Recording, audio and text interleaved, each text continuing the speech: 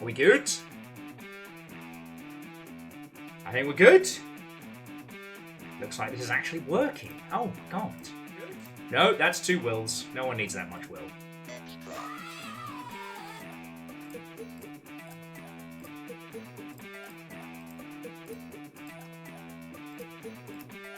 Lizzie! First! There we go. Alright. I gotta make a new month. We're gonna update this fucking board. Let's fucking go! Our, state flag is flying officially now. Not just because it's private. It should have been flying. Sensors online. Weapons online. All systems nominal. Don't do this. What ho and welcome back, good numpty. Legend, no, it's good to be back. I don't know what that hiccup was, and now I'm a little worried.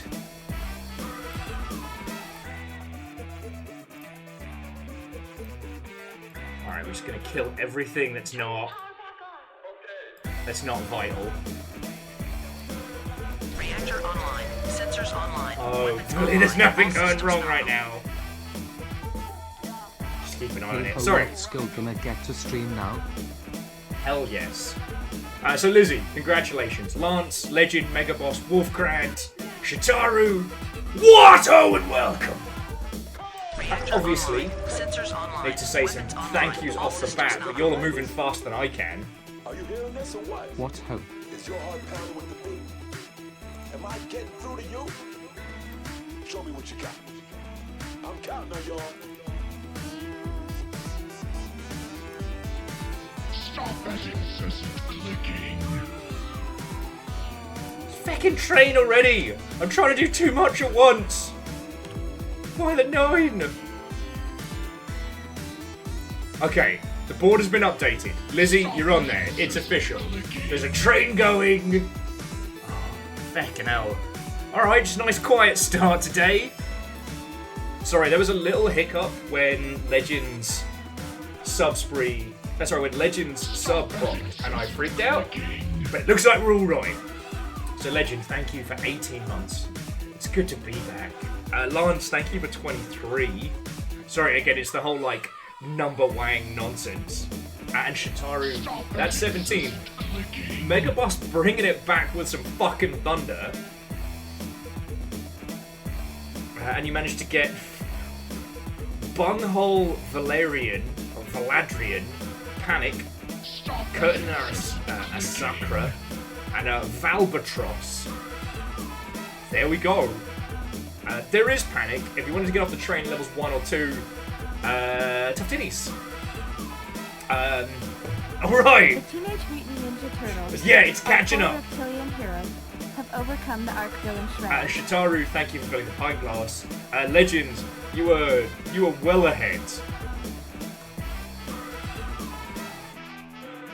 Okay. Alright, we good? We're good. That's number wang! Yeah, it looks like we're operating 5x5. All tunes in the pipe. Okay.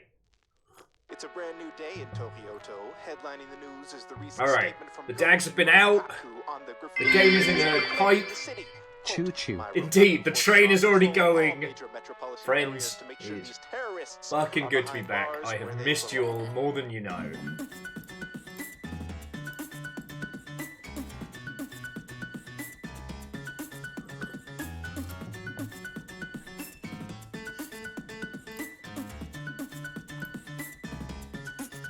Alright. I know, Legend.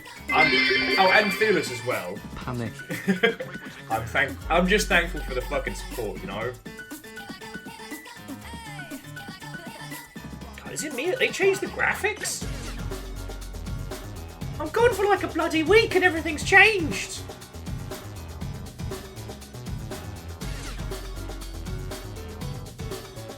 And Shitaru, indeed. Privates, let's go! Starting off with a train. Yep. High-speed train maneuvers. Wolfgrad, I don't know if the jet lag has hit. As I said on Discord, the only thing that's hit me today is a fucking horse strike to the nads. That was my wake-up alarm. And after lying there in agony for a bit, I was like, you know what, I'll just make a pot of coffee. Let's just admit the day has started. So you can't see it. It's a lot cleaner in here.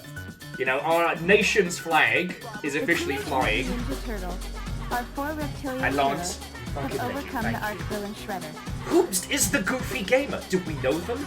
Do they know themselves? What is it to know Goofy? But yes, if your sense of national pride is better from this, big same. I just, you know what, I've had this flag flying for a while, and I don't know why everybody from this country is so hot. But they just are. This will be, though, a year-round affair. It's just, I should have put it up before Pride. I was also trying to find a musical cover of, what was it? We stand for the flag and kneel for the cross, because that always makes me laugh. And I've got all the Crossbone Gundams, so the joke writes itself. Anyway, how have you been, friends?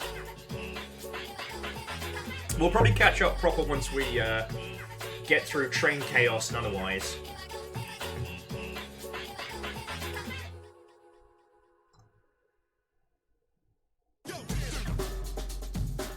Ah, Lizzie! Yeah, Dual National. I believe that's what that's called. You got some action bases? Fuck yes! I actually have a feckin' stack of them here. Eric or Park Programs picked me up some really nice ones when they were in Japan.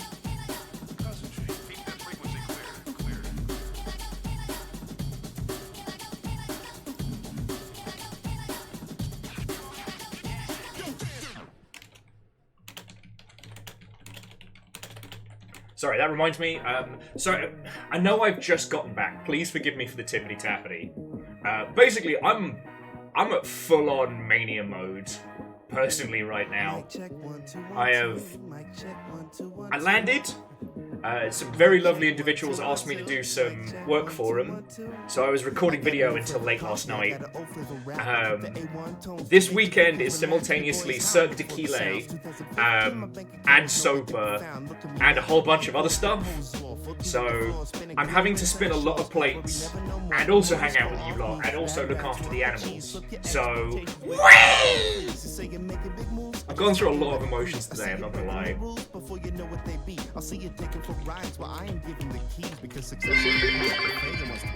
Tippity tappity will need some nappity. Oh, fucking, and then some. But if I do that, you know, what possible benefits I've gotten from being, like, Hadouken in the non-denominationals will be lost. I took all that for no benefit.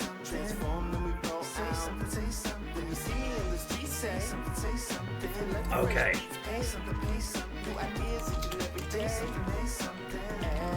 Reactor online. Sensors online. Weapons online. All systems nominal.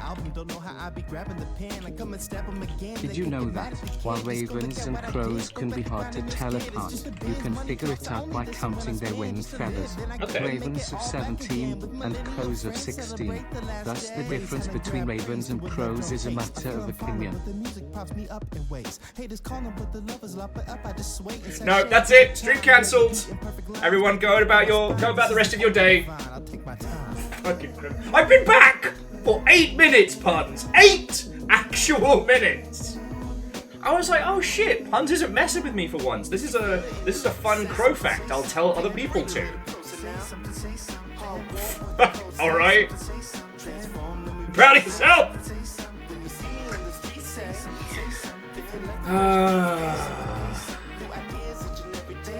And after all that, I have also missed you all. How are you fucking doing, friends?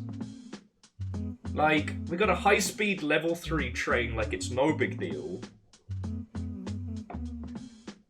Actually, a lot of times, never, people come up to me on the street and they say, hey, Thank you. that guy raps. And I'm like, yeah, I am. Oh yeah, no shit, the train emotes are all new. Real quick, just God, real quick. who's this, like some kind of Your worth as a human being and spicy fire child? No. I can't actually, but I can dramatically arrange. Yeah. Missed you lot. layers I hope you're doing bloody marvellous. sounds to make an entire I'll have a ton of stories to tell you all throughout the day. I figure while everybody's still getting in, no point regaling tales of sky lightning, Godzilla, and not getting heat stroke. Yeah, didn't vomit. But we'll get to that later. Squarepeg, what ho and welcome. Alnis, and a merry Jeff Keighley Eve to you too. Remember to leave a little cap of Mountain Dew and some Doritos out. Because if you don't, Jeff Keighley will forget that women exist.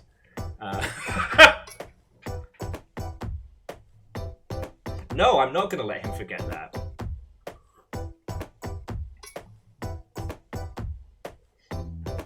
And Lost Flowers, it's good to see you. And it's good to be back, friends. It's good to be back. I should probably tell the rest of the world that we're live and pick one of our myriad of good photos we've taken from our Elden Ring run so far. It does make me laugh that we left on Elden Ring and have landed on Elden Ring. But I didn't know what today was going to be like. Reactor online. Sensors Hey! online. Weapons online. All systems now. Oh shit, is that the first 68? What ho? Next month's gonna be fun.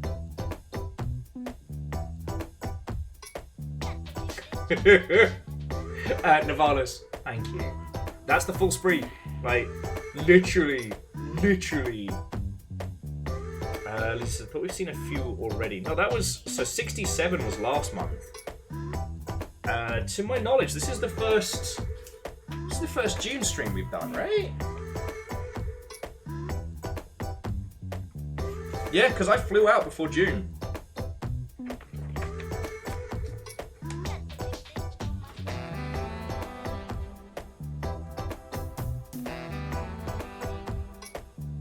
No, Shitaru, that sounds like a lot of fun. Later in the year, we have the Snareway to Sneven challenge. But not until after Memnol's return and the Gaytona... Oh! Do you know why the military wants people in uniform? No. To minimize casualties.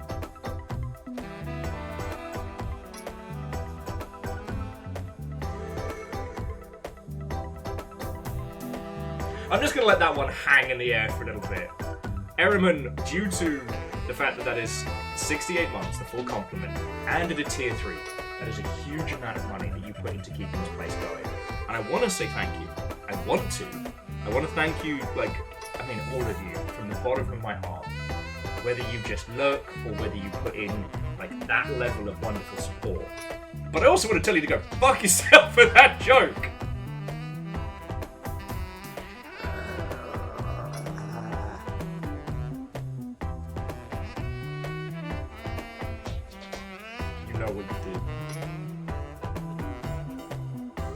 But you have managed to hold on to the Yaldum the entire time I've been gone, so that's impressive.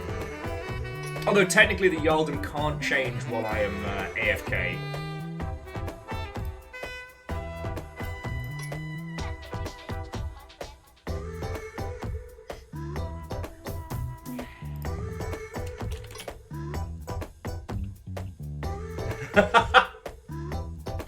Beggar Boss. Paid extra for the Longship Battle Pass. Fucking yo. For all the chaos you are, friends, I have missed you all dearly. Dearly.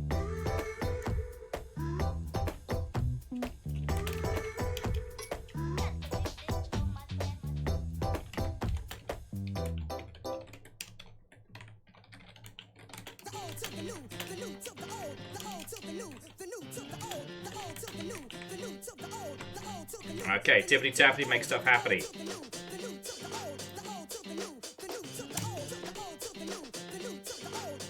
Right. Okay.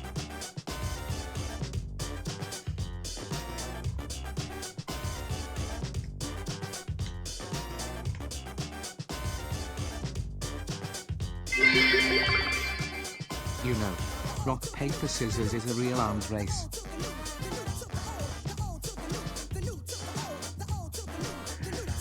You know what it is? It's because I haven't been away. I've basically had like a terrible joke tolerance break. That's what it is. Usually by this point in the week, you lot have descended into madness. You have poured upon me your worst and your dumbest. So I'm already ready. Again, I'm already inoculated.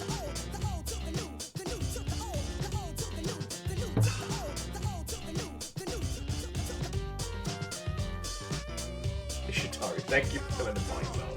And Puns, Mike, thank you for the bits. Thank you all. Despite the fact that you're a bunch of fucking terrors, it's lovely to see you all. Alright, I've missed you. I'll probably start telling you some stories proper of my adventures once we get in game. I had a good fun, but I didn't want to force it on you. Terrors! Okay, so friends, villains, Vikings, and punslingers. It has been 1,000 years. How are you? I think it's the longest I've been without like any proper contact with you lot. You know, because this GDC just gone. I was there for a hot second, and the previous one we did stream My from there. therapist says I have a problem with expressing emotions. I can't say that I'm surprised. Alright, that one's just good. Shitaru, good luck in keeping the pint glass filled. So what to say? Happy Pride, I've missed you all. Happy New Keely's Eve, as the Cirque de Keeley begins tomorrow and the leaks are already coming through. For those of you that have been playing Bungie, have been playing Destiny 2 expansion, I hope you're having a great time.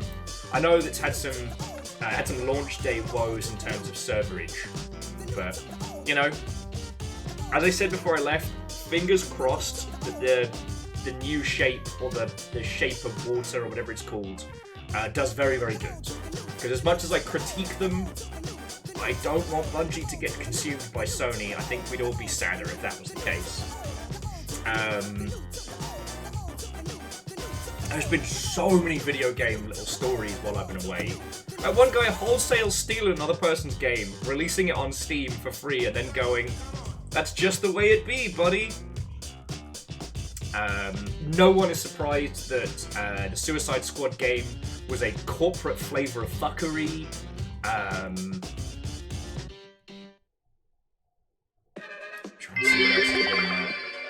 Sadly, I don't have much else to offer, except these dead batteries, but they are free of charge. Fuck. I can't be mad about that one. That is legitimately good. Now, Ehrman and all of you, thank you. You're all wonderful. No, Fred, the Bungie chord is that one note at the beginning of the Halo theme.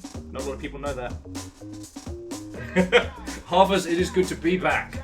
Okay, who have I not said hi to? Varbles, Air Dragon. I think I just swore at Fred, so Fred, Down Under Dwarf, Stammering Gamer. I think I also just swore at Puns. I don't think I actually said proper hello. Jumami, Jonas, Shitaru, all of you. It's fucking good to see you. Watto and welcome! Thankfully, what little sunburn I did acquire from being on the East Coast is gone, so I'm kind of grateful for that one. All these lights are just... These lights plus my pasty skin just hides it. And I'm okay with volume. Hey! Viking 64 waffle, Viking 64 waffle. Well, I can't say that House Order hasn't been representing. Shitaru's been doing a good job, but it's nice to see a figurehead return. It's good to see you, Vanderbeek. Lato and welcome. Obviously, thank you for literally a sub for every month that they've been around. You're heckin' legend. Thank you. And yes, Jumami. Lato and welcome! But yeah, whilst everybody's slowly getting in and we're having a natter on the games industry stuff, Cirque de Keeley is going to be so full of piss ripping and snark. Whether it's hot piss or not, don't know. But today, the cost of putting your trailer in Summer Games Fest leaked. That being the main Summer Games Fest event, which will be happening tomorrow at like 2 p.m. There's stuff before it as well. I'm gonna be so tired. But yeah, the cost of putting your trailer in Summer Games Fest starts at 250k. Starts, and as a good industry friend of mine pointed out, it would be cheaper. Sorry, that's the cheaper option. If you have put your trailer in the Game Awards during the winter, that's more expensive. Just as an FYI. Albus, we will absolutely be heckling. You paid 250k for this? And that's not even advertiser spend, right? That's just you putting your trailer in. Now, we've all talked about this, you know. We've talked about the fact that Keighley isn't our friend. Keighley is out to make money. And in the wake of E3's failings, capitalized on that. No hate, but also not our homie. You know, Keighley is not like Tim Schafer in Day of the Devs. He's not someone trying to uplift games and voices. He's out to make a buck, and he's making quite a few of them. But it does mean that there's going to be so much glorious nonsense. Dice Goddess, lovely to see you. One turn, welcome. Oh, the other one that was wild is we found out where all the Nintendo leaks and stuff were coming from. That a Google contractor was using their like base root access to watch trailers before they'd been revealed, and they were like private up on Nintendo's account, watching them and then leaking the info, not the trailers, but just the information in the trailers. So that's been interesting.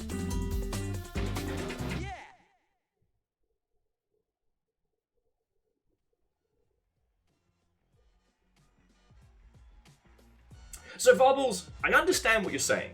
That the cost to put those trailers in is far, far lower than like a regular NFL game or things like that. But I think that's also where we're starting to see like how old advertising and our new world are crashing into each other, right? The idea that old style of like heavy marketing spend. Wait, we learned who the uncle from Nintendo was. Yes, I don't know if they actually revealed the name of the person, but that's how those Nintendo leaks were happening. And Vanderbeest, 200. I want to joke with you, but I remember playing the game My Uncle from Nintendo, and that game still fucking haunts me, so... I need understanding, my presence is demanded. Buy some merch, maybe I can spin it on a stand. One mellow, but yeah, Legend, there will be several somebodies in trouble for that one. So yeah, so Varbles, I know what you're saying, and I hear it. It's just, it's really, it just, almost nice. Almost. It's next month. Almost. And J Post, thank you. A tier 2 and all. Shitaru fighting to keep the pint glass full. So yeah, I tell you what, so Bubbles, we'll come back around and we'll talk about that later on today, because everybody's coming in and everybody's excitable. I'm just happy to see you all, which is why I can't hold a fucking...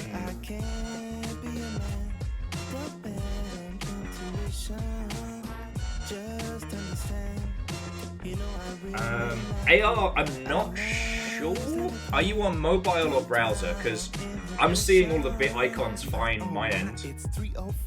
So you might have a problem. I'm so good on that club shit, don't care how the club's lit. I just make the club hits, spitting on the introverted tip. Flex that I don't return texts and I don't throw fits.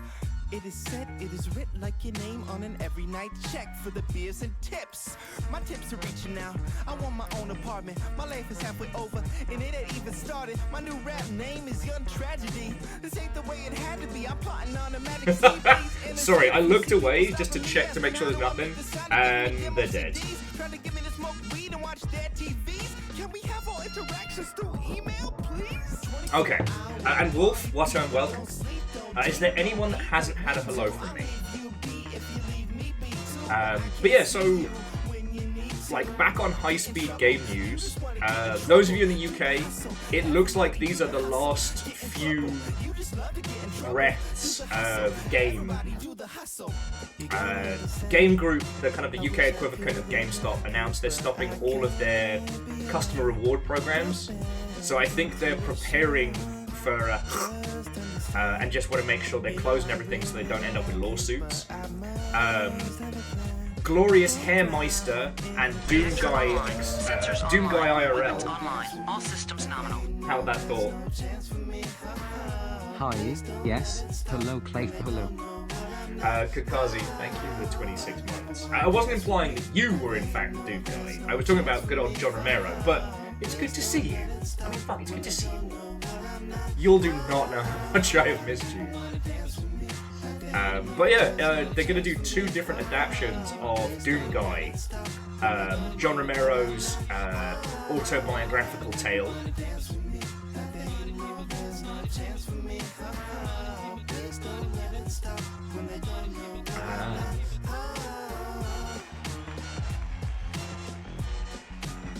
Trying to see if there's anything else massive going down. There's a lot of back and forth over the Silent Hill 2 remake, which I do believe is definitely...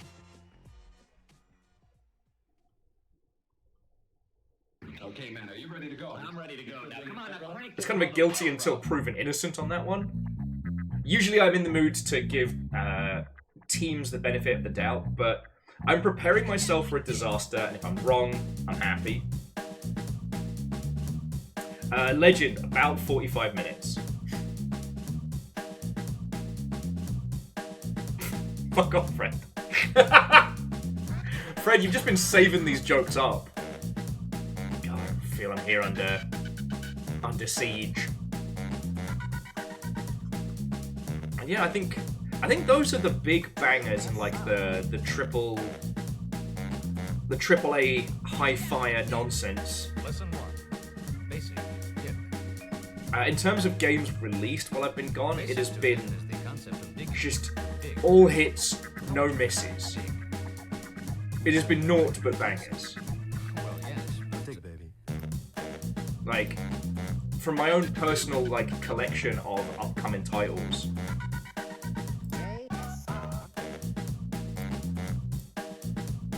Right, I don't even know where to start. Lesson 2. Vocabulary building. No doubt some of the expressions Mr. Romo has just used are unfamiliar to you.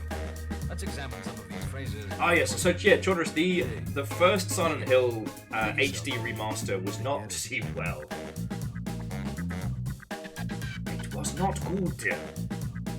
And, well, it's actually, sorry Dave, so I was talking about this with a friend last night, and we were discussing why the Resident Evil remakes have been so good. I mean, Well, yes. 4 is kind of a flavor to taste.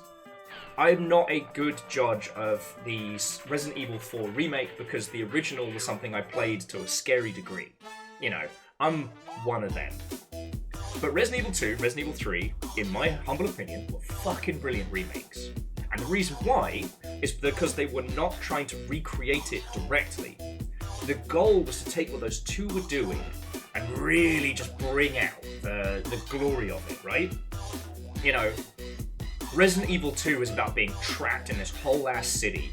You're under siege, it's your first day in town or on the job. You do not have the equipment, you have no backup, you are lost, you are afraid, and somehow you've got to survive.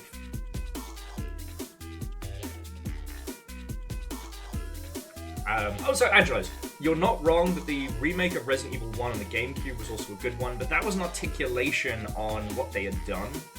I'd love to see them apply the same logic to the very first. You know, the kind of the haunted manor spoofs. But that's in the story. The Resident Evil 3 remake, Resident Evil 3 is an action game, whereas 2 starts with your characters unaware that they're going into a zombie-infested city, getting trapped and separated with fuck all to work with. Resident Evil 3 starts with Jill jumping through a shop window with a fucking machine gun. Resident Evil 3 is not out to spook. It's an action game. It's an action show, but it has this whole, like, unstoppable predator vibe. That's what Nemesis is. You're an action hero, but he's action hero-y. Let's pretend that that makes sense.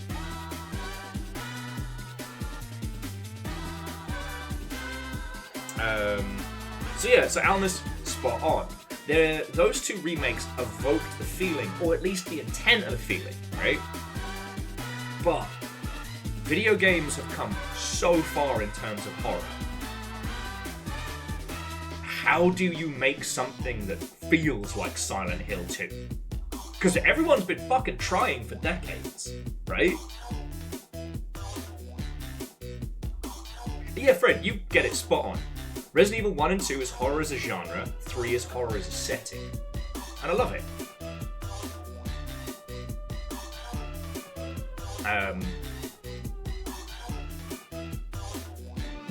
You all know my feelings on Blooper Team, in that they hit upon a formula that worked for a little bit, but rather than kind of growing with the toolset they developed, they kind of just doubled down on that one good trick they had, which unfortunately was less of a, you know, a great use of horror and more of a,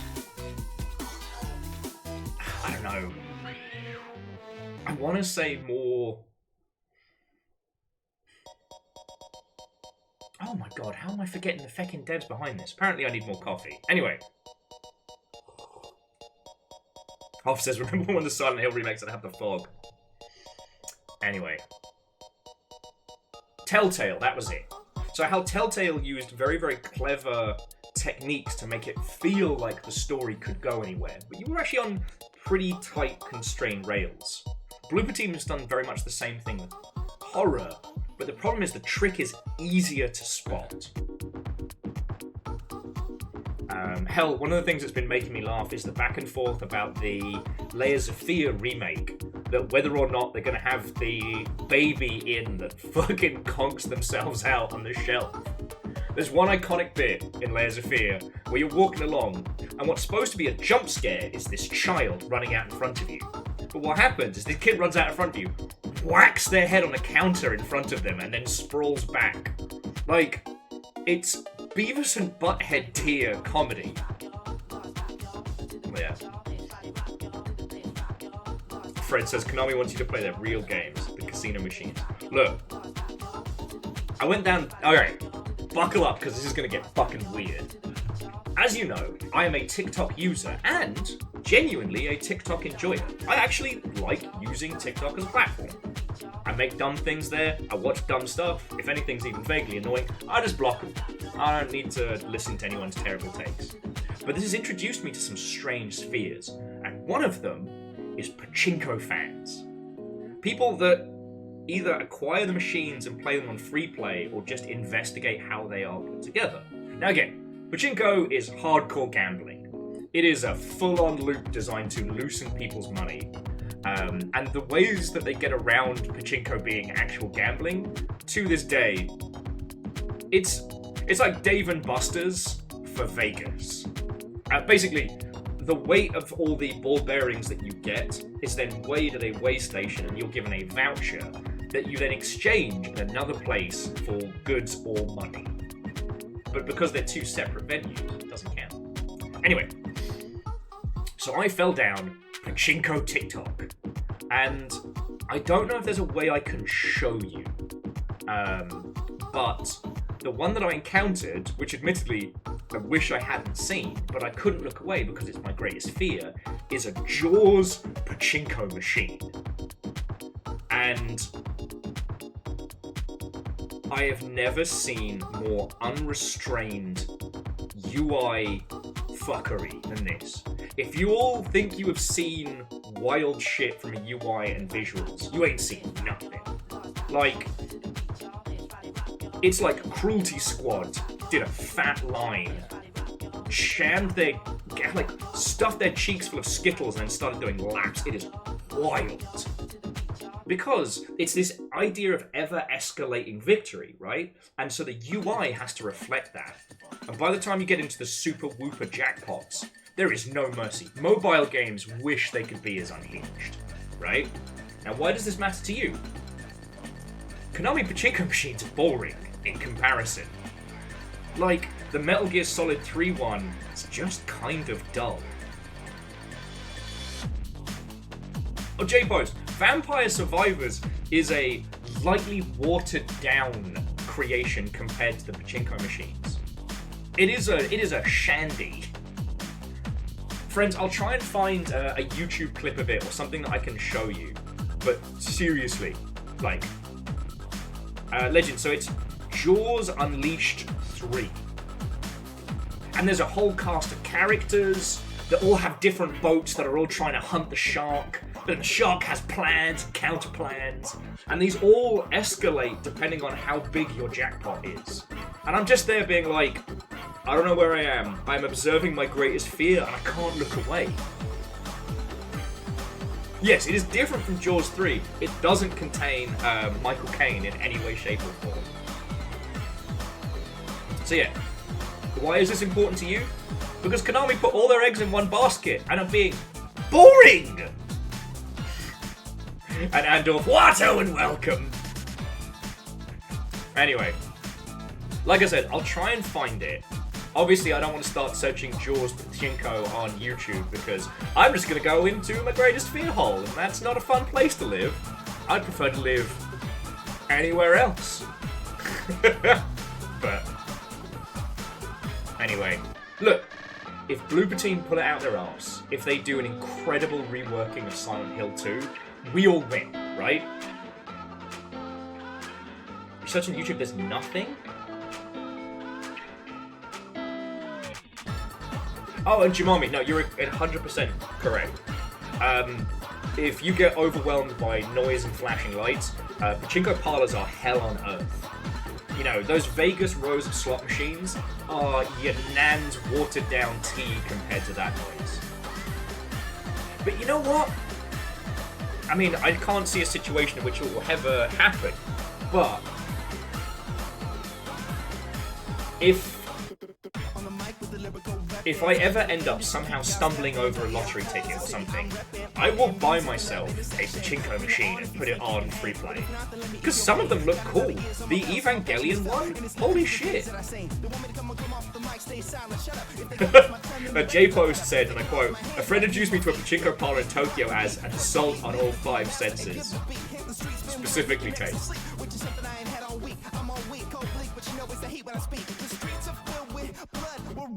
Oh, Legend might have found a video. Jaws 3 pachinko bonus, thank you. Oh, and Legend, Legend, that's not even the wildest machine. That's the lower brand one. The wilder one, the fucking machine, like, clamps shut like a shark cage when you start getting a bonus. Thank you for spoilering it. I'll probably have nightmares, but it's worth it. I will say, so Angelos, as someone who works in UI and stuff like that, have a look into this, because it's such unrestrained ridiculousness. Like, there's a part of me that really wants to show it to more people, because imagine a game where the first thing you design is the UI, and everything else about the game has to adhere to that, right? And I'm not talking like sweet, slick, Persona. I'm not talking about that slide on over, like, you know, Art Nouveau style of whatever that gorgeous new RPG is. Nah, I'm talking about unrestrained, pixie sticks up both nose, let's fucking go. I'm talking about Cruelty Squad looks at it and goes, calm down, mate, that's a bit much. You know what I mean? Anyway, things that I think about when I'm left to my own devices.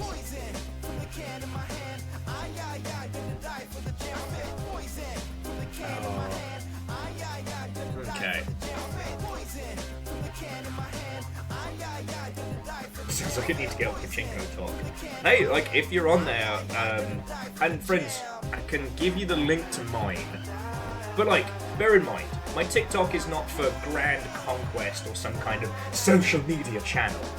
I get drunk, I post dumb stuff, and I have fun doing it. So I'm just telling you now, face, my hair is scraggly. I'm all I'll lonely, send you my nobody knows profile. me, except for the other monsters we do. Because then what I can do is after stream I can retweet the Jaws Chinko. Yeah, but that's me. No, Shitaru, you're spot on. It's like the Godzilla Atomic Blast is the start of the escalation.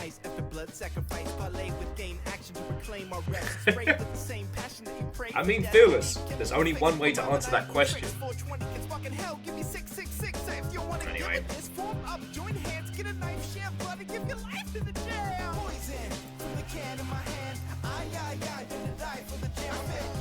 Oh. Yay! Angelos, I think that makes you my 600th friendo on there. Yeah, big money. Big money, big whammy. Oh.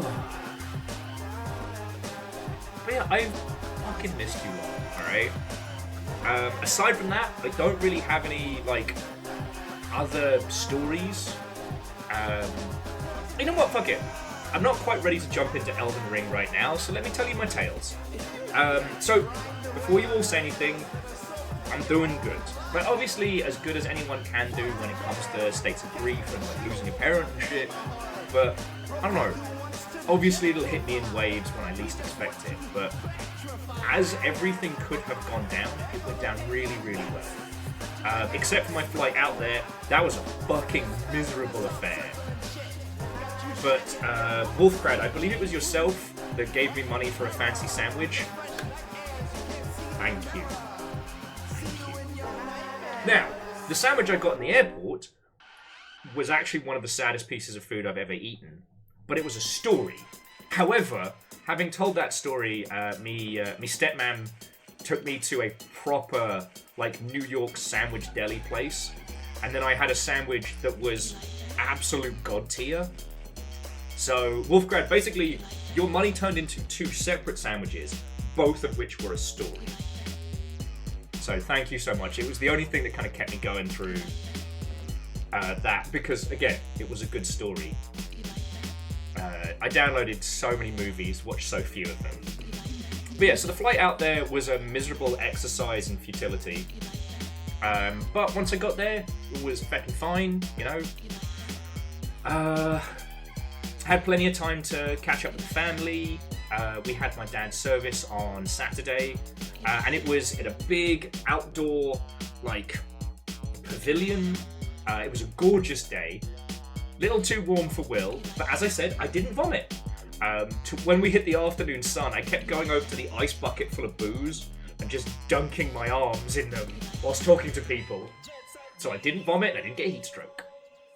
I met a gajillion extended family and a million lovely individuals who knew my dad. I did a speech, and apparently I did a really, really good job. I just talked. I just stood up and just talked. I hadn't prepared anything, so go me! And there was a very funny thing of after I gave the speech, and you know, it was really lovely. Loads of people came up to me and were like, "Oh shit, I didn't realise you were so-and-so's son." I'm like, obviously I'm saying thank you, and then they tell me stories about me da, and I was like, that's cool. Apparently, Phyllis, when it comes to that, and that alone. But what I kept thinking in my head was, who the fuck did you think I was? Rando LeBrit? Did you think that my stepmother had hired a British entertainer to just sort of be there? That was all I could think in my mind. Who the fuck did you think I was?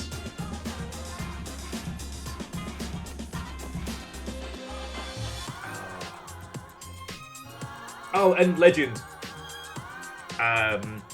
So I wasn't in New York City. I was in New York State. Kind of, the area's roughly like between Stony Point and West Point. So nothing walkable, everything drivable.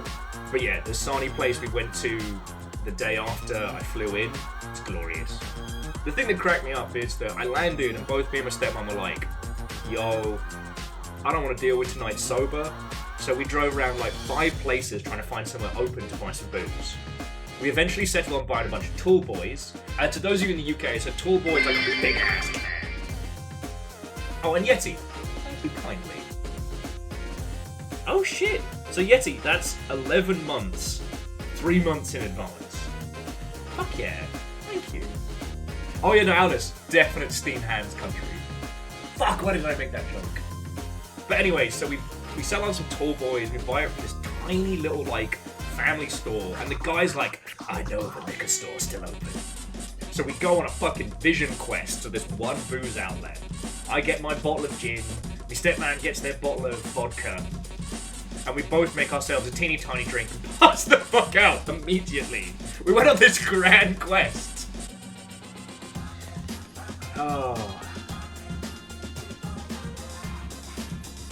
Oh yeah, no, Jimami, I'm really fucking British about this stuff. But it is how it is, you know? And yeah, so that was the long and short of it. The other days was like family coming round and sharing like photos and stories and things like that. I don't have all of the photos sorted, so there isn't any I can really show you at the moment. I guess I can kind of show you like... I guess they were up on the Book of Face. Well, if you want to, I can show you a couple of photos of like the location and stuff like that, but I got a whole bunch of photos of my dad from all the boards, of my grandparents and stuff like that. So here's a quick question, friends. What do you do? What do you do when you find out that your grandmother was unequivocally hot when they were younger? Like, how do you process that information? Maybe something's wrong. Just want to put that to you, because I did drunkenly text, I think it was Fiona, and I was like, how do I deal with my hot nan?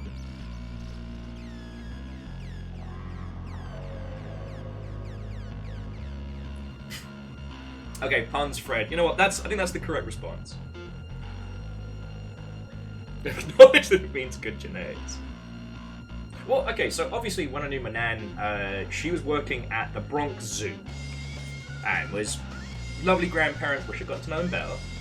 But we were going over some old photos, and there was a bunch of my grandfather and my grandmother when they were still living in LA.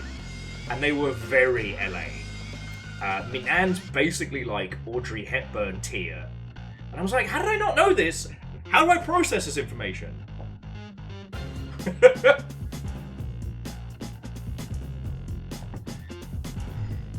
Unfortunately, I've not sorted all the photos, so I'll have to share it with you at some point, friends. Because there's one photo that I do want to share with you all, which is my granddad covered in varying LA type ladies, and my nan with this absolute calm, serene look on her face, but eyes of daggers.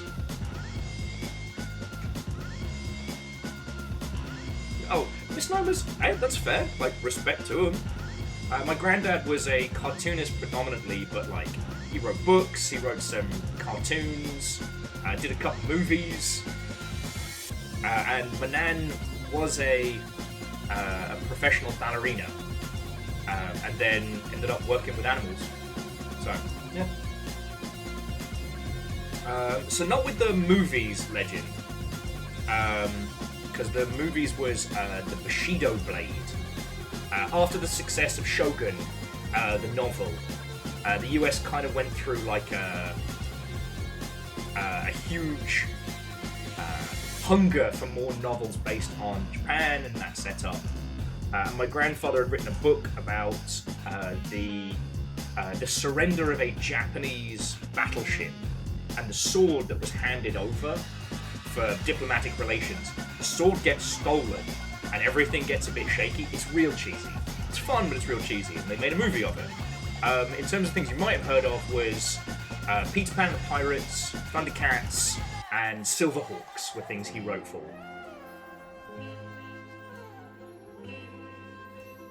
Oh, Phyllis, that's way cool.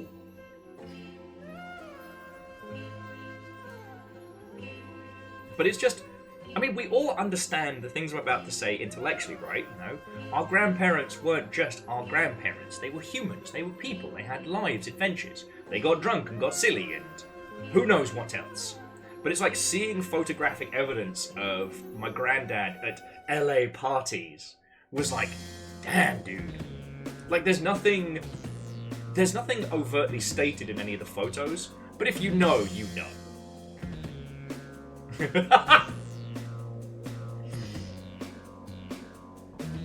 I guess we'll never know, Fred. Guess we'll never know.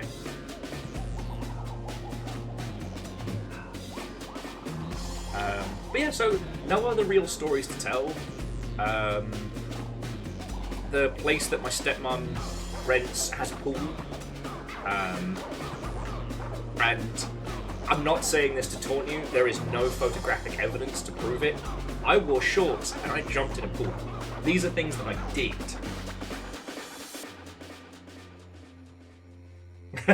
Legends, yeah, it's stuff like that. Stuff that you can understand, but there's no evidence of. And honestly, that was the long and short of it, you know? There was so much leftover food and booze from the service that I was drinking beer. I was trying to make a dent in Mountain White Claw. I succeeded at neither. We went home with over, by my calculations, about 20 feet of Italian, like, submarine sandwiches.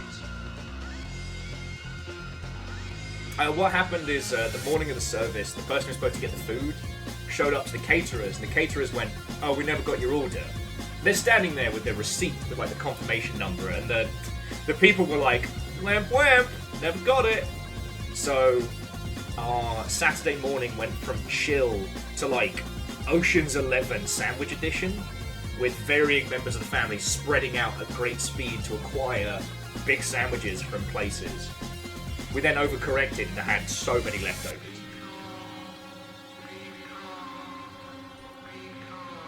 So yeah, while I was away, friends, I made a dent in as much sandwich as was physically human, and I drank pretty sensibly, you know.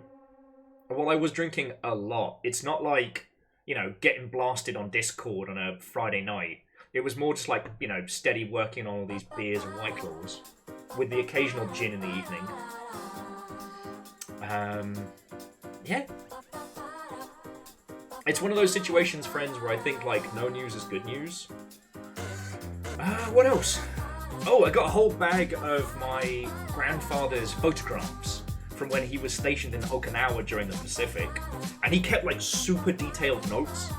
And even some of the, like, illustrations and comics he drew from that. So I get to go through that. If any of you have, like, super in-depth knowledge of the Pacific Theatre, I believe historians call it, yeah, might be something interesting. Not going to be anything, like, world-changing, but, like, yeah, just the amount of detail he kept. Jamami, time is a flat circle. Everything is connected. Everything is relevant. Relevance is everything. I'm trying to think if there's anything else to say. I finished reading House of Leaves. If you've read it, we'll have to talk about it at some time. If you've never read it, I'm not going to spoil a darn thing. But it is interesting that the pace of the book is kind of like, the beginning is like climbing a sheer cliff, and once you get to about the halfway mark in the book, it's like fucking whee! Okay, Legend, you're right. You experience House of Leaves, you don't read it. But I understand that most people that tell you to read House of Leaves are the most insufferable bellends of art, critique, and theatre, and literature and whatnot. But it's worth it. If you want a non-dickhead discussion about it, I am available for parties and bar mitzvahs. Which is completely acceptable to the listener. Records that give you pleasure. Oh yeah, no, Megaboss, at one point, I had to get my phone out to reverse the mirror images. I thought I was very, very smart for doing that. Rilu, absolutely. That's how I knew what words to summon you with. I was just saying, Rilu, I finished reading House of Leaves while I was away. And, again, I'm trying not to be insufferable, but it was definitely worth the endeavour. You know, I think I talked about this before of, like, I read Ulysses not that long ago.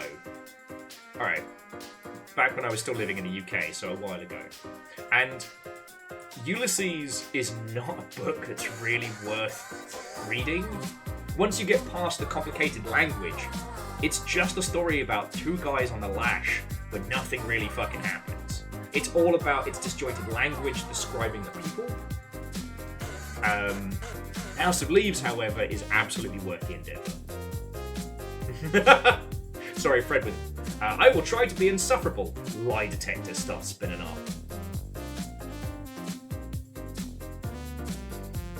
Rilu, have you read it, or is it one of those ones that's in the I'ma get you pile? Mega Boss, well done. With Hellblade 2, I don't think it's one of those games that needs us to talk about immediately. We may stream it probably in like a few months' time and discuss it, but I feel like it's best experienced individually and then discussed. You know what I mean? Because like when we streamed Hellblade back in the before times, that had already been out for like 4 or 5 years. Actually, it said Jamami very, very low. Very, very low. You know? Like I said, that's why I'm trying, like, to compare it to Ulysses. You can read Ulysses and go, the fuck did I just read? Feel annoyed that you went through the experience of trying to tackle this tome. The House of Leaves, even at its most base rudimentary, you'll get a hell of a story. Hell of a ride.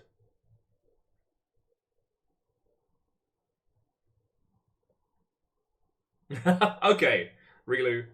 Okay. Oh no, Jamami, I'm exactly the same. My games literacy through the roof. My literacy. Hello. Does anyone know what books are?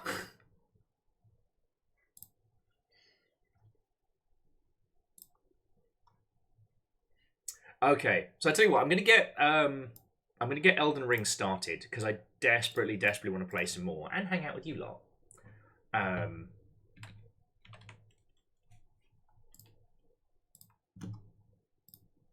Make sure the controller's there. Boosh. Oh, just as an FYI, dear friends, I will not be jumping into the Elden Ring DLC during drop. We might pause the streams for maybe like a week or so, but I'm going to be taking my absolute time before we even snifter the camping trip of the Erd Tree or whatever it's called. Mega Boss, it would absolutely be in the spirit of the Longship to practice some speed running. Bring that fire. Bring that thunder. Judica was saying that Ulysses is good for bragging rights and also for scandalizing the sort of people who think nothing of... Oh yeah, nothing like that happens in classic literature. See, the thing is, in terms of actually reading Ulysses, if... Oh, it's already done. Ha, lovely. If you are dyslexic, if you read in like a non-standard way, it's super easy to read. And that's why I was like, oh. Because originally I started reading it because people told me I couldn't. And, you know me, I am stubborn and spiteful. Okay, Fearless. We'll see you when you get back.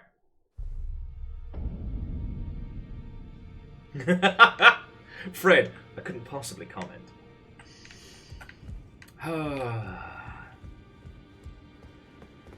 So yeah.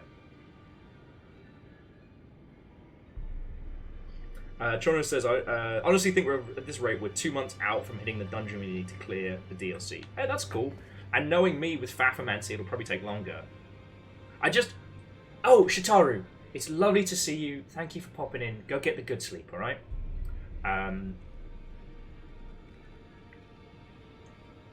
What was I going to say? Oh, just that you do not have to worry, friends, about Erd Tree spoilers or anything like that for months, okay?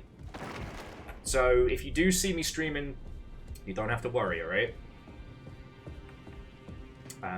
And I don't think we handed in that bell.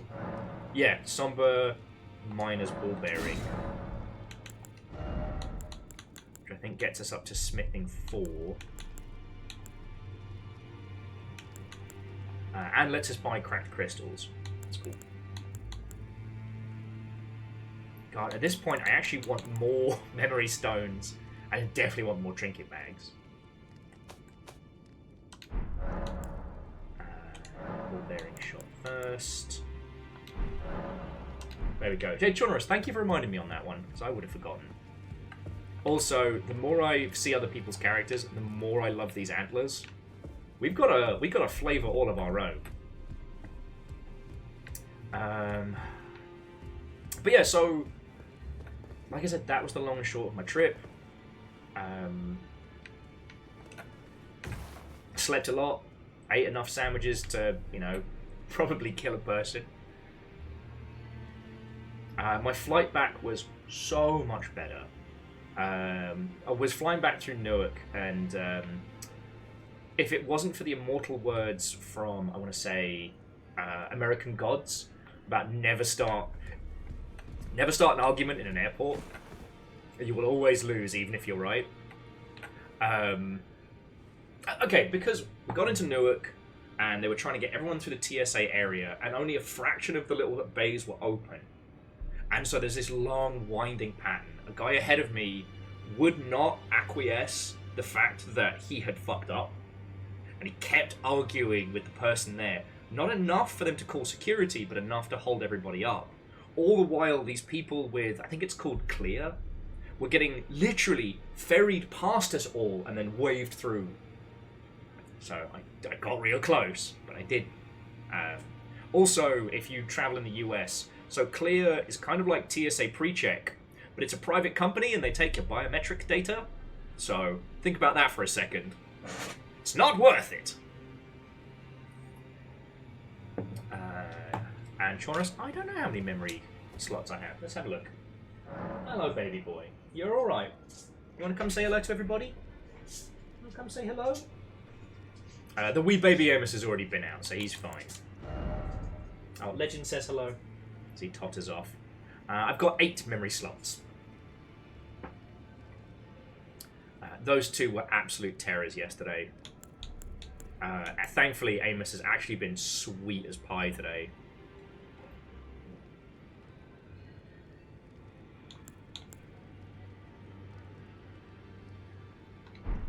Yeah.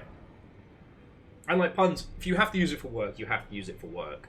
But it was just like, I couldn't understand why they were the way they were pushing so hard to get people to sign up for it. And I was like, oh, so it's all the things as TSA PreCheck, but it's a private company that gets your data. Okay, I'm only missing 2 or 3. All right.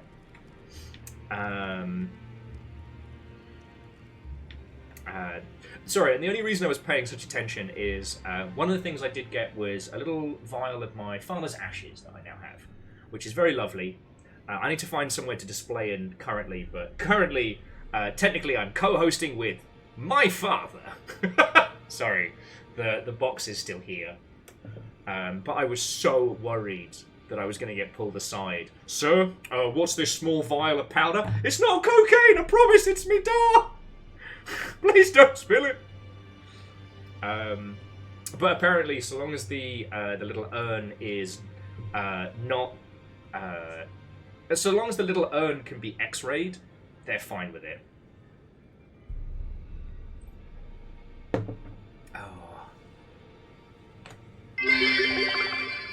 Oh. I hate dealing with werewolves. You mean lycans? No, they're like wolves. Akira Zero, thank you kindly for the 500. Sorry for the terrible angle, friends. Bear with me just a second.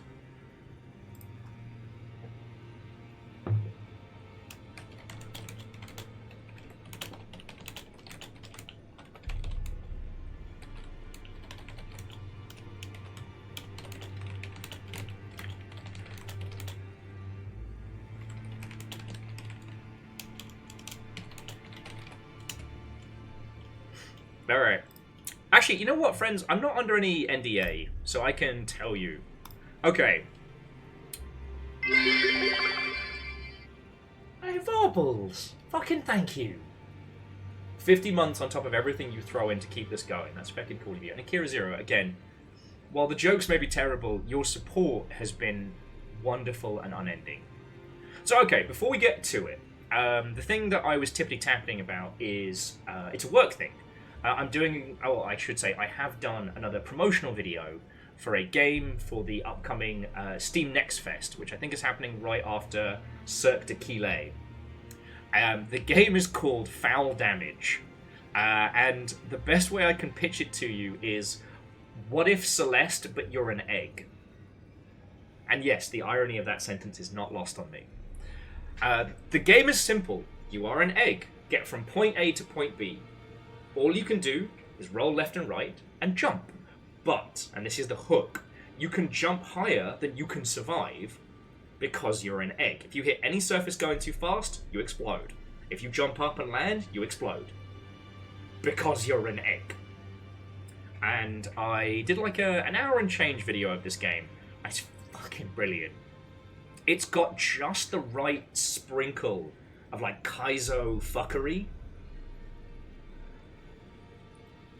But it's not spiteful. However, it is also going to ship with a level editor. So one of the things I'd love to do with you all... No, that's me TikTok. One of the things I'd love to do with you all is when it comes closer to releasing this game, I'd like to do a Will versus the Longship. You'll have a crack at making... See what I did there? Have a crack. Making some levels, see whether or not they scramble me up, and then I will try and tackle them live. The only challenge being like the Mario Maker thing is you have to be able to beat your own level to submit it for the challenge. But yeah, the demo's probably going to be up for Foul Damage. Oh no, the demo's up already. And it's going to be part of Steam Next Fest, so please, please, please check it out. It's being published by the same folks who made Peglin. So they're using the Peglin money to support another indie game. How fucking cool is that? So you can see why I'm super... Like, when they were like, hey, do you want to make a video for this? I was like, fuck yeah! Judica, you're right, I might get all scrambled. But so far, all the levels I played have been over easy. Not enough to diminish my sunny side up position. And yeah, Jemami, the X fucking cute. So yeah, that's what that tippity-tappity was about.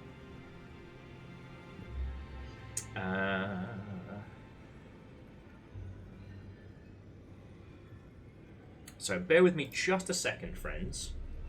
Megawar says, Will, is this revenge? It is if you want it to be. You can take this opportunity. You can get back at any time that I have trolled or messed with you. Dave's like, this has to stop. Dave, what power do you think I have here? We have been at this for over 6 years. Name one time where I've been able to stop the Longship from making either terrible jokes or puns. Like, I don't know if we have a historian in the building, but that's the kind of, like, deep dive investigation we're gonna need.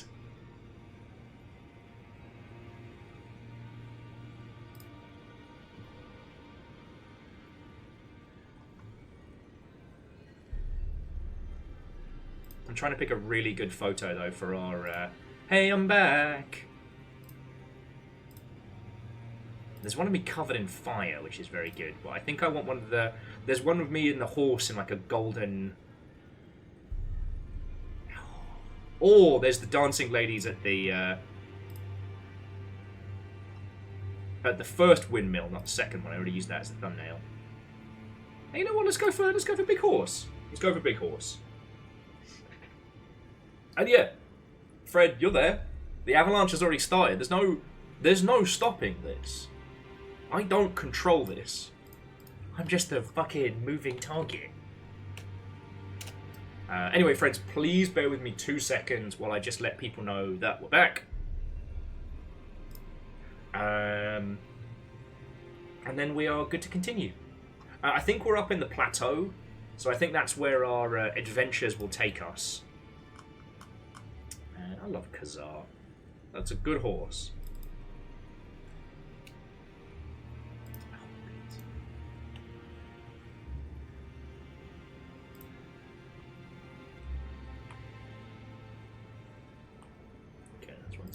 shot. Okay. Sorry, forgive me while I'm just trying to get better.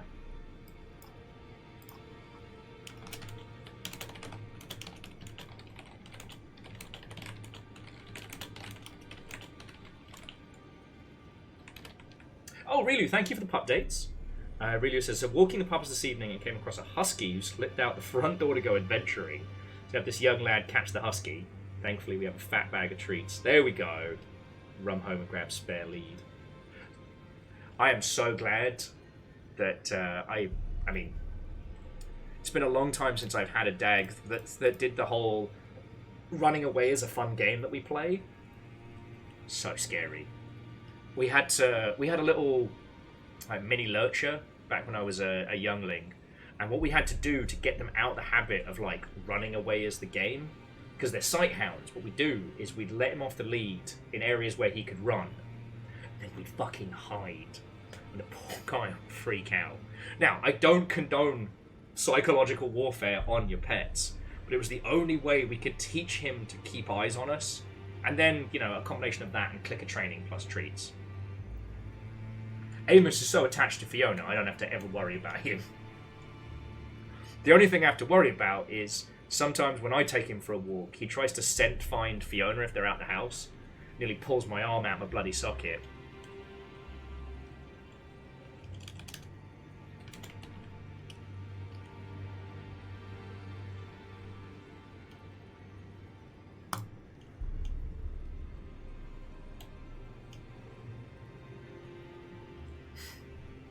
Okay. Sorry, friends. I'm nearly done with the tippity-tappity. Like, thank you all for bearing with me, alright? Okay. Okay, can I... If I share something with you, can you promise not to give me money? Okay, I know this sounds dumb, but you've all been incredibly generous. You were so generous before I went on this little trip. Like, I'm not hurting for cash, and I'm not sharing this with you because I want you to pay for it. Can you promise me that one? Before I show you the thing. Like, you'll understand in a second.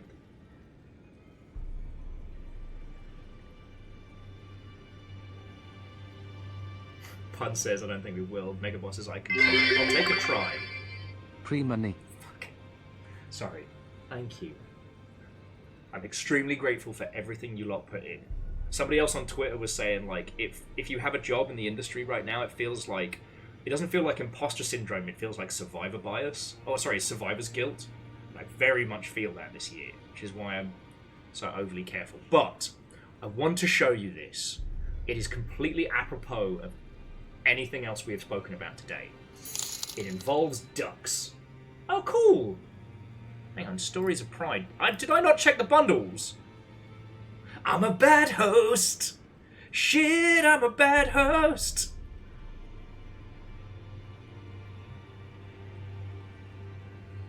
Oh, River City Girls is on sale again.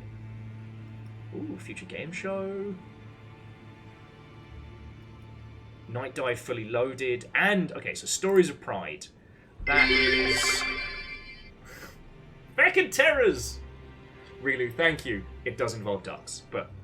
okay, so whoever picked up that bundle, thank you. I know part links are a pain in the arse. And that collection... oh, it's got bangers! Okay, it's $18.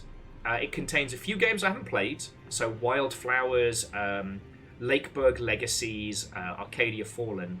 But it has Monster Prom, Coffee Talk, World Next Door, and possibly the hottest game I have ever played that doesn't directly have anything steamy in it, but is the steamiest. Heaven Will Be Mine. Something we played way back in the early days. TLDR, mechs and mech pilots as allegories for fucking. It is written brilliantly. There is not a single downstairs mix-up or nipple involved, and yet I had to ice cold myself after that one.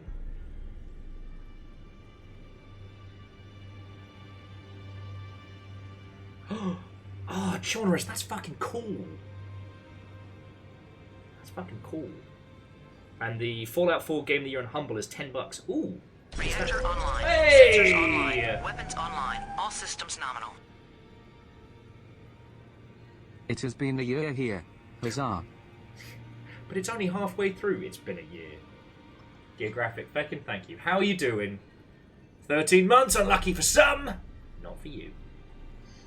Yeah, so that bundle is excellent. The Night Dive bundle is okay. We love Night Dive here. The Future Games bundle, that's $15. Oh, $15 for Gloomwood, On Guard, Deliver Us Mars, and Lost in Play, plus American Acadia and the Entropy Center. Yes. What's the other one? Brutal Beat 'em Ups, River City Girls 1 and 2, Double Dragon Reloaded, Battletoads. And River City Girls 0. That one seems fine. If you need to buy River City Girls 1 and 2 for $20, I recommend it. Otherwise, don't worry about it. But yeah, the Stories of Pride, like, yo! Oh, okay, so it's Double Dragon Gaiden, the newest one. Thank you, Fred. I'm glad one of us is paying attention.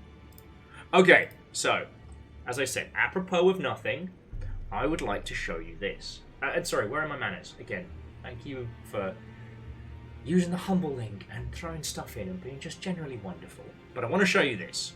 So as you know, I have been plotting. I want to start hiding ducks around my apartment complex. And so I did what the first step in any dumb idea is I googled huge bag of ducks. And it took me to this page. And look at that. That's a good selection of ducks. Like, that's fine, right? Let's have, like, look at these ones. Look at that collection. We've got faux Minecraft ducks, ninja ducks, ducks from the Men in Black series, the whole shebang.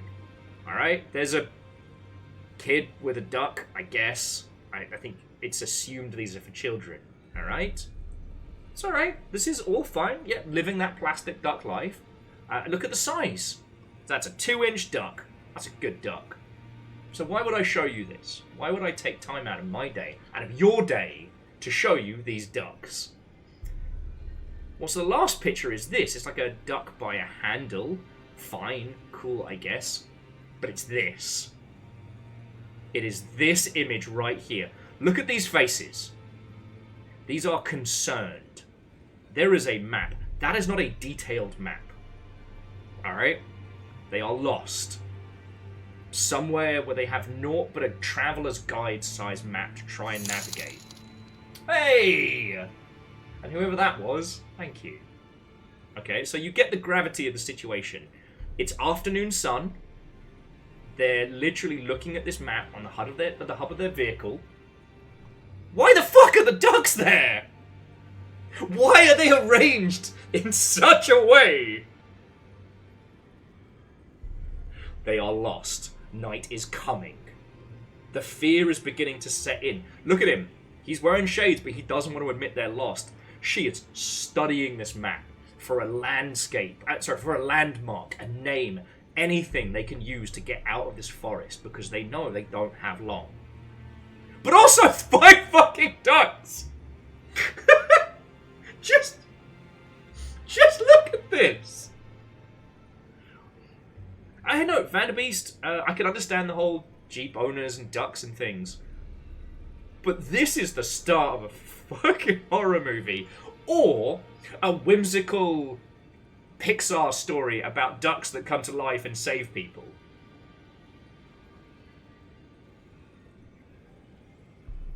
Okay, I actually didn't know about the door handle thing, so, like, thank you all for sharing that with me. But just... they're gonna die in these fucking woods. But they carefully took the time to arrange these 5 ducks. Sorry, friends. I had to share that with you. Because I saw it, and just immediately started cackling with laughter. I was like, I've kept that tab open for a day, just to show you. I just need you to know that.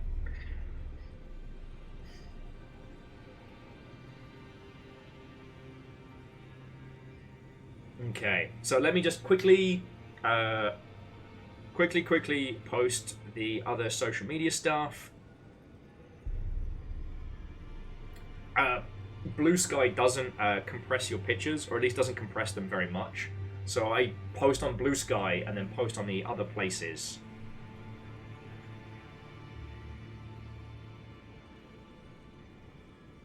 Oh, that's not what I wanted.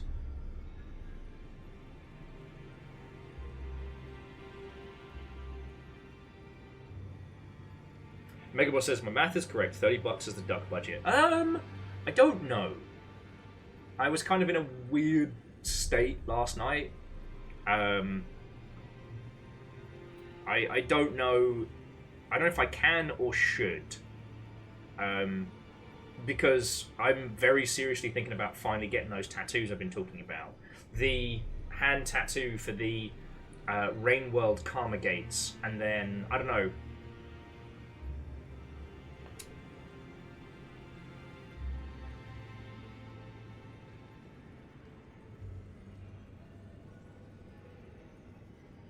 I mean, Angelo's, a duck tattoo was a great idea, but which fucking duck? There's hundreds of them. Like, I don't think there was a Viking duck. Because no, joking aside, I would genuinely get a duck tattoo, because have you ever tried to explain Plastic Duck Simulator to people that don't play video games? It's really fucking hard. It's really difficult.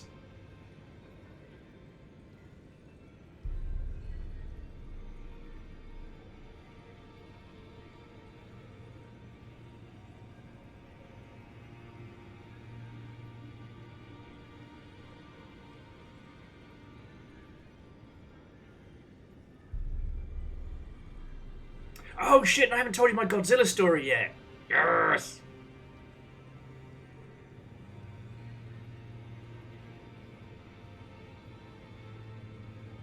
Okay.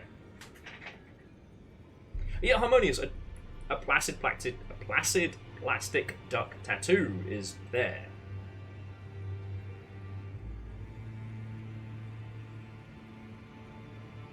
Okay, so this is kind of my last story of the trip, right?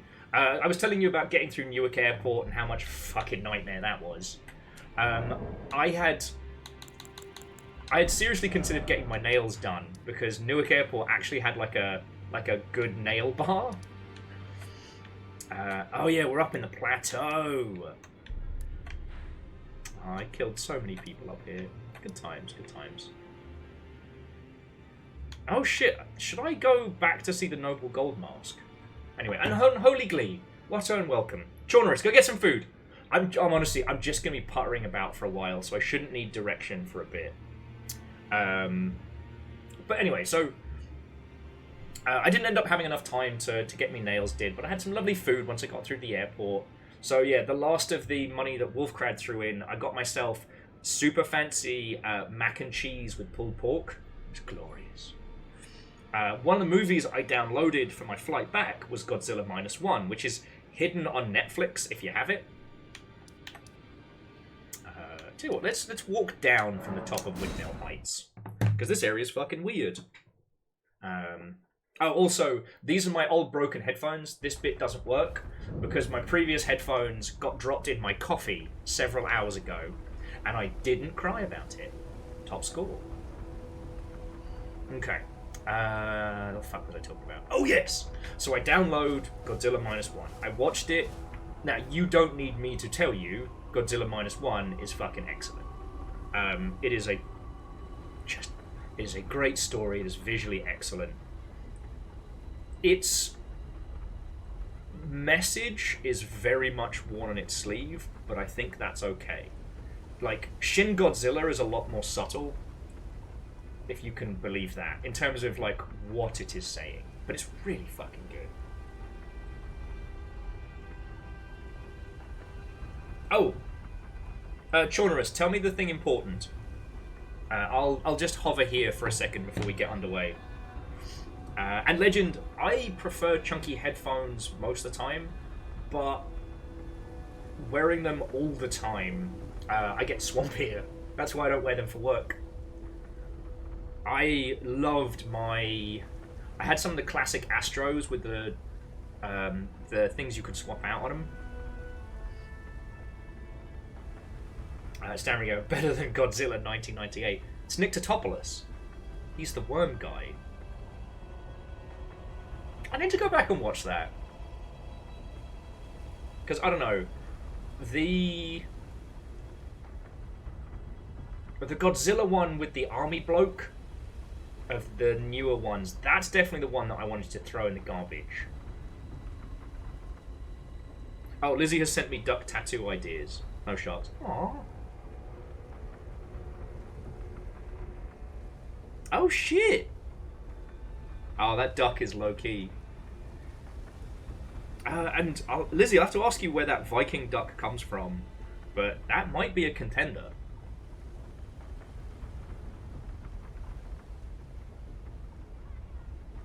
Anyway, jumping back.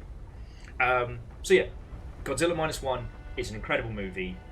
Sadlin was correct. I wish I had seen that in the cinema, but money and time were against me. So better to watch something and then, I don't know, get the chance to watch it at like a rescreening than miss it entirely. Okay, so Chona says, the valley next to Mount Gilmere, you have half discovered the map. Northern tip has a legacy dungeon with a quest item for Millicent. Alright, so that's where we should be aiming. Okay. Which means I need to go down here and get that map, right?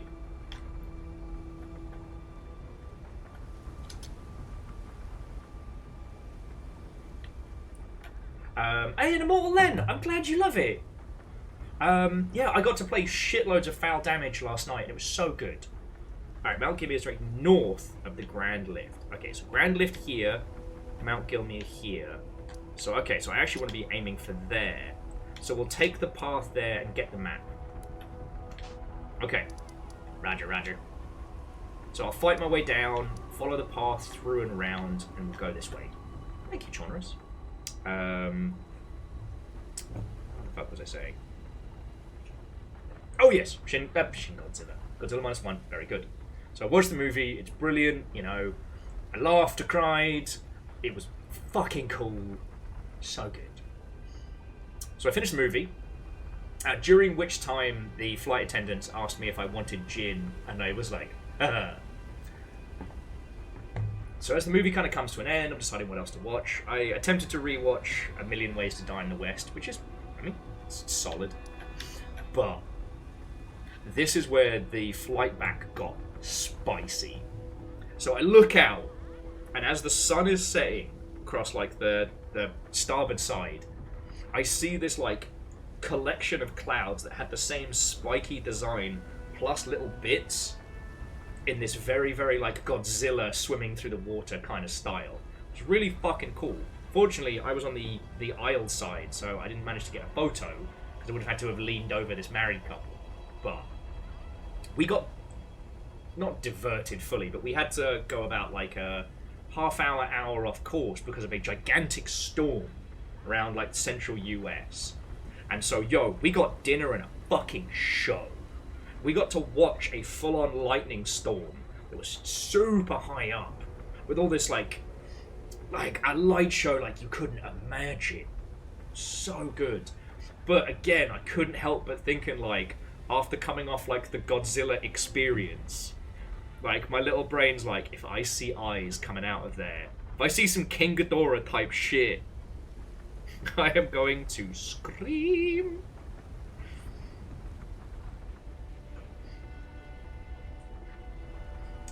It was so impressive, like the full sparks of lightning, just awe-inspiring.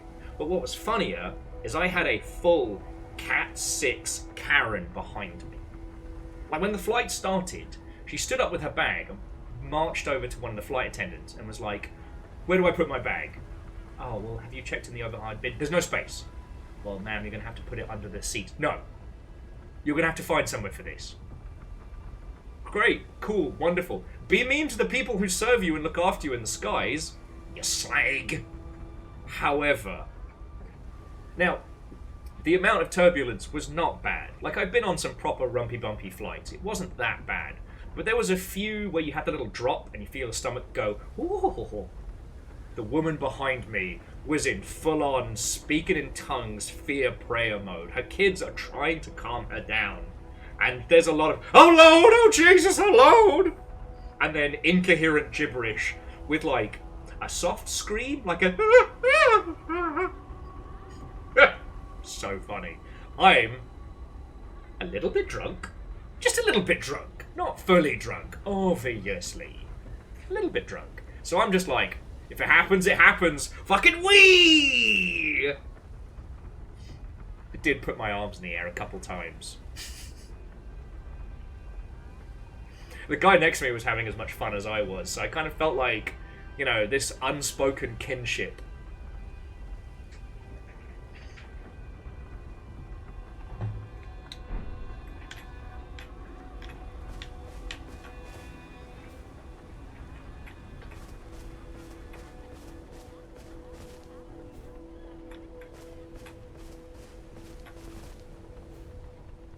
Exactly, Lizzie. Exactly. Well, I mean, the goal was initially to try and stay awake. I did end up having like a little power kip on the way back. But I still, by the time I got home, I still fell asleep. You don't want none of this.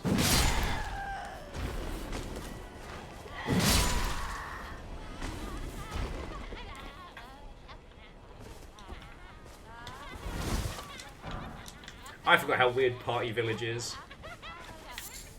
Also, again, apologies if I get hit by some obvious shit today. I realized having only one earphone in means I have no sense of where anything is. I'm going to try not to, like, tilt my head to listen better. But yeah, so, friends, that was the only really, like, dramatic thing that happened.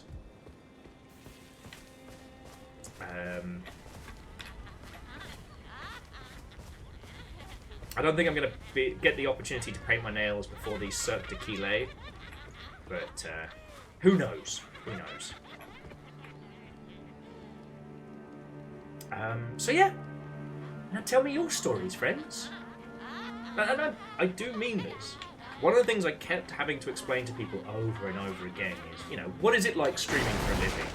And I kept saying, well, it's like being a bartender, except for I don't have to make any drinks. Man. You know? I do genuinely care to hear your stories, friends, and it's not, you know, it's not a bit.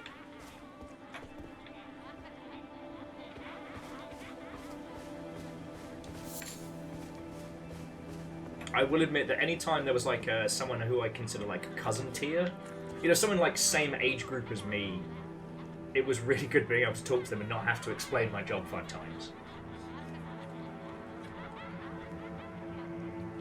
So Stammering Gamer, I did. God, I'm trying to remember his name. There's a Scottish bloke who has been building great swords for decades. Like, since early YouTube, people found out about his work. And he built both Guts' sword and the Dragon Slayer. This one's kind of a mix-up of Guts' first sword, but scaled up. Big says all their stories are usually longer than Twitch chat allows. Ah, beans.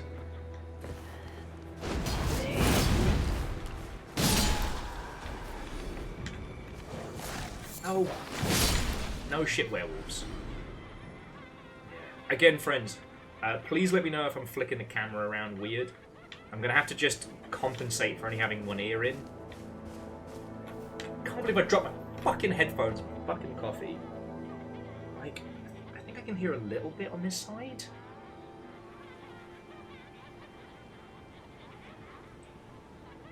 Alright, it's better than nothing. Oh, gods.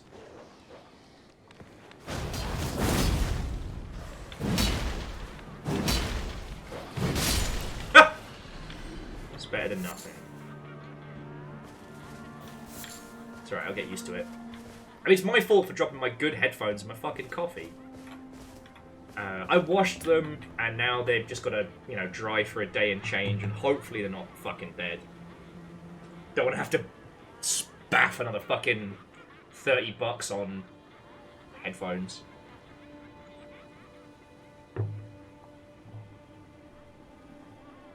Fred, if you think I didn't finish the coffee, you don't know me. Wasting coffee. How dare you? How very dare you? Frederick von Snarkmeister.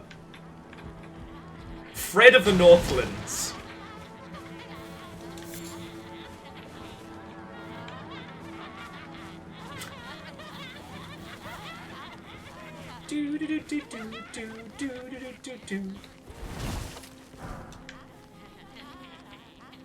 Bless him.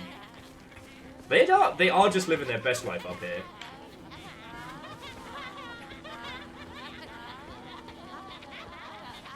So Megaboss got all the achievements for another Crab's Treasure. Go you. I think I already told you I managed to get all the what is it? Mullet Mad Jack Chivos. Mort Len was at DreamHack. Now, Len, was it you that spoke to either Dylan or the team there and was talking about when we did the itch.io buying spree? Because apparently somebody went up to the team and was talking about it, which is really cool.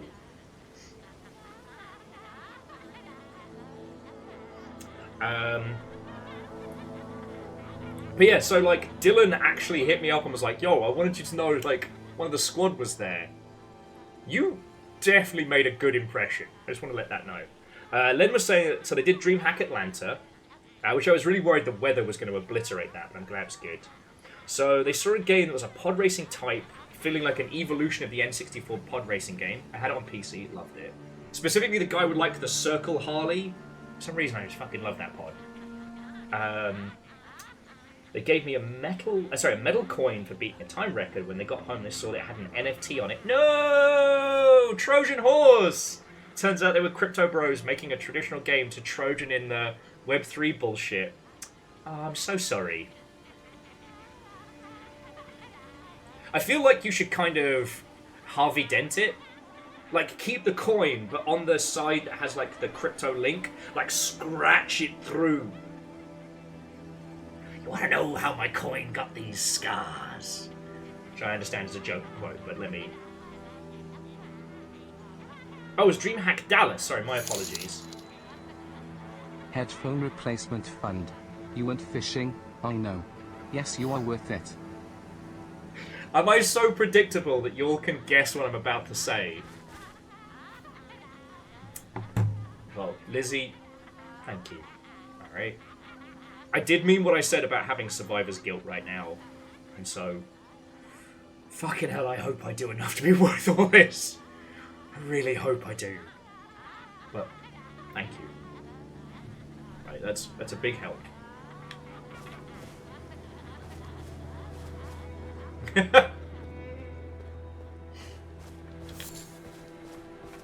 Or is that more of the duck budget? Well, if the headphones end up being okay from being dunked, then I will turn it into duck money.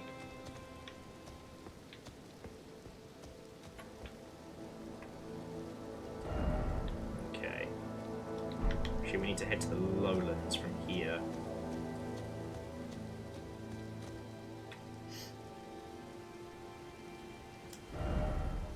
Aww.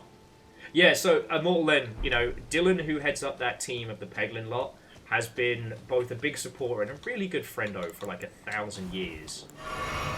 You know, whether or not the Red Nexus people asked me to do the video for foul damage to help me out at a time where everyone's hurting for money, or whether it was because they genuinely love what we do, I think either or is so lovely.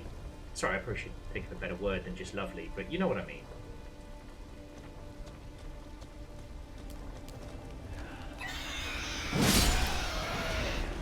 Yeah, alright. I'll let her summon the Horde. Oh! I'm gonna set fire to this.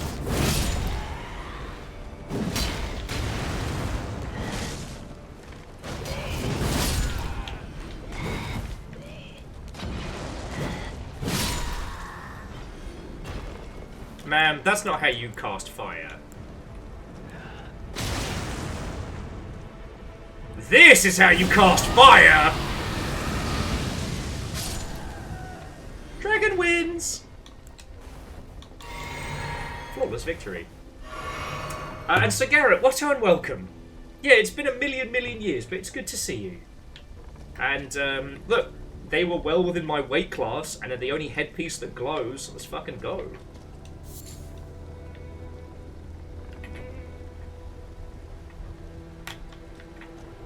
Oh, Lizzie is... Okay, so Lizzie is now the Jarl, thanks to $40. Again, Lizzie, thank you so much. And thank you for keeping an eye on stuff while I was gone. Like, I really mean that. Lizzie says, bow before me, tiny morals, which I assume is meant to be mortals, but is much funnier. Legend says, hey now, my morals are normal-sized. I'm afraid with some of us have good morals, as well. Glee with my morals are decent-sized and a lovely shade of grey. Ha!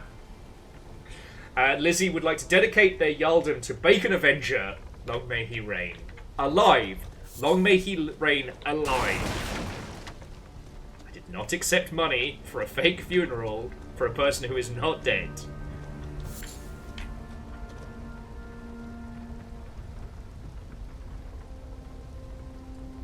It's not about the size of the morals, but how you use them. Fucking hell. Oh, no. I missed the turning. This is why I'm doing this on foot and not with Khazar. Here we go. This was the path they're supposed to take.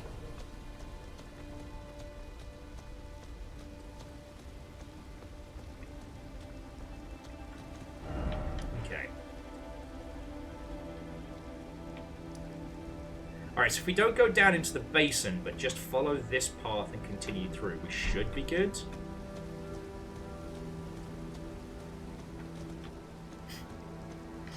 Oh, these two poor guys.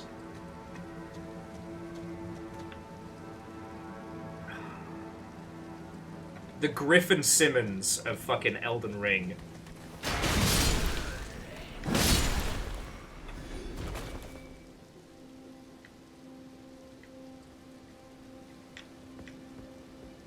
Also, friends, if you hear something in the world that I should go investigate or explore, feel free to point it out. And yes, Fearless, that's where we're heading for. Chaunerus recommended that we do that next. And I'm okay with that.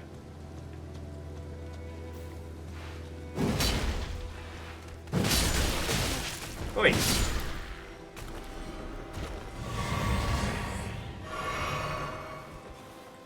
Go for the old two-handed.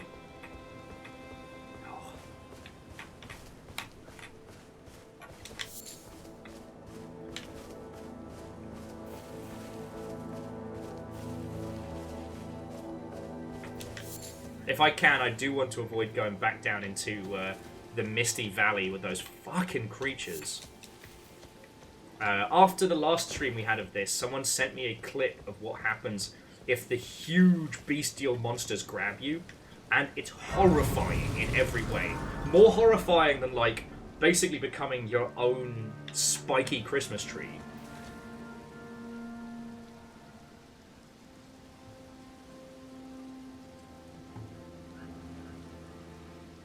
Oh, way cool!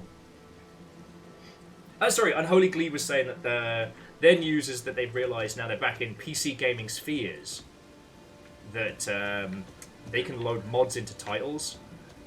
Hells yes.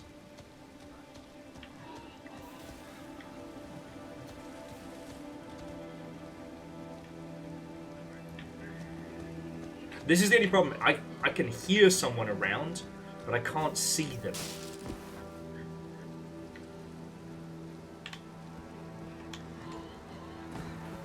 Oh, okay, it's those chuckle fucks down there.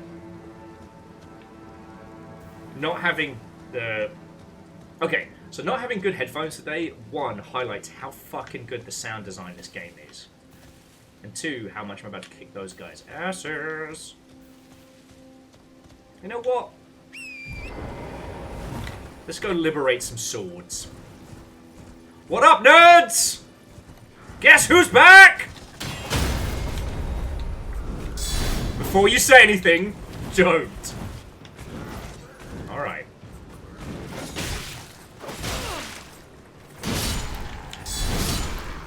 Pokey no poking!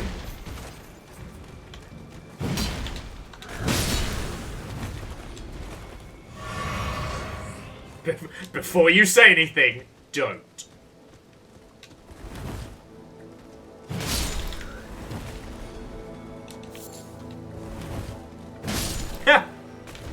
That's how you pork.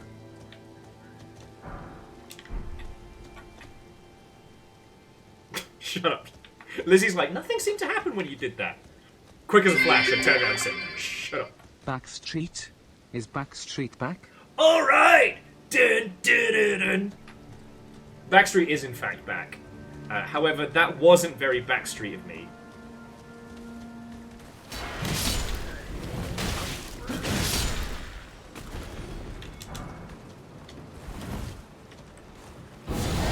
Stinky breath! God, I love that.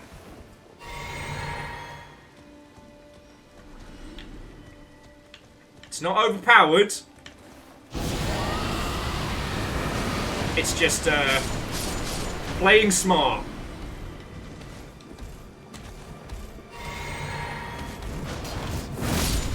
Ah! Not today!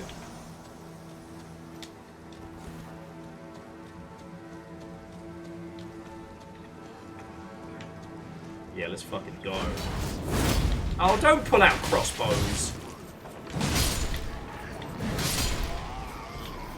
None of you kids are cool enough to pull off crossbows.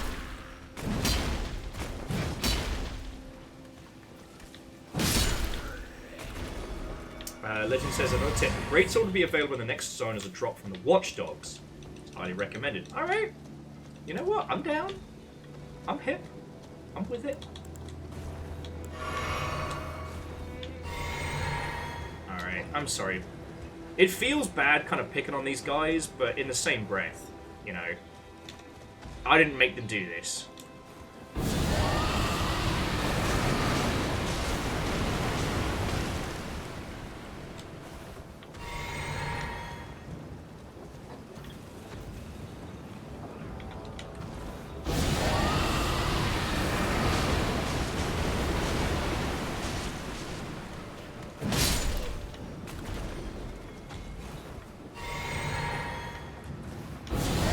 Stinky breather! Is it bad that I've basically resorted to using dragon-flavored chemical warfare? Am I bad? Yes, so Immortal End, this one is definitely based on Guts' sword. Although again, it's based on Guts' sword before the Black Swordsman arc, so it's not based on the Dragon Slayer.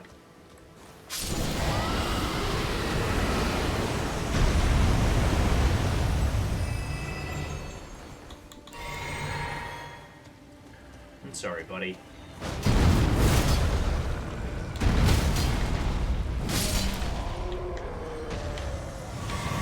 That victory did not make me feel good, let me tell you. Mega Boss is like, are you even able to be the good guy in Elden Ring? I don't know. I really don't know. Like, I haven't done any lore deep dives yet. I haven't looked into where we sit, like, theologically.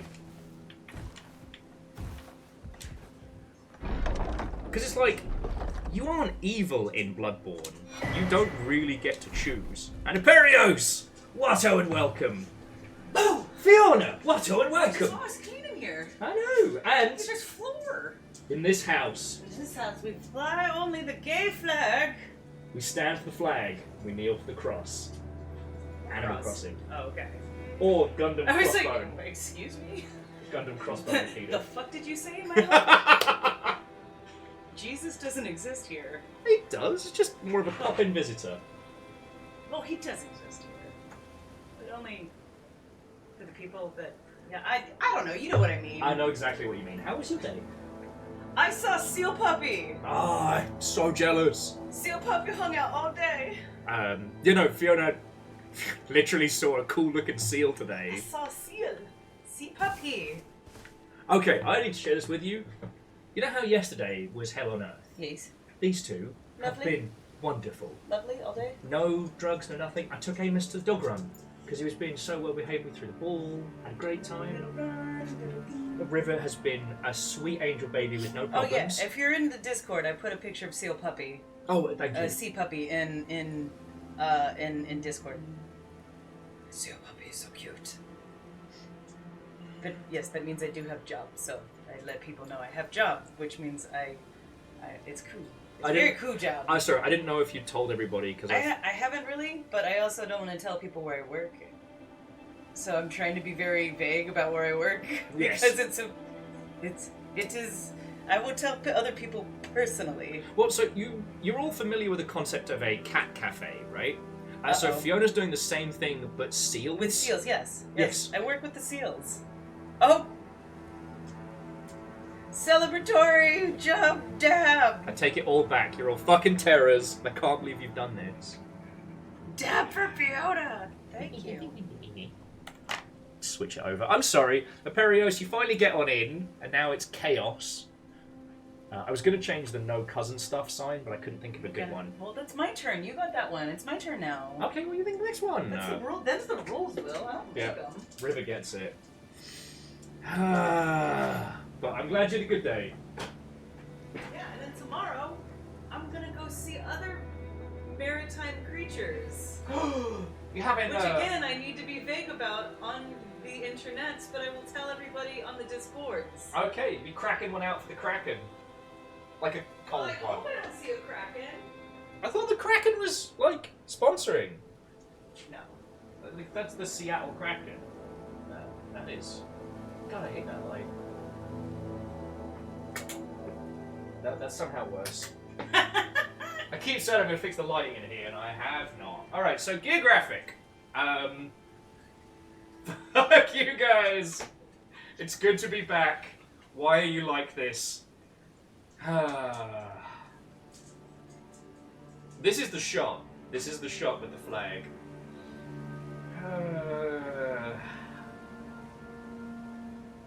Why do you like this? Hopper! First dab back. Was it worth it? Was it worth it? Fuck you, Aperios! Piece of shit. God damn it!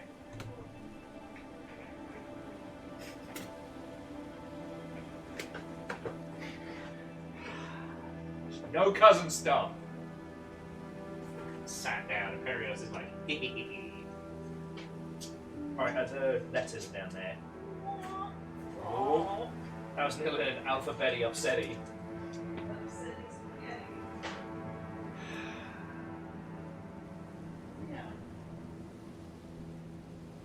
I'll have you know, I've had to explain to extended family and family friends for several days what I've been doing professionally, and at no point did I mention this. And you know, fucking sod's law, this will be the exact moment where some first-time person like chimes on and is like, "Oh, is this what you do for a living? You hang out with a dog and act like a bastard?" Don't look at me, boy. Don't look at me. Don't witness my shame. Don't witness my shame. Don't look at me, son. My boy. Amateur! I said, don't look at me. Don't look at me. I've been a good boy today. Alright, alright. Okay. Unholy Glee. What's the channel lore on dabs? I hate dabbing. So when we first started doing this, I put up what I thought was an impossible amount of points to equate to a single dab. You'll notice there's a long theme of Will doesn't think the longship is going to do something, and then they prove me wrong. What the fuck is that over there? I know this isn't the way we're going, but I was like, what the fuck is that? What the fuck is that place? Yeah, so I thought 80,000 points was an impossible amount of channel points, me points. And I was wrong. But however, this is essentially something of a curse. Because, as I've been in other people's channels that have like really long to redeem things, there's nothing worse than exchanging the highest point value. And then the person goes, actually, I don't do that anymore, or, it's not something I can do. It just feels bad, right? And so I'm locked in this eternal curse of I can't stop the dab redeem. Because if I do that, then... Ah, I fucking stole it. If I stop the dab...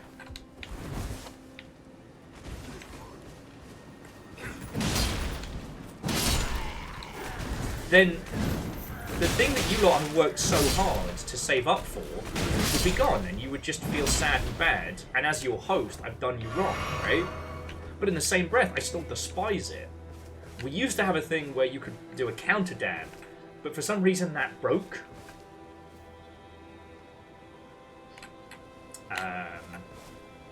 And Aperius, you beasted this already, haven't you? If it's super duper spoilery, then we'll save it for later.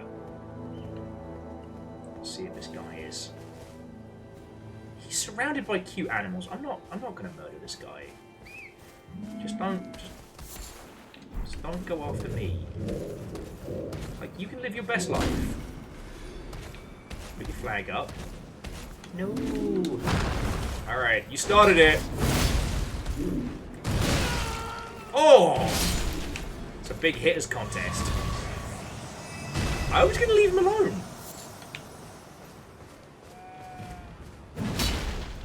Kind of cool that he put his flag up, though. Your armor is always giving you a hug. If this was any other game, I'd say that's lovely and sweet. But I know it's not. Stat ranks remember the night of 1,000 dabs. Yup. There was also, during the Will versus the Turtles event, people could pay for dabs, and it got messy. Fucking arms were killing me after that night. So yeah, so I'm locked in this eternal struggle that it takes so long to save up for a dab, I won't get rid of it because I don't want to disappoint people that do. But it means I can never remove it. Hookshot says I could buy many dabs. I have the power. No!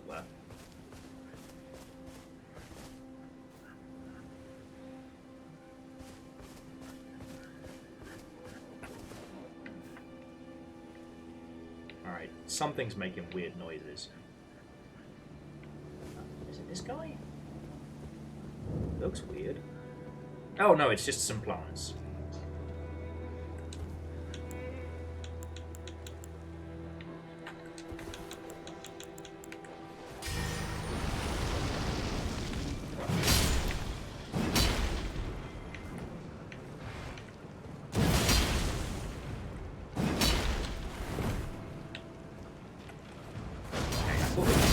Flaming blade would sort this. Fine. Database is sitting at 1.4 dabs. God. And hey, Mega Boss. Good to see you. God, it's good to be back. Right. Hells yeah. Legend says you need to reinstate Show Me a Gundam. Okay, you know what? I'll try and get that up and running. And what the heck is that? Magnus of the Bestial Claw.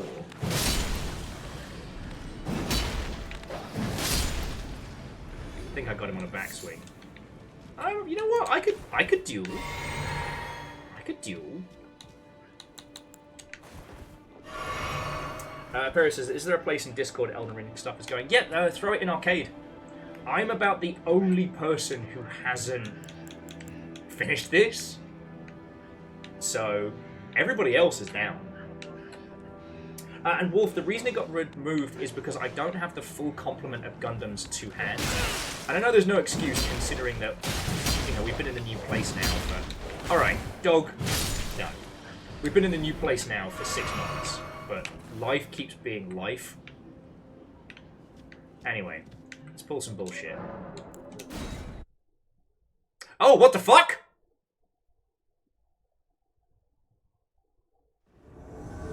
I thought we were gonna duel.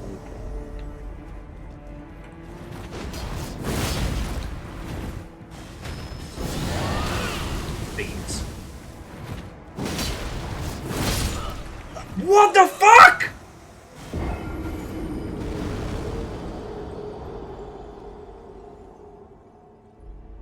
basted.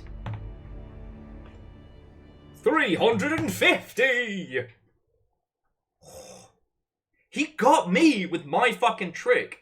If I hadn't tried to do all that fucking dragon bullshit, I almost said Gundam bullshit then. Reactor online. Sensors online. Weapons online. All systems nominal. Doom for one smile, doom for one smile, doom for one smile.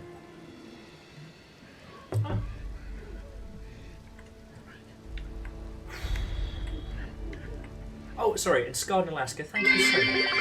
Hey! Even numbers. And J-Post, thank you as well, friend. Fucking legends. So, Scott, thank you for 17 months. I don't have a clever bit for 17 as a number. It's just a really cool one. I just think it's neat. And J-Post, thank you. You know? Thanks to you lot, I was able to go off and, you know, be with family and not freak out about bills and shit. I'll never be able to tell you how grateful I am for that. You know? But what I can show you is how much I'm going to kick this guy's fucking ass. He doesn't even know. He's getting madness beams now. He doesn't even know. I was going to leave it alone, but no. He had to use beast nonsense.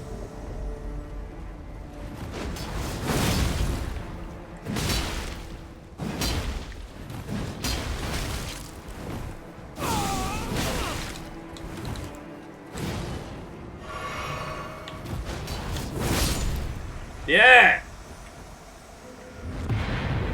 Get a fork! Magnus the Beast Claw is slain. I wasn't gonna buy those 17 houses on Amazon, but I had to.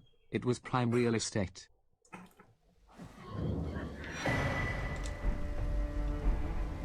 I want to be mad. Puns, I want to be mad. Literally, that is literally, well, I guess depending on how you buy your bits, over $2 just to hurt me. So thank you. But also, weirdly, my brain went to the fact that, you know, like the Matchbox and Hot Wheels cars and stuff like that? You know how they're all like one uniform size? Oh. You can get a replica of the house from the original Fast and the Furious movie to that scale.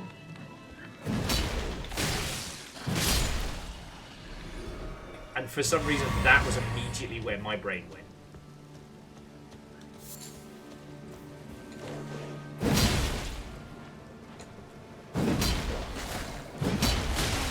Okay. Are we just not hitting each other now?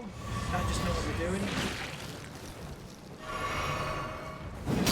Oh, and as for you lot... Dragon of Power!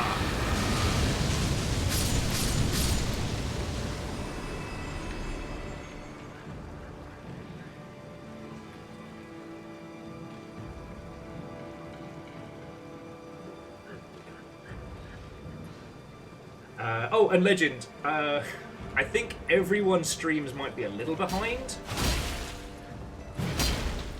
When I alt-tabbed earlier, it did not like me doing that. Madness Beamu! Yeah, got that good Godzilla shit. I'm hoping the final form of those madness attacks is just like the super purple beam from Shin Godzilla.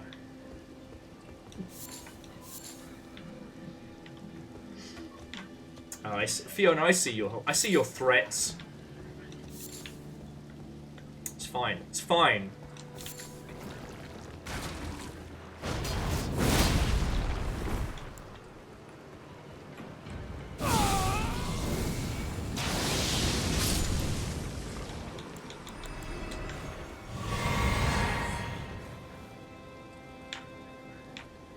Let's just hit that weapon. The Great Stars restores health on hit. You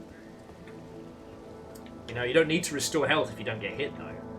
But, okay. Used up my restorative, didn't I? Oh, beans. Alright, puppies, I need you.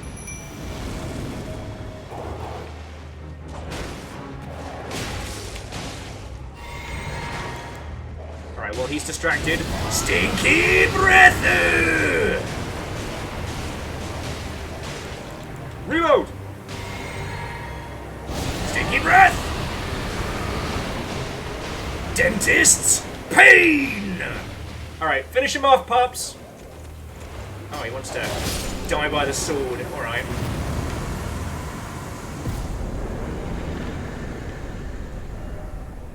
Ah, bug. Who the fuck was that guy? I feel like he would have kicked my ass if I'd given him the chance. And Quasi! Return welcomes. Good to see you, friend. It's been a million years. How are you? And yeah, no, so I'm... Gameplay style... Okay, I started off just going pure guts berserk. And then, thanks to Quasi, we did like a scramble day, where everybody here got to pick my build. And that got me on the path of the Dragon Flex. Which is actually the friendly catchphrase, I shouldn't really say that. That's a appropriated bit. But yeah, I'm super into my dragon slaying and my dragon magic now. So, that's where I'm at. Oh, Quasi.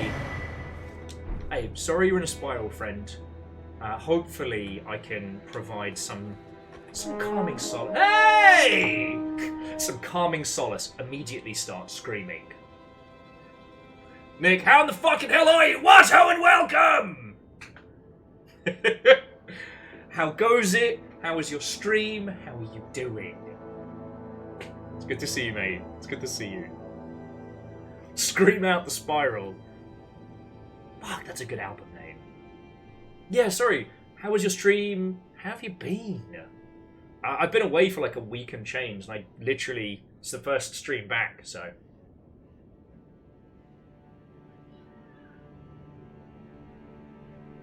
Oh, okay, Quasi, so big same. Alright.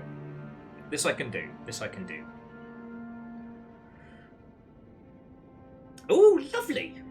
So Live Action Pixel was playing Wayfinder, and Lizzie, if you'd be so kind as to do a shout out for Live Action Pixel, just on the off chance, friends, that you haven't already met them. So Live Action Pixel is a very good friend of mine from back in the UK. They are one of the progenitors of the exceptional cosplay video from events. Like, one half of Sneaky Zebra basically pioneered the slow-mo pan for cosplayers at events, and the idea of, like, the cosplay video. It did some amazing work in a whole bunch of different spheres, and has been a really fucking cool industry friendo. So, yeah. You did. You set the trend. Others followed. And while some of them may have taken it to ridiculous levels, like, you know, that's not a small mark in history. Hey! What ho, friendos? I come back to you exhausted from doing an whole event where I gave a tour for folks at the base's D-Day commemoration. I'm tired. I'll be back a drink in a second. Welcome back, friendo. It's good to be back, mate. It's good to be back. And you can tell me all about it in just a sec. Go get your bevy. We're on the path to go get some cool shit, but at the moment I'm getting sidetracked. What's the quote from Fallout? Thou shalt always be distracted by bullshit. What the fuck is that? What the fuck is that? Alright, we gotta set that shit on fire. Actually, I'm going to try Madness Fire rather than Dragon Fire in case I have to get the fuck out of there. Because Madness Fire doesn't take up as much mana. Dragon Fire I've got to pretty much commit to.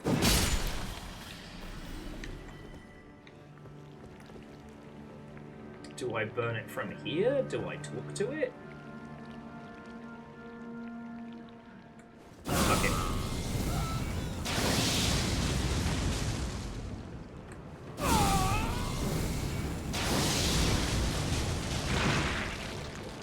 Okay, not friendly. It's a big hammer. It's trying to stab me. Alright, maybe we'll risk the dragon fire.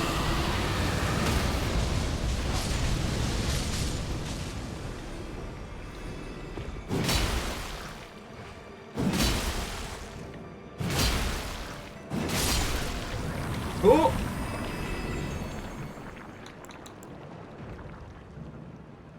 Okay, that was fucking hideous, and I hope we never have to encounter that again. I have a feeling that we're about to encounter it yet again.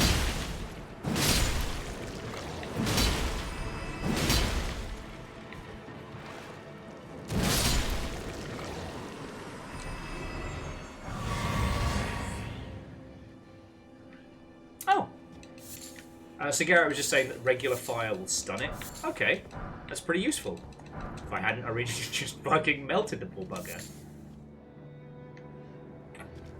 Cold Ankle says, do you think necromancy works on blood pudding or sausage? Having played Divinity Original Sin 2, emphatically yes. And so much better than you could possibly hope. But yeah, so to live action Pixel, it's good to see you, mate. This is my first playthrough of this, so I'm still finding my feeties. We are so far away from even thinking about DLC. So I'm basically doing like whatever the opposite of a speedrun is. But I'm having a bloody good time doing it.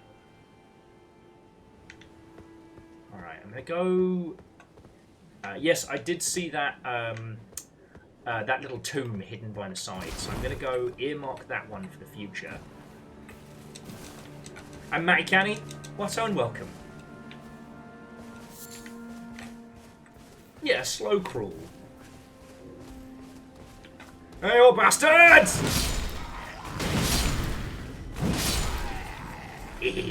Oh, big boys come to play. Woo! Got a follow up for that, or you just want to? Oh, my noggin!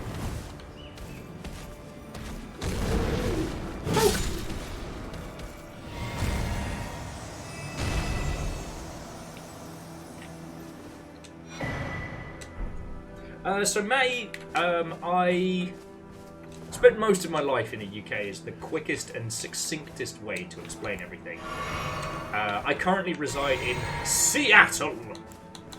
I don't know why I said it like that. It's been... I spent a lot of time explaining to family over the last week and change why I'm in Seattle and why I love it so much. So yeah, forgive me if I sound like a bit. But yeah. I got to know Live Action Pixel, living out in the UK, working in the games industry and stuff like that. And wherever that entrance to the mountain was, I've lost it. Was it up this way? See if the sheep know where it was. I could have sworn it was up this way.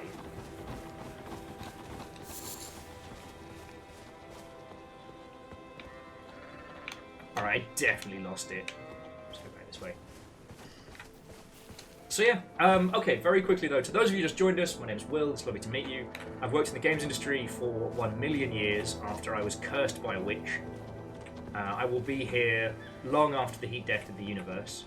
If you want to know anything about the games industry, predominantly how they're made, why certain games are put together the way they are, why certain games make the weird business decisions they do, that's what I'm about. I know, Matty Canny, I'm always down for nattering about it. The only time I ever get grumpy is when people go, where are you from? Are you from Australia? I said, no.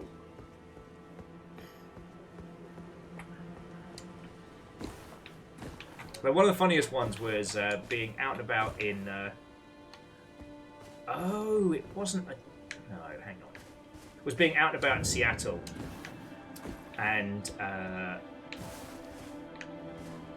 oh, there we go, it's the no road.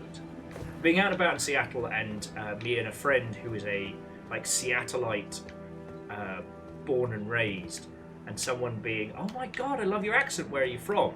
And I'm about to go, oh, I'm from the UK, blah, blah, blah. And then they were like, no, not you, them. Sorry, what? They're from up the road. What do you mean? What do you mean?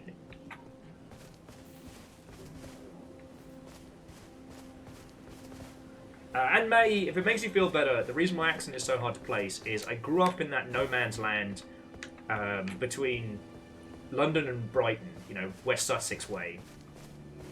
My family drilled proper diction into me when I was a youngling. And then I had to learn a survival accent to get through the British schooling system.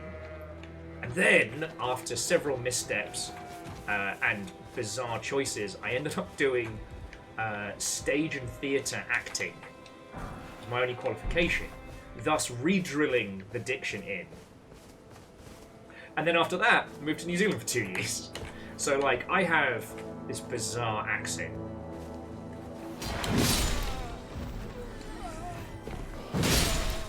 There's kind of this, like, amalgamation and kind of constant lilting. And for those of you who either haven't been out there or don't know, so, like, while there are some accents that you could describe as London, or Landon, predominantly London's just a big old melting pot. So what that means is, like, every British accent and international accent flavour of British is all squished into, like, a teeny tiny... I don't like this bridge. Into a teeny tiny little space. So I get... There's certain northernisms I use, terms from, like, the Midlands and stuff like that. Melt me. And also, having moved overseas, my accent's gotten more aggressively British as I've been living in Seattle. So yeah. Anyway, so yeah. What to say? I worked on the Total War franchise. Out of all the games that I've done, that's the one I spent the most time on. And... Oh, hang on. I think... Yeah, I think we're still working on Faith for dragon spells, aren't we?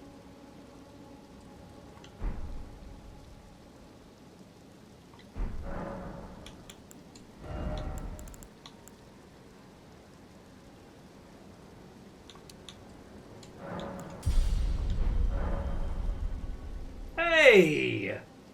Hey, Noski, thank you, and I hope you're doing well, friend. I really appreciate that.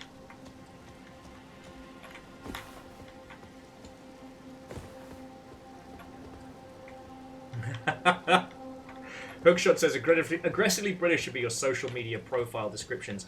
I would agree with you, but I worry people might take that the wrong way in this day and age. You know, it's sometimes hard enough to explain, yes, I have Viking in my title. No, not like that.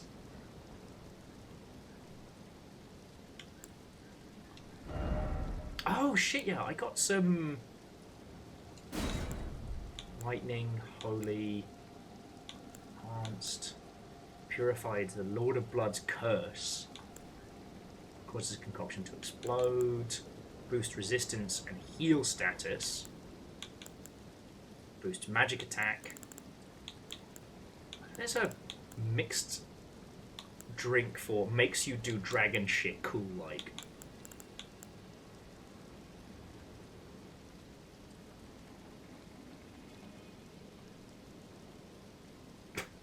And Lizzie, thank you for sharing the moment of shame where I gained an extra knuckle in my hand.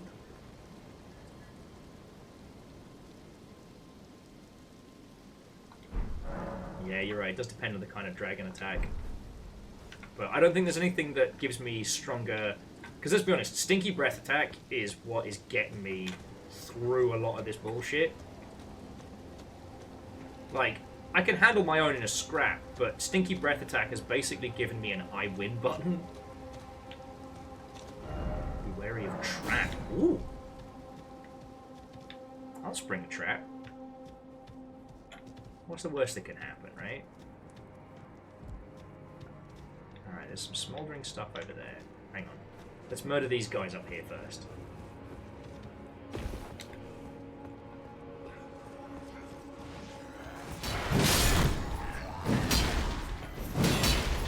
Remember, friends, every moment spent blocking is time you could be spending attacking.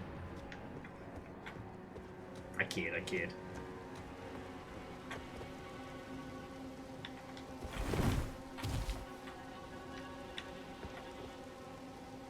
Yeah. It's, no, Phyllis, you're entirely right. Stinky Breath attack on bosses is great because, like, you can kind of chew them down, at least some of them. The problem is just getting that opportunity, getting that opening.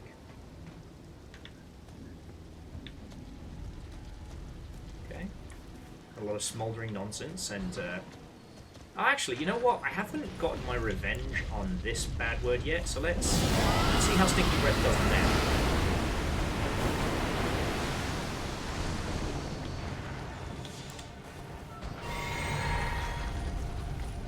Oh, homie. Task at hand, mate. Haha! Good shot, though. No, no, no! No!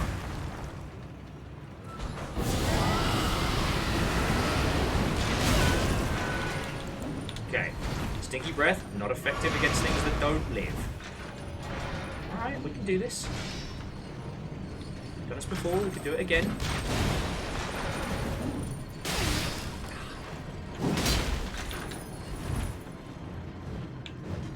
Alright, you do your whole spin to win thing. Ow! That was rude! I respected your dance moves, and I expected the same fucking courtesy! What the shit?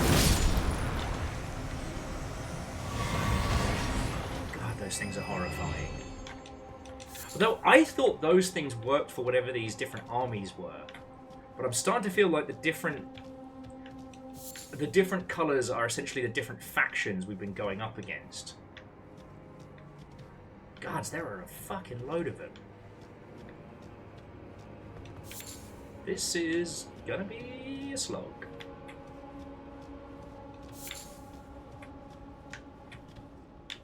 Oh no, and Phyllis, I do remember them being weak to lightning.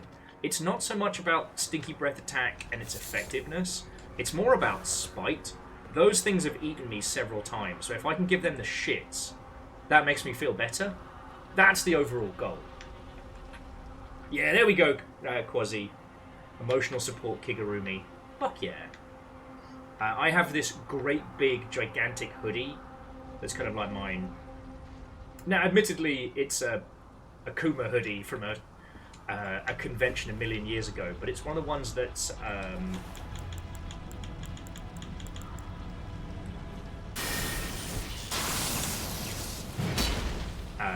but it's one of like the big ones.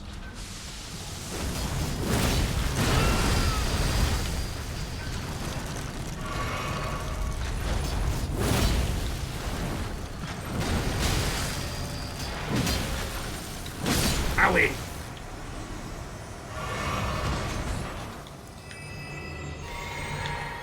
Owen, you're not my dad. Oh.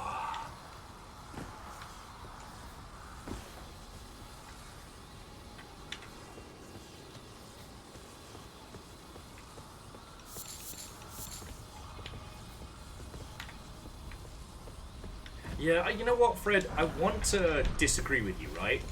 I want to say that's not fair, but I've been behaving pretty Nurgle-centric since I learned the power of the dragon. So,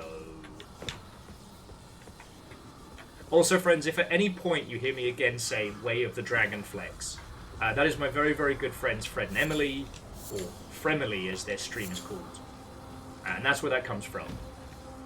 They were essentially my Jedi master teachers on the art of streaming. So, alright, nearly through this bit. But I gotta say, as we get further up, notice how we've gone from like dead troops to the gigantic beasts.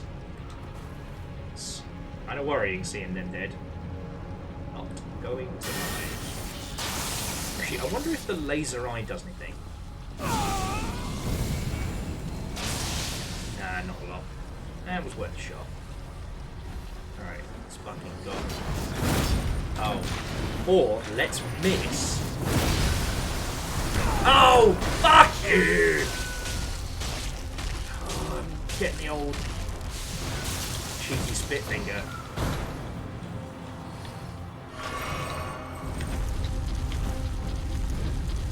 You know, again, I'm sorry for what I just said. I could have phrased that better, but I didn't! I was horrified by my own words, the things I had spoken aloud.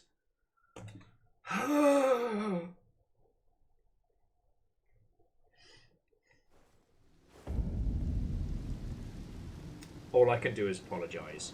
Okay, so Operation. Let's kill some brain spiders. All right. No matter how inconsequential, no matter how small or grandiose, friends, I would like one silly fact from all of you. It could be something about yourself recently, silly fact from history. Just, I want whimsy and I want stop it. Okay? I mean, I've shared most of mine with you.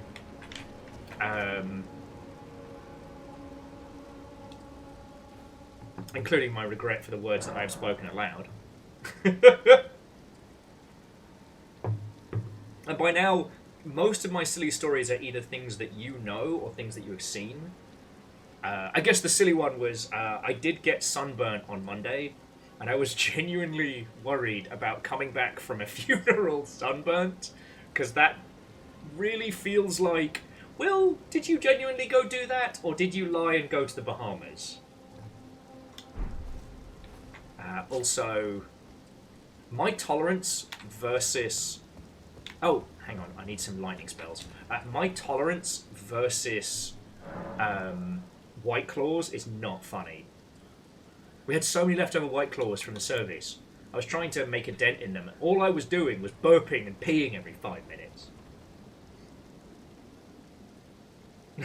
No, Chaunerus, that makes me so happy. Sorry, Chaunerus was saying they've done 2 runs of Abiotic Factor and have immediately started a 3rd. That's so cool. Like, some of the people working on that were people I worked with back at Rocketworks, and they deserve a win. And that game is so good. Alright, so let's swap out... I'm not quite for Honed Bolt, but I can do Lightning Spear instead of Laser Eye. Reactor online. Hey! Sensors online. Weapons online. All systems nominal. Burping and peeing every 5 minutes? Sounds like the Sega UK office. Hey-o! L. It would be funny if it wasn't so true. Lunch. Pub lunch with Sega UK. Whew. That's how you get the toots. Wheeler Dealer, how are you doing, friend? Watto and welcome. Hello, hello. I don't know if I've said it. Alright, okay. I know I said silly whimsy, and I'd still like some silly whimsical facts from you all, but I'm going to take a moment to say something really nice. So, Wheeler Dealer, I understand that the anime industry isn't your entire focus, and I understand that, you know, you came over from one company, ended up over at Crunchyroll, but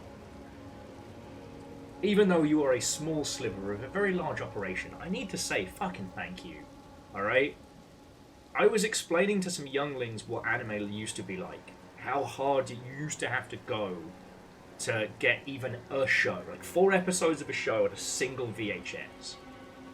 And, you know, throughout my travels and things like that, any time where I've been feeling a little bit down, a little bit like, okay, I can just look at my phone, I can just watch like brand new stuff. I'm loving Kaiju number 8. Shout out to Lizzie, who was the one that pointed that out to me first. But I'm also thoroughly enjoying new My Hero Academia, which, for all its cheese, I love its, like, I don't know, it's so authentically cheesy. So yeah, I just wanted to say, like, you know, the stuff that you do daily has a genuinely positive impact on people's lives. And I'm one of those people, you know? So, yeah. Saying nice things about you. They put Gundams in Warzone. So, you do understand that as my friend, you're now legally obliged to get a Gundam skin for Warzone. But no, seriously, Wheeler Dealer, thank you for the 49 months and just being cool. Now, back to some whimsy. Immortal Lens said for the Miku Expo Vocaloid concert, they saw Elmo because the Expo memes, they took an Elmo doll, made it Miku hair out of felt and a cute little tie, and it's now featured on the Miko Expo iceberg. That's great.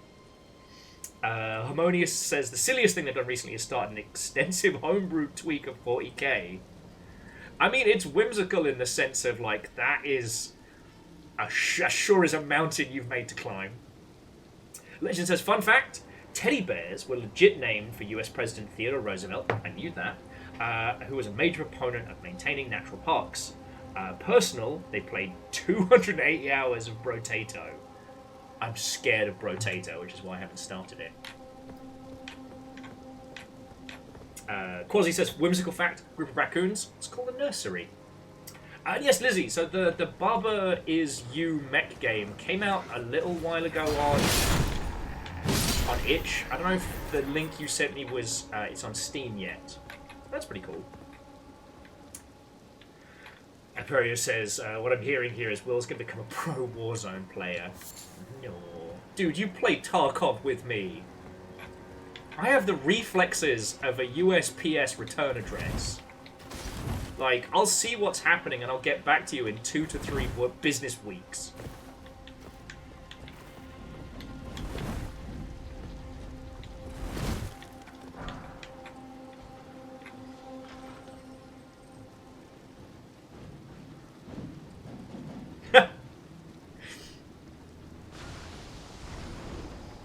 Wheeler says the Gundam skins stick out like a sore thumb. You had the Godzilla skin! You know exactly bloody subtle. Oh, what's that thing over there that's glowing hot pink and then blue? Oh, I don't know. Could be a hot pink glowing blue tree?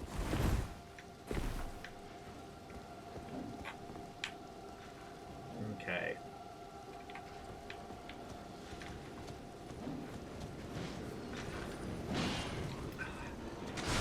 I take it it's going to be a while before I get, like, lightning breath.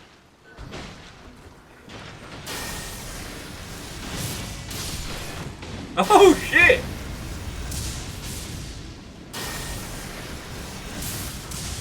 I need to get some more spice on the lightning. Yeah, come on, come on. There we go. Buddy, you just survived. That made me feel bad. I feel like I'm punching down there. Hookshot says, when are you doing your own indie summer showcase, Will? So that's actually something that I've been talking about with some of the people at Sober. No joke. Like, it's genuinely something that we've discussed. Logistics haven't come into play, and after finding out how fucking much... Like, because I knew Summer Games Fest wasn't free, and I knew it wasn't cheap, but finding out how much it costs to be part of Cirque du Soleil, nah. Like, we need to do better. But I don't know in what form a Will Showcase would look like. But, or a Sober Showcase for that matter. Sorry, if you don't know, Sober is the Seattle Online Broadcasters Association.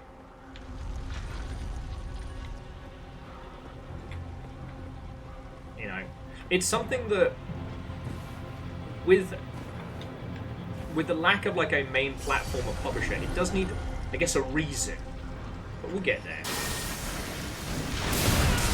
Oh, beans! That's what I get for reading. Okay, that's just rude.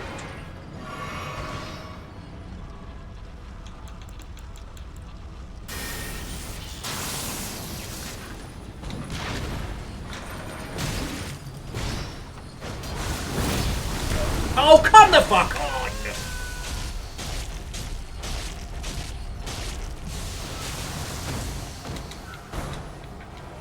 How dare you hit me like that in Pride Month?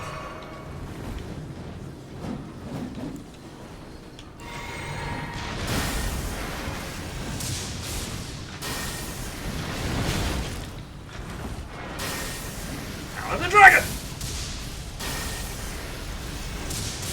Yeah, so Wolf, it's supposed to be Sober Noodles. But everyone always laughs because when I go there, it's like I'm going to the Sober meet. Everyone's like, but Will, are you? You know what I mean.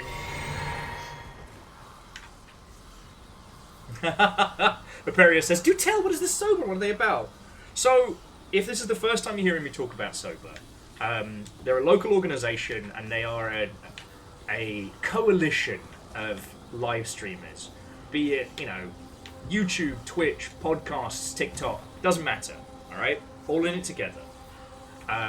They do a social meet like once a month, sometimes once every other month, and it is wonderful. If you've ever had to survive an industry meet where it's just like 3 or 4 cool kids looking down on everybody else, this ain't that. You have huge partner streamers hanging out with like first time, hanging out with people that are thinking about doing it.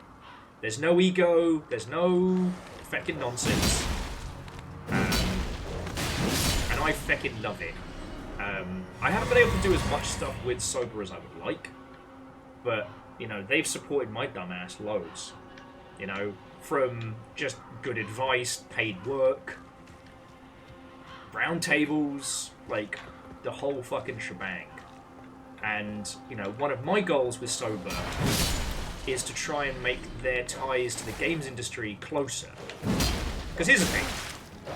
If you're not familiar with the term, there's something in the industry called an influencer manager. And their job is to handle people that make YouTube videos, live streams, what have you. They're not PR because PR deals with media. And they're not community because community deals with fans. That's something else. And there is also something called an influencer agency. Basically advertising through streamers. But here's the problem. They charge loads. And that kind of marketing, unless you really understand the craft, can be a bit... beans. There's not enough time. Why did I do that?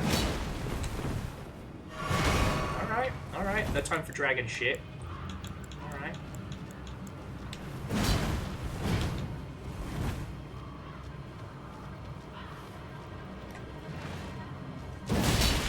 Alright, I've got the range on.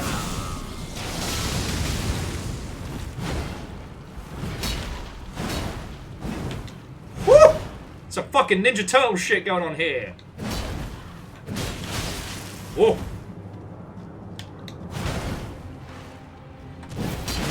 No! She jumped over my sword!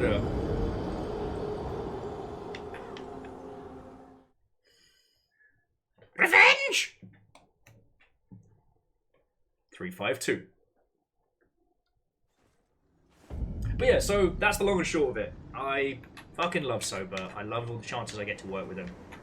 And yeah, as I said, I want to help close the gaps between them and video games, because a lot of influencer agencies charge a lot of money, and a lot of them don't give as much as I think they charge. And here's the thing, if you're an indie games company and you're like, I want to work with a bunch of streamers, what are your choices? Contact shitloads of streamers one by one. A not impossible task, but definitely a time-consuming one. And especially when you're a team of one, that's no small feat. And then pay an influencer agency or a marketing agency that uses streamers. But then it can be hard to know if you're getting your money's worth or not. What I want to do with Sober is I basically want to create like a free resource. If you've got indie game coming up, you can go, hey, Sober, this is my game. And we can go, hey, game, we've got 10 people who would love to play and stream your game. Send us 10 keys, we'll give it to them.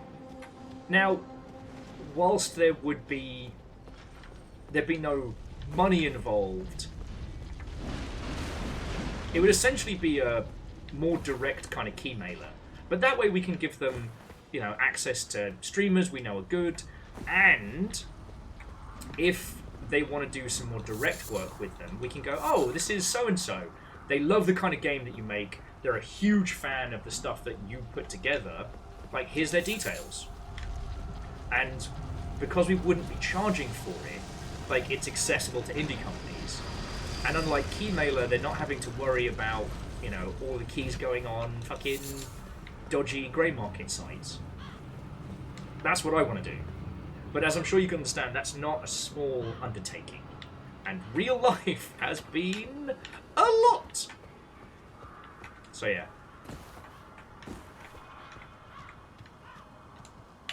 How'd I do, Aperios? How was that for a sober primer. Also, I'm absolutely going to hit this person with Stinky Breath attack.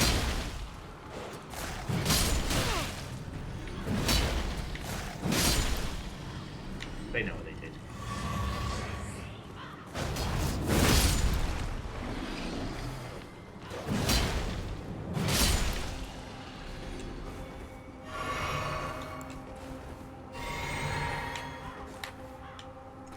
Oh yeah, no, Adolf, yeah, no, they carved me up like budget charcuterie there. Imperio says, not bad, it's good. Give you a cue card in the next one. Oh, thank you. Alright, rematch! Fight me! Fight me? Fight me? There we go, where are you? Okay, there we go. Stinky Breath!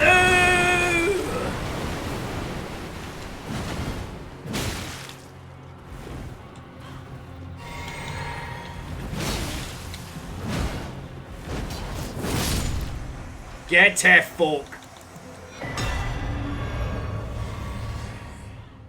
Ooh, big knife. Sacred Butcher's Knife. Ooh. Although if I was going to go for that moveset, I'd go for the Magma Spitter that had that, like, lava slam down going. Ooh, the Corpse Stench Shack. Ooh, Dolphin Found. Can I just point out, this is Elden Ring. How many corpses have we seen since we started this game? Just imagine the number of corpses we've seen. And then think about how stinky the smell of corpses would have to be for this shack alone to be known as the Corpse Shack. You know, loads of people have had sex in shacks, but the Love Shack, like, that's a level above, right? So this is that, but stinky. Oh shit, you know what, Aperios, I did miss the most important thing. Yeah, sober is not like a paid resource. The events are free to go to, the round tables and things like that. I mean, thank you for pointing that out. I almost missed that. There is a Discord. And honestly, even if you're not in the greater Seattle region, as a resource for knowledge on streaming, it's very, very good.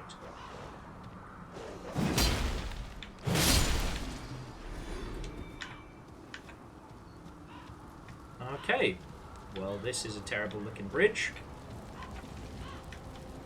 How the fuck are we getting up here? Let me guess, you gotta get up to get down. Let me have surprise attack. Sure, it's fine. Actually, Andorf, the magical breath, that's the 5 gun. This is the you should have used gun.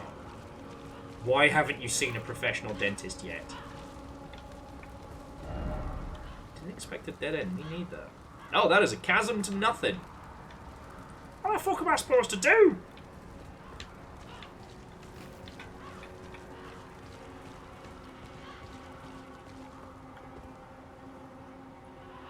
Halitosis. Ha! Oh, okay.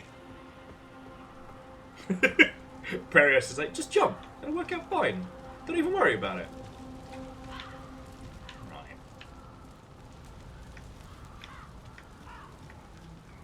Well, I don't have a map, and I don't have a clue, and I don't know how to climb rocks, so I might be in trouble. Legend, I will admit no such thing. I will admit nothing. The crows have enough comments for me already. Alright. I thought I was heading the right way. Legend, how lost am I?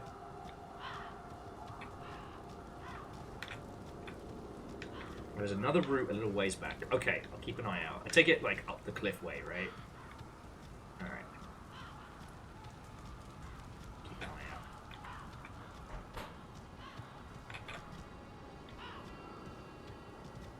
Not like the most lost. Not very. How lost? Exceedingly. Ah, up the cliff. This looks like a job for Goat Horse. Kazaa!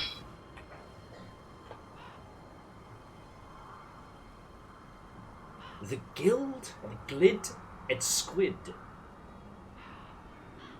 Oh, the Gilded Squid!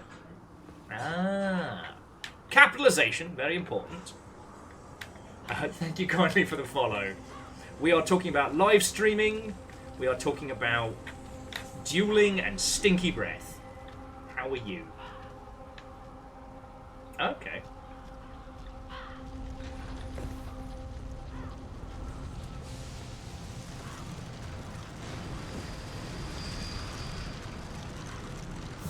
Oh, some butterflies around here, so that's good. Oh, let me guess. Those little... There we go. Valve has taught me well to follow the light.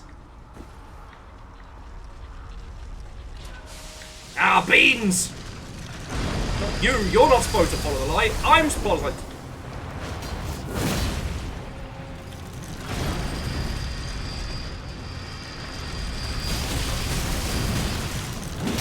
I'm in trouble. I am in so much trouble.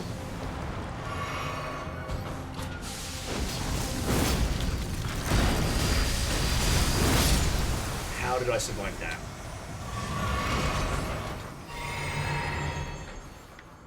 By all intents and purposes, I should be repackaged spam right now. That little thing should have put me into tiny tins.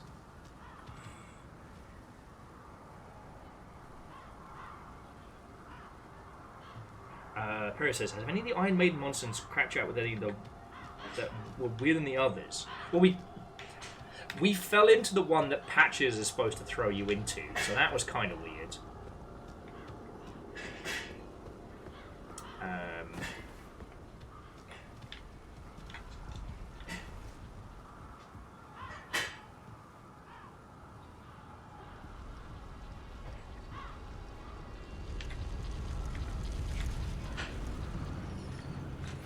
Why does it sound like I'm in trouble? Oh, okay. Thankfully, much like dogs, Iron Maidens can't look up.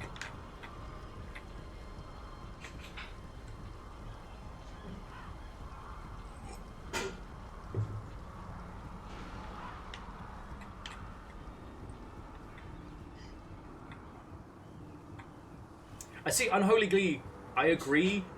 The creepy Iron Maiden tentacle closet continues to creep me out, and I think it's because when you see it, it's got its armor up.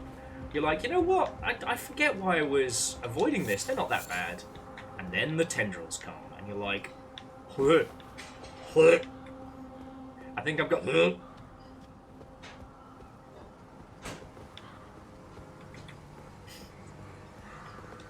Let's have a little rest. Let's have a little rest.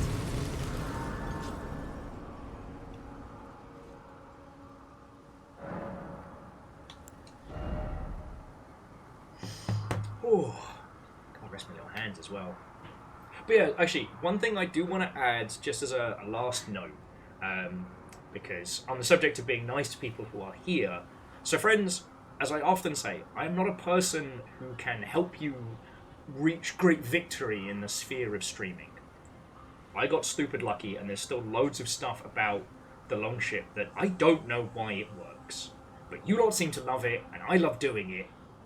But I did not sit down one day with a pen and a pad and go, I shall become a professional live streamer. You know, there was no grand plan that I stuck to. It's not like a video game campaign where you're like, all right, here are the things we're going to do. Here's how we're going to do it. Here's when we're going to do. So that's why I predominantly focus on like video game discussions and things like that. I'm happy to talk about streaming, but despite the position that I am in, I'm not the most knowledgeable. Aperios in chat is somebody whose advice and counsel I have taken throughout my journey to do this, and is probably one of the reasons why I'm still sitting in this chair with you all, okay? It's one of the things that Sober has been so valuable for, because it can be really hard to have a good conversation with somebody about the realities of streaming, right? You know, it is hard work.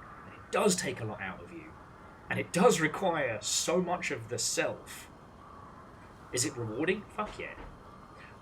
But if your goal isn't to pay the bills but to stream for the love of it, that's a very different beast, and you have to love it. Like, friends, you've got to love the process, because let me tell you, you know, when you're staring down the barrel of an 8 a.m. stream and you're hungover and you wish you could be anywhere else, that is when you will find out if you truly love to stream or not. But that's another story. That's what I will be like basically throughout Keeley Fest, or as I'm calling it, Cirque de Keeley. Now, when it comes to video games, I can help you because I know what I'm doing. I've done campaigns, I've seen success, I know what success looks like. And okay, that seems like a really asinine comment, but I mean it. Friends, sometimes you can see somebody or a game, and if you don't know, you can look at it and go, oh, they're very successful.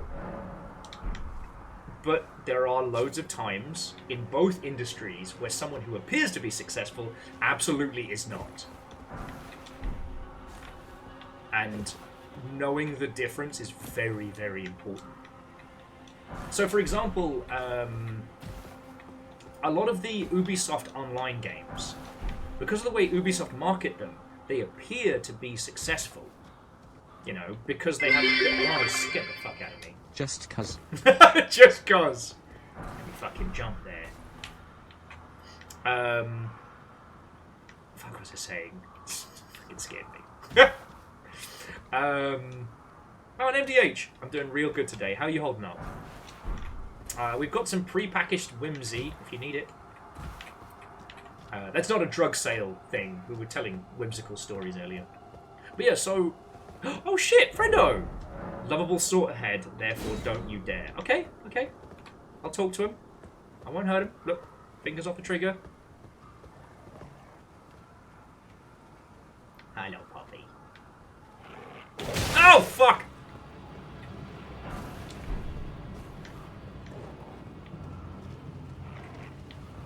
No. Get my ass handed to me by a dag! Aww. Well, hey, MDH, if I can help soothe and or murderate said brain spiders, you got me. But yeah, so okay, so jumping back to Big Back. So in video games, what looks like success but isn't? There are a lot of online titles by big AAA studios that because they have a big media machine around them, they have the appearance of being very successful, and they're really not. Whereas it can be easier to spot it with something like, say, Vampire Survivors or Among Us. But when you get into things that are kind of sandwiched into a big push, it can be very, very hard to tell.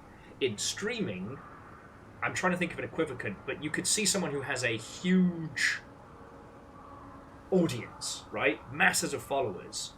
But that audience could be there for other reasons, or they might not be interested actually in the streams because they could be coming from a website or somewhere else or what have you, you know. And the difference is in video games, I can tell you what is and isn't success. Streaming, I don't fucking know. I don't know. I got you lot, and I'm able to do what I'm doing because of you lot. I love that. So, and Raven, what and welcome. The Elden Ringing has been going rather well. I think I'm about to head up round this way, because that's where it's pointing me. Apparently we're heading towards a legacy dungeon for one of the setups. Of course you fucking click that. Should have bloody known.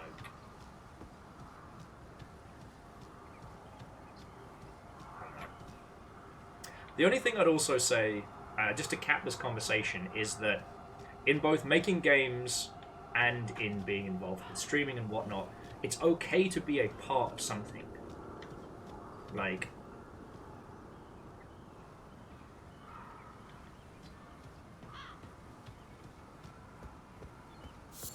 ultimately we're all looking for our own little space to be, both online and offline. You know, the third place. And it's finding a place like that and being a part of it is... I thought that bird was going to jump. That's success.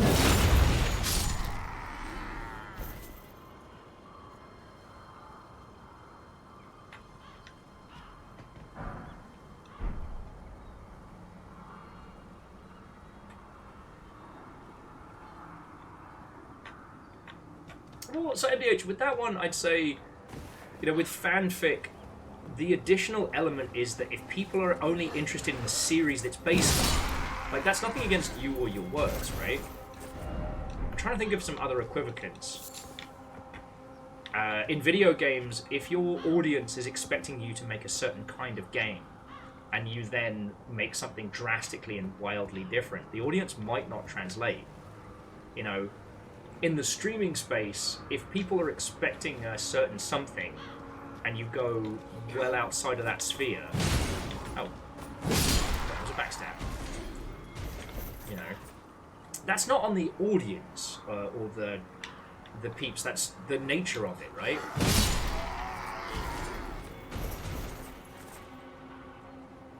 It's like the old saying, can't have D's without Bofa. Ah, yes.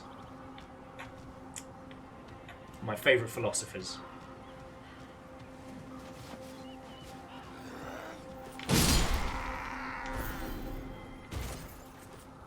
Sorry, and apologies for getting onto this topic. A good friend of mine, and someone who frequents the Longship from time to time, Graz of Grazcore, was saying that people were hitting him up for money because of the assumption that because you are a musician and people know who you are, you must be wildly, like, financially successful.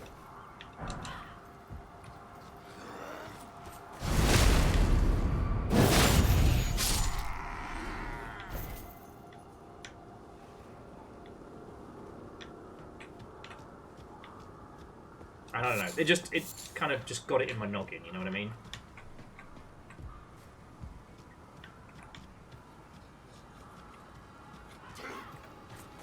And I guess it's the other thing is we go back to video games. Like, we've been talking about it a lot in the video game space because of the fucking insanity in the AAA space. That the concept of success now for large companies is like 100 times return on investment. It's not making a game what sell do good like. It's like, it must make all money or it is an abject failure. Oh, buddy, no.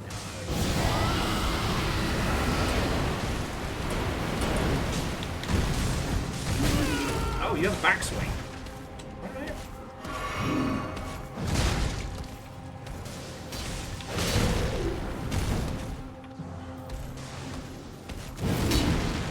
Okay, everybody missed everybody else there. Oh, my fucking knees! What's that? Was that some wizard bullshit there? Did I see some wizard bullshit?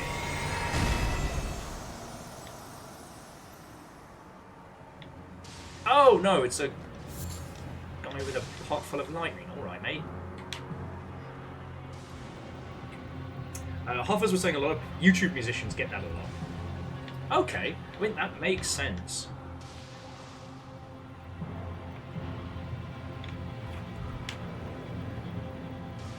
Yeah, I don't know, it just... At a time when video games are doing so well across the board, and to hear these huge companies going, oh, we're not doing so good! No, you're doing great, you're doing amazing. And it is incredibly disingenuous to stand before us and say, oh, that's not doing so great.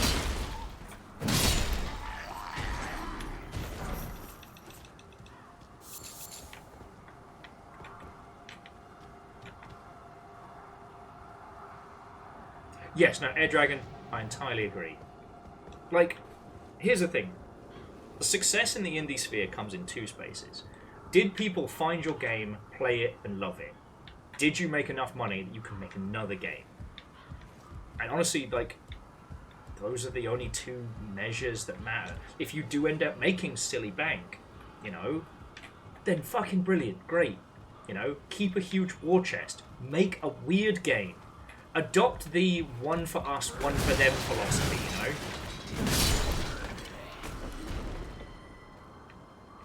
Because we all have that one game that we'd love to make, that no one else on this great big spinning marble would play. Maybe like 2 people.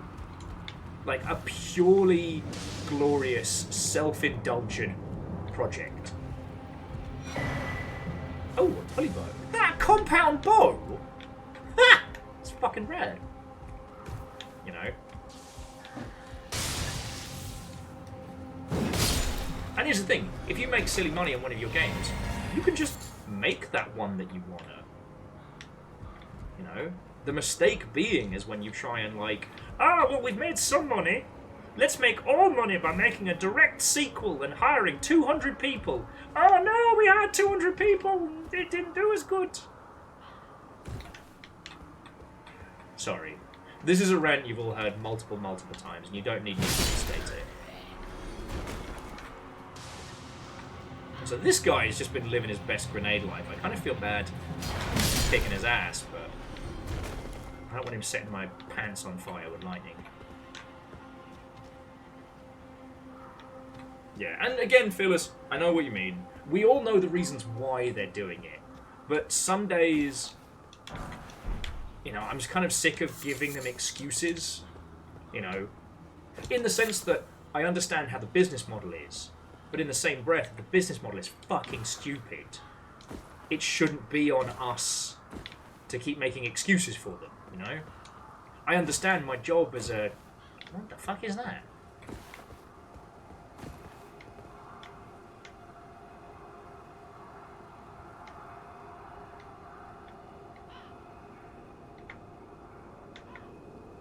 I feel like we should follow that. Yes, like liar, liar, pants on electrical fire. Okay. Anyway, again, you all know this stuff. Oh.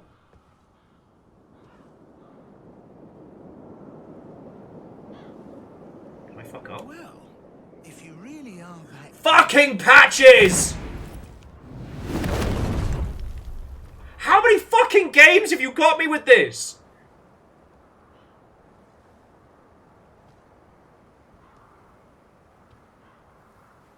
Then stay away from the Volcano Manor! How many of you Bellends knew this was going to happen? How many of you knew?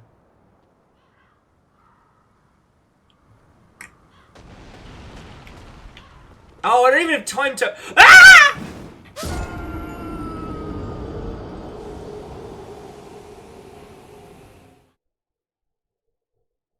Shut up. Just shush. Don't say it. Don't clip it. Don't look at it.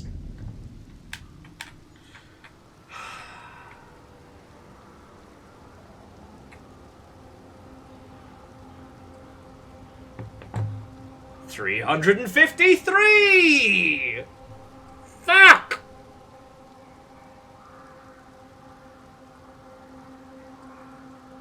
I saw the frogs hopping in. Well, I think they're basilisks or something. And I was like, alright, let me step back. I'll do my fire shit. And the cliff's like, hello! Fuck!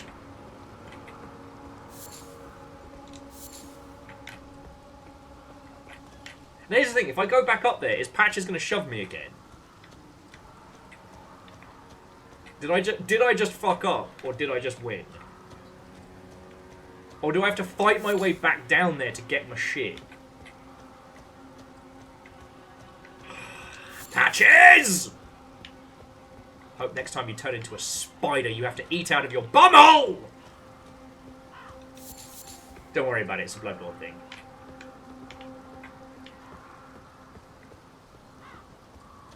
I got good news and I got bad news, soldiers. Good news is, I'm not going to be around this area for long. The bad news is, you're between me and my rage. So...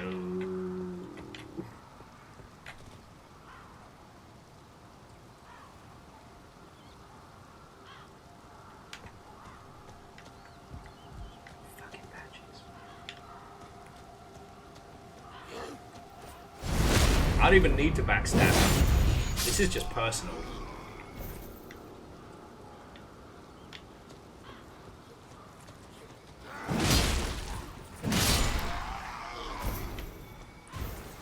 This is entirely personal!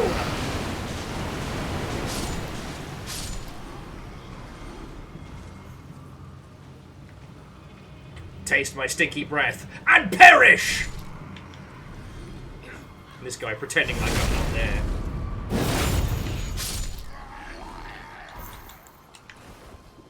Okay, like, Raven, I get it, right? Like, if Patches says, you better make sure you go over to this place. Like, you know, I get it. He's gonna pull some bullshit. Using my curiosity against me.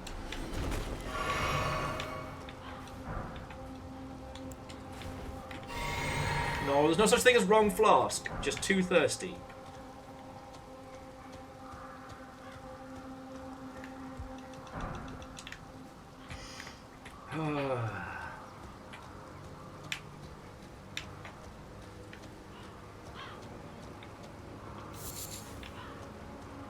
So mad. I'm so mad. It's not so much the Patches thing. It was just the, alright, gonna back up, get ready for this fight, and... Ah! Fucking bastard. Fucking Patches.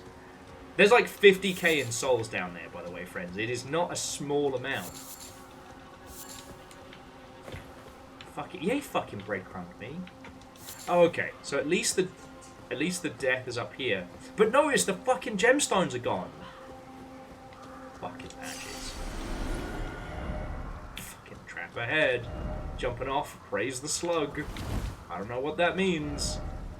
Why is it always the skinny saw? There's a big old tree down there and everything.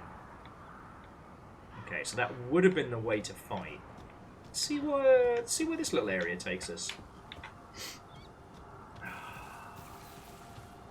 So mad.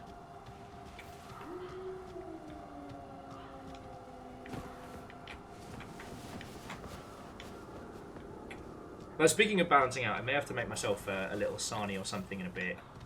I have eaten. I have eaten today before anyone starts to worry. Nani?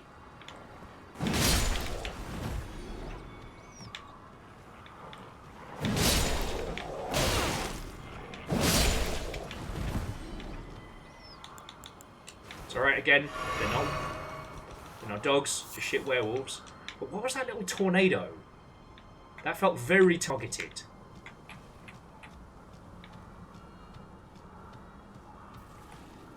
Is that you? Are you big wolf?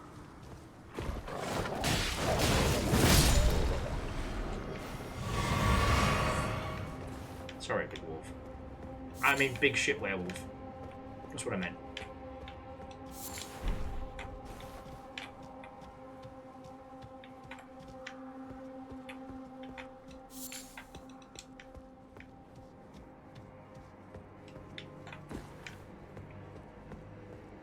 Okay. We find ourselves as another mausoleum. Oh, what the fuck? Okay. Adventure?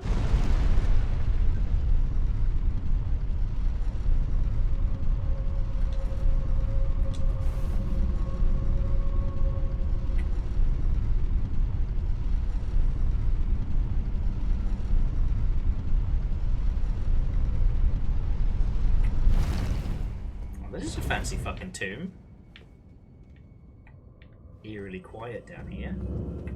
Gelmir Hero's Grave. The beast eye quivers! It's not a sex thing. I'll just spend my points first. So, the beast eye means there is a ghost nearby. One more point in faith.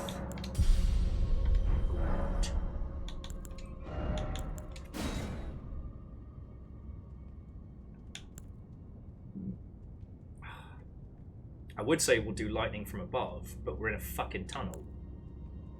Alright. But we can now do Dragon Maw, which I believe is quite powerful.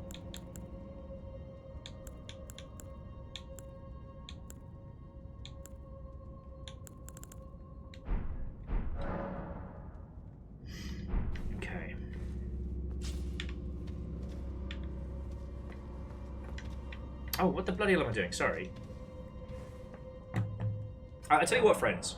Before we descend into this proper, I think what I'm going to do is just make myself a quick little snack. I've got one of those little, whatchamacallit, noodle pots. I'm just going to make myself one of those very, very quickly. I'll pop it in the microwave and then just talk to you lot whilst we're putzing about. Ah! Ow! Bastards! No! Fuck! First patches, now this!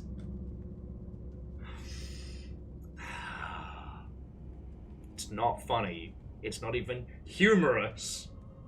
Oh, yeah, no, you're right, puns. It's time for tea. Well, it's time for a snack. Time for a little snack. Okay, so friends, I'll be back in just a second, and then we'll see whatever weirdness is beneath this strange stage. Once we've cleared through this, we can go back to the Dragon Temple and see if there's anything cool we've gotten from there. And at this point, I kind of want to see if there's a dragon that teaches dragon breath. That teaches lightning breath, because that would be really handy. Yeah, no, so Garrett, let go. Friends, stretch, pay attention to your pets, get some water. Don't be like me. I'm a cautionary tale. I'm not an example. And I'll be back with you all in a couple minutes, alright? Alright. Push out.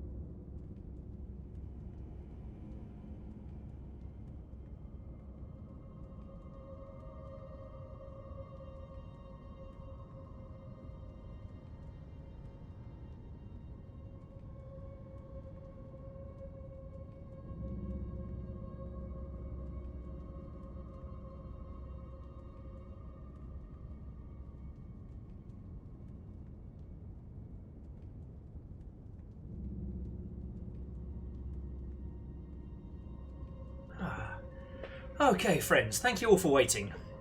Sincerely appreciated. Got my noodles, got my egg in there, got my water. Job's a good'un.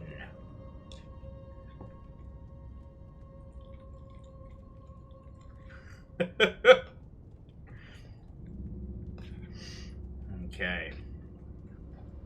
Of course, they smell great and are now superheated, so I must wait. Reactor Hey! online. Sensors online. Weapons online. All systems nominal. Back from the doctors, turns out I broke my fibula. Luckily it's a clean break, but I will unconscious next little while. Oh no! Okay, so Verdant Flow, I'll do my best to be vaguely entertaining while you're in recovery mode. I'm so sorry. I was reading that and I thought it was going to be like Ehrman stuff from earlier. I kept waiting for the punchline or a pun or some terrible joke. No, you're just in pain because you broke something. I'm so sorry, friend.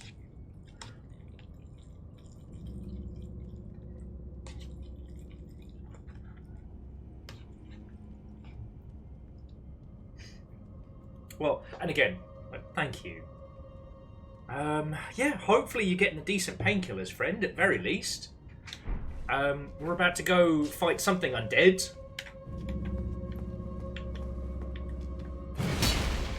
God darn it, every time. Every time.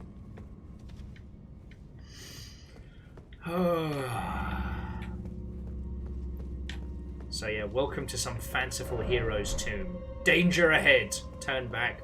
Not a fucking chance.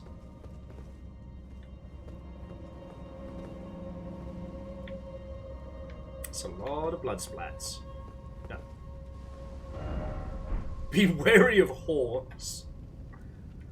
And lava. What's here? Alright.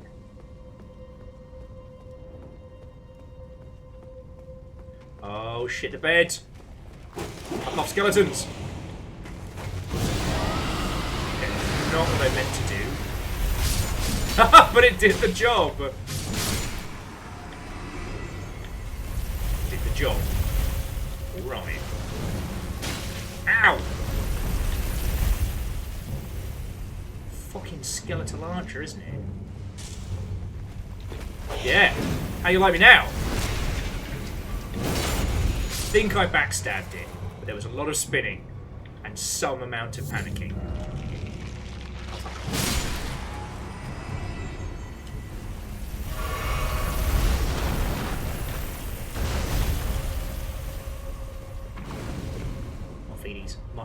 My feeties are too warm. My feeders. The fuck is that guy's deal?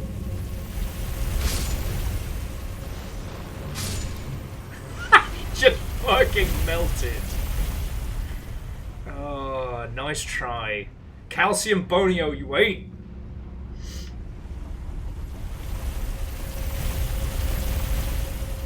But yeah, as I said, Verdant Flower, you'll have me around for a fair wedge. Especially as we're coming up to Cirque de Quillet.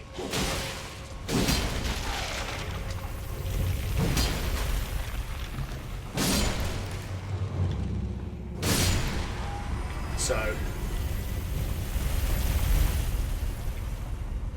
like, there's not much that stuck with me from my previous serious bone break other than... Oh, sorry, I just expected there to be a skeleton here. Other than the fact that I went bored out of my mind. No. No. Perfumer go-go, more like perfumer no. No, sorry, that was bad. Okay, Jamami, go get some sleep. Have a lovely rest of your evening. It's so good to see you. I mean, it's lovely to see you all. I feel I should say that as people are leaving. Because my sword's bigger than your sword. And my sword does better spells. My sword doesn't like hanging out with your sword, because your sword smells.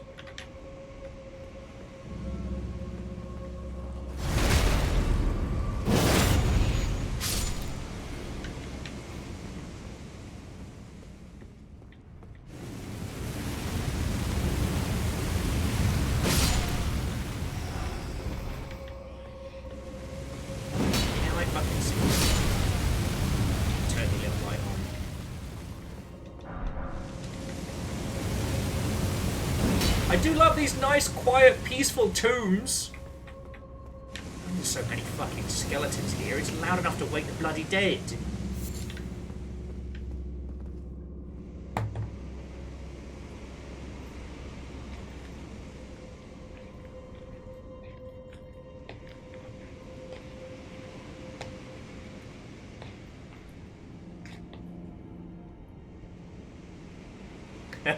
Indeed I am, Fred. I am the Tomb Raider today. Continuing the great British tradition. Have you got a flag? Legend says, oh look, there's Bacon. I bloody looked in chat to see if they were there. And then I got what you said. Can't believe you've done this.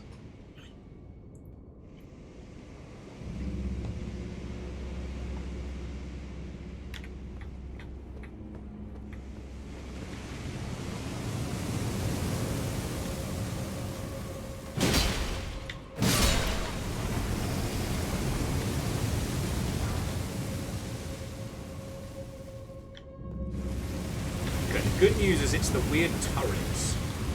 So, if my calculations are correct... Nope, they are off. Calculations were wrong! Oh wow, now you gotta give them a real good whack. There we go. Alright, gives us a bit of breathing room. There's nothing above us. I'd love to splash cut this with the first time I went into the other hero tomb. I was so green. I did not know what I was doing. Like, okay, it's not like I hadn't played a Souls game before, but you know what I mean.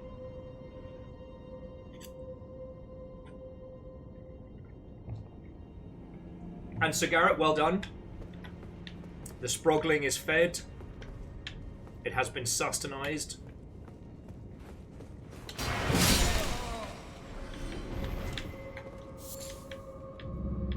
Too easy. There's got to be something nasty in here. There you are. You got me. Knew it! Okay, I know it seems like I'm bullying the perfumers, but if you weren't there, give them an inch and they will explode you a mile.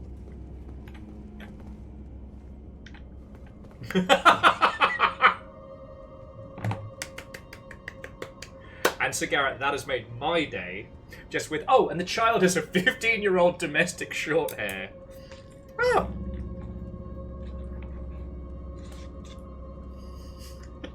I have nothing to add to that, as I'm not a parent, but that's fucking brilliant.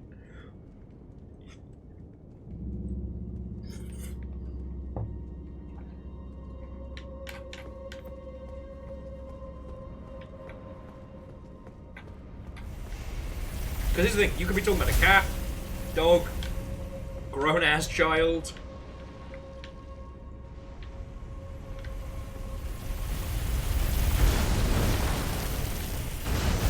Right.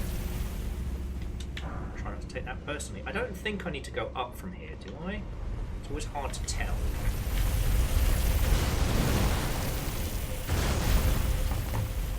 I'll let Rumbly Horse Johnson there cause some trouble while I have some more noodles.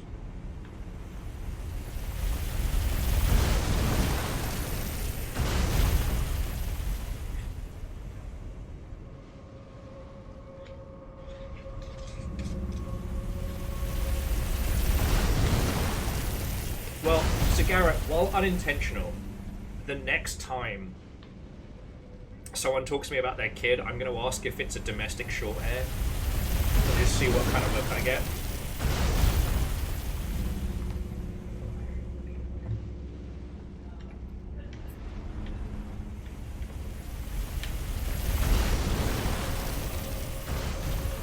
I'm going to check up. But I might have fucked up, you know? Oh, I may have fucked up entirely.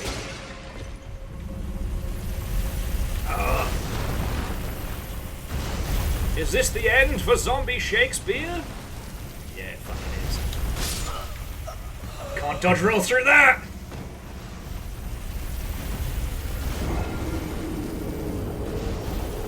gonna ask if they're indoors only.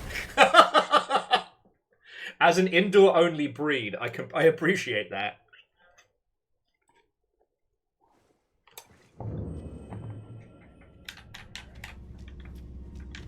It's not that I'm not outdoorsy. I'm just an indoor breed. And Angel Colina, Watto and welcome. Hello, hello. Welcome to Sen's Funhouse of Fuckery Part 2. Now with extra steps.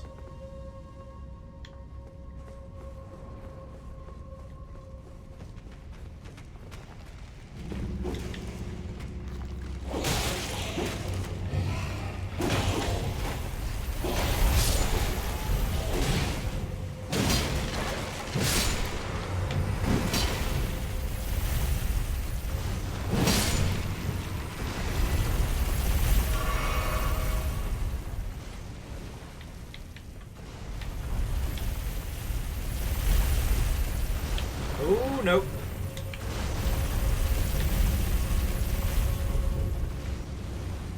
See if it keeps going down further or if I have to wait.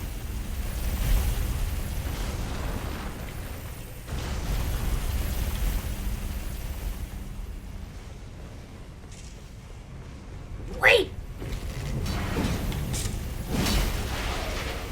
Ah! I do like the fact that if you punt them into the lava, they just melt.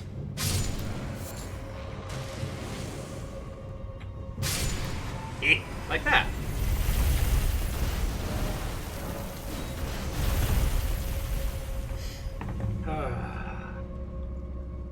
Air Dragon.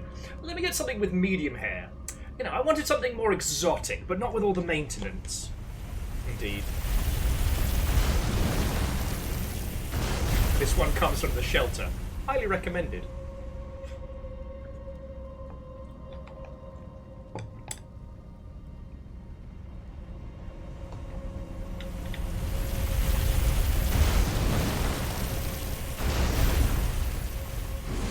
A little bit spicy, but not too much. Ah! I love it when they do that. You right there, mate? Beep, beep, beep, beep, beep.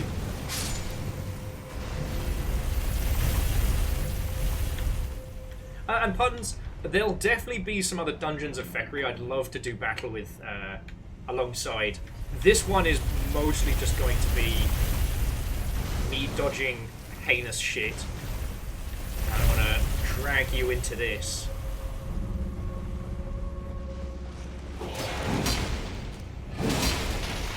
Bye! Okay, now go over and turn.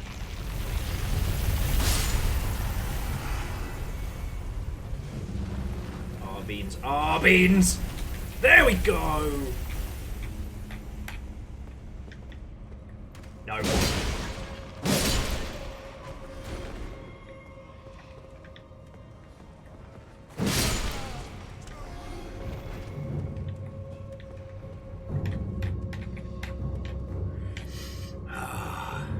Call me your daily Spanish lesson because I'm about to put the duel in Duolingo. What was that for a catchphrase? It was terrible. I'll try it. And as Fred would say, I'm exceedingly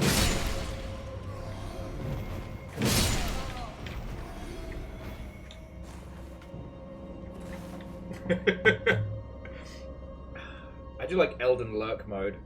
I don't know why. But yes, so to those of you who have just joined us this evening, Watto and welcome. I'm back. I've returned. I may or may not have seen Godzilla in the sky, don't worry about it. And yeah, it's good to be back, friends. It's good to be back. The games industry has been suitably weird while I've been gone. But nothing too spicy, because everybody is waiting for, like, the Cirque de Kile to kick off. Puns. So I finally saw Godzilla -1. I didn't see the plain version, but I did download it for it, and it was as good as everybody said it was. You know, I know I'm late to the party, and I wish I'd been able to see it in the cinema, but I'm glad I saw it. And then, right after I watched it, I saw a bunch of clouds that kind of looked like Godzilla swimming through them, like the spikes and all. And then we were diverted because there was a massive thunderstorm. like lightning and the whole shebang in our flight path. So we had to fly right down the country around it, and it was impressive to watch.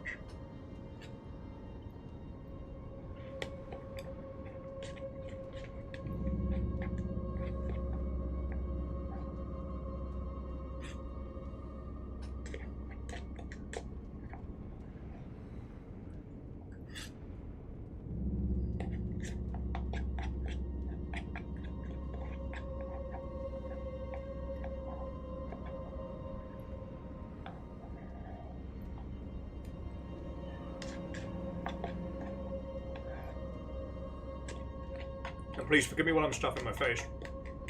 Like I said, I did eat earlier, so it's not like I'm running on an empty stomach. I guess I forgot. Streaming makes you hungry. Shocking, I know. Alright.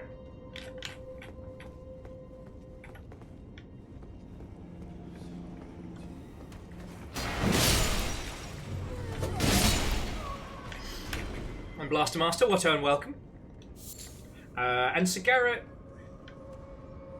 I mean, every Godzilla film, except for the shitey ones, has a theme or a story or what have you, from their very inception at the beginning through to now.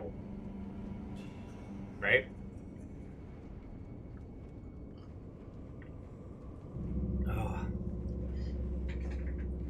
Oh, and Puns and Angel Kalina, like, I know what you mean, but I was several gins deep, so, well, I'm not afraid to fly, I'm not immune to the effects. So, I feel you. Okay.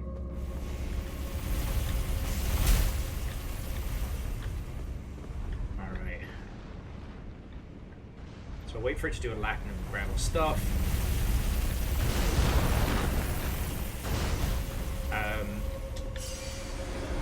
Now, I don't know if this is technically true or not, and if it isn't, don't correct anybody, but to my understanding, you can't... The plane doesn't go kaputski from turbulence, to my understanding. Alright, sorry, I'm just kind of...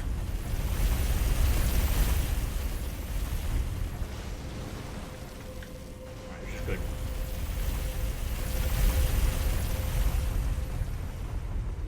Oh yeah, no, you can definitely have a bad time.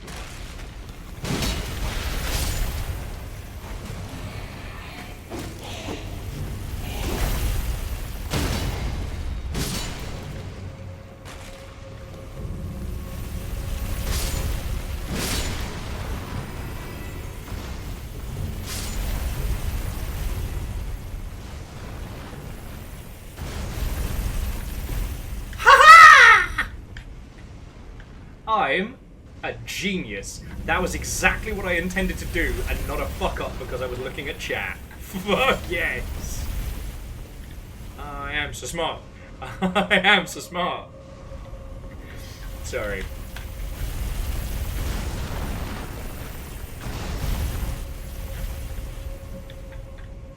Oh, was that what I was supposed to do? Oh, lovely. Oh, beast ahead. Oh! Back at the net.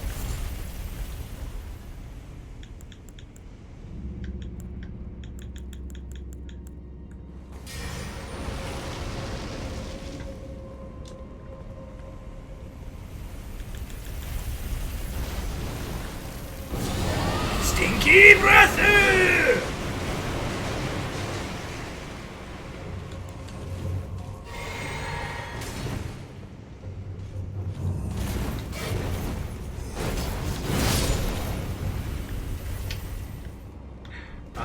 This is what Quasi has equipped me with.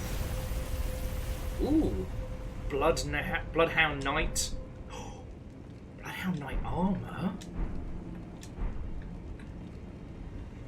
Oh, okay, it's a little bit Dark Souls 3 of me. Oh, and the Gilnir Knight. Gilnir Knight armor. Yo! Sprays friend. Okay, is it me, or is this telling a story of like a beast knight going berserk on...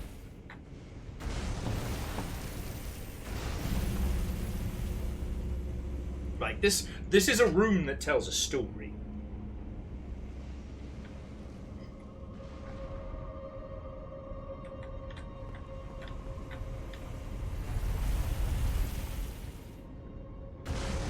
Right, let's just quickly have a look and see how much heavier... Oh, that puts me into heavy load territory. Okay, so the Bloodhound Knights are trained as hunters and known to be unshakable trackers. Without the use of language, each knight chooses its own master. Once the decision has been made, the knight stays loyal for life. And the Gilmere bears the emblem that none wear any longer, standing as it does for a lord that fell from lofty ambition into gluttonous depravity. Oh. As the lord lost his dignity, so too did these knights lose their master. Okay.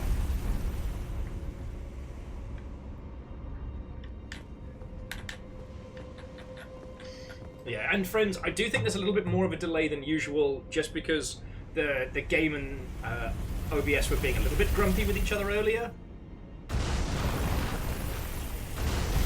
This has happened in the past with Elden Ring. So, we're at a message in a bottle type status. But no, so what I was saying like with the Godzilla movies is that from its very inception, all the Godzilla films have kind of had like, at least started with an underlying theme. Like, I'm not saying that Godzilla versus Space Godzilla is an artistic masterpiece that must be deconstructed. Sorry! Oh, sorry! Oh, sorry! So sorry. Sorry! Oh, sorry. Was those, what's anyone's pots? Oh, I'm so sorry. Oh, I'm so clumsy.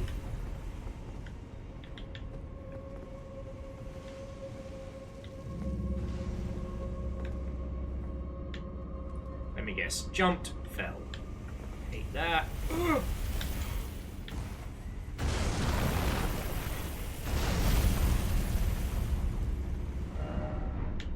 I did it! Yeah, you did. What is it that we're doing here? Are we just skateboard dropping in? Because it doesn't look like we can continue down any further. This is fine. This is fine.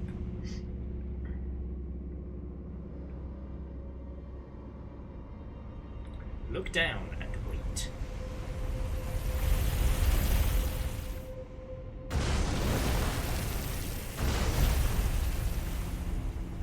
No! We've got to drop in on that?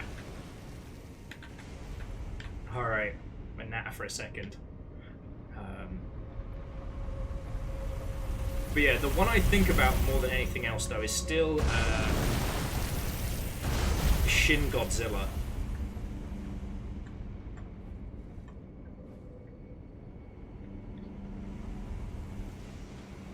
And of course, Nyctotopoulos, he's the worm guy.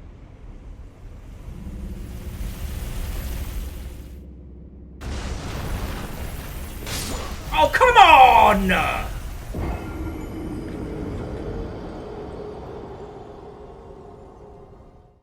Fuck. Fucking death. Oh, did I count the previous death as well?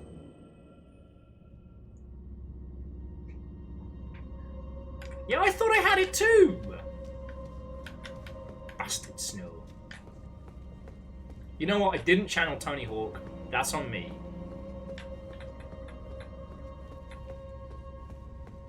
You know. And that's how you end up proing your last skater.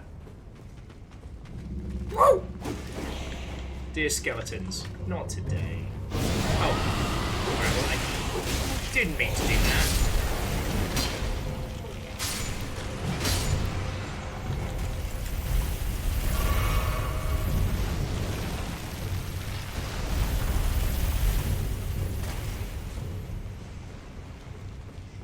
Fucking wee!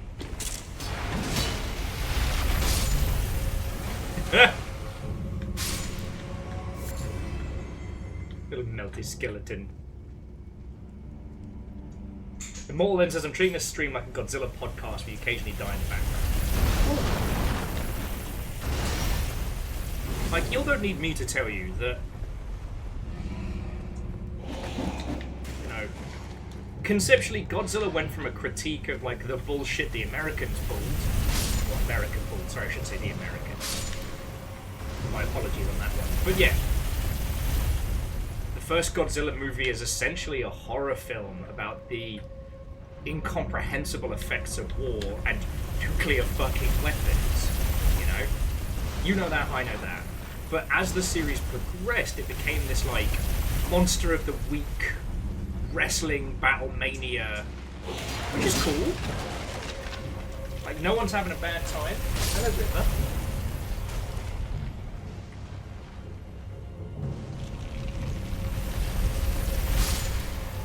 But it is interesting that, like, as it progressed, the commentary elements of it kind of pitted out a little bit, you know?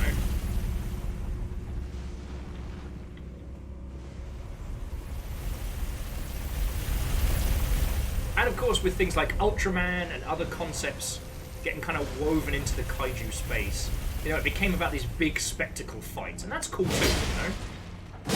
I'm not against those, you know. I absolutely love classic Godzilla movies.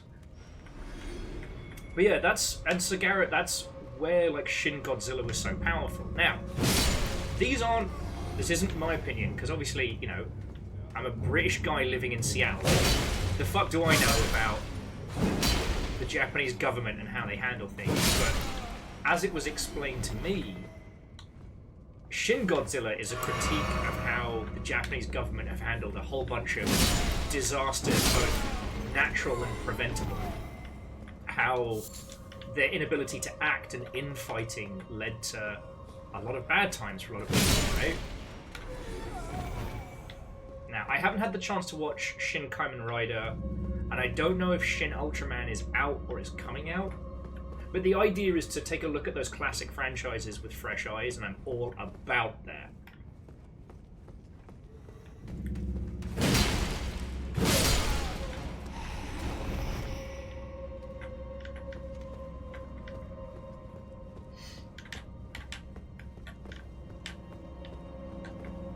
But it's interesting that the commentary has come around again, you know?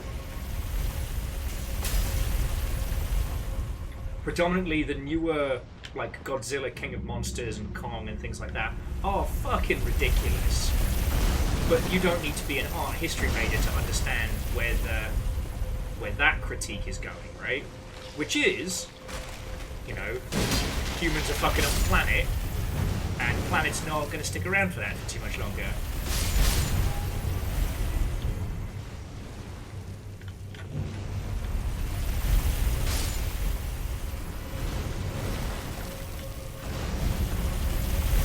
No, so Blaster Master, Shin Godzilla is based in, like, what's supposed... Fuck! Here we go, Sen's Fortress of Fuckery. So Shin Godzilla is based in, well, what at the time was modern-day Tokyo, right? And Godzilla just shows up. And it's more about the people and the reactions to it. Godzilla -1 is a sort of origin story, but has very, very strong... Godzilla -1 is a message about the war mentality in Japan and what it did to the people swept up in it. The huge forces that they had no control over and no ability to stop. And I don't mean this to be... Hey! Sorry, I shouldn't cheer that. The Seattle Sim, that is our good friend Terrence, and they are the individuals that sponsored, well, one of the individuals that sponsored the Le Marbles 24. So, hello! Reactor online. Hey! Sensors online. Weapons online. All systems nominal. Ooh, refreshed window to this. Hell yeah! Quasi, thank you. I hope the banter is helping. So yeah, to the Seattle Sim, to Terrence, I hope you're doing bloody splendid, friend. At some point, friends, we will do some streams from the Sim. Just need real life to catch up, and we're not going to think about any of the souls that we lost. But yes, okay, so Garrett, you're on it like a... You get it, you know. Shin Godzilla was based predominantly around, you know, critique of the Fukushima disaster and how then apparently the Japanese government did not handle it well. Now again, I am a British person living in the US, so please, please, please do not take my comments as gospel. A lot of this comes from like other people's really well thought out discussions on the topic. I nearly fucking died. Okay.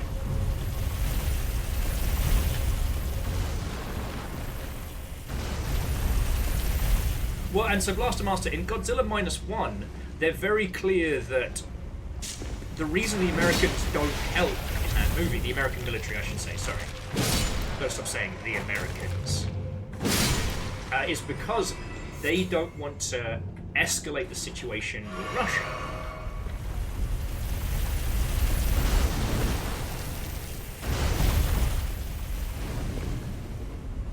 And thus leaving, you know,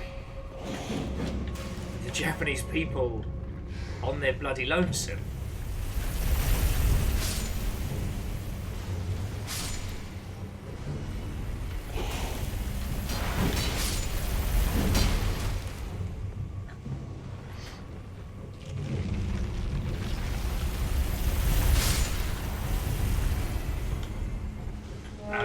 Hey, Restless coming in. Now, I don't want to go too far into discussing the rest of Godzilla -1 because I was lucky enough that in terms of like plot and everything, it was not spoiled for me, so I don't want to do that for anybody else. Oh, sorry, I overcorrected there. And Restless Roots, how was your stream? What were you up to? Tell me your tales! Kick this guy out.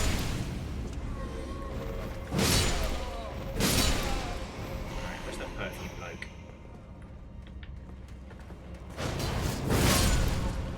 Down in one.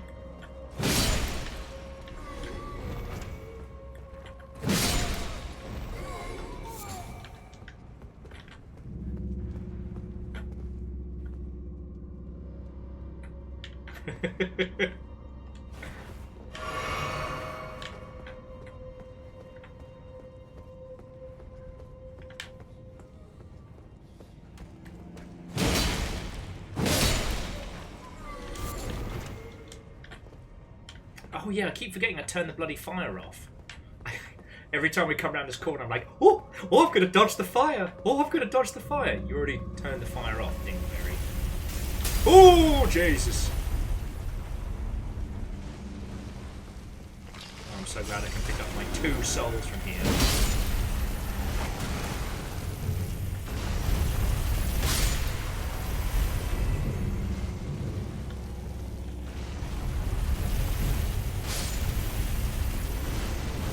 But yeah, so again, Restless Roots, I hope you've had a lovely day. Tell me your tales.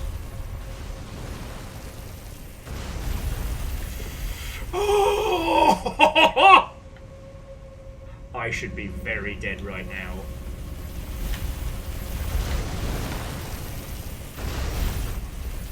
Okay. Already handled... Oh, no, he's back.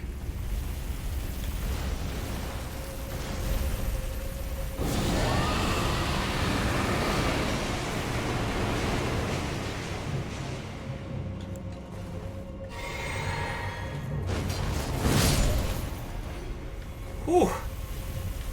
You are not someone to be tarried with. Alright. The Fortress of Fuckery.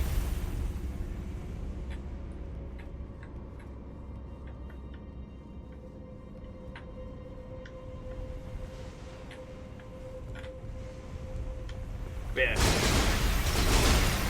Like, I feel like I need to go back and rewatch...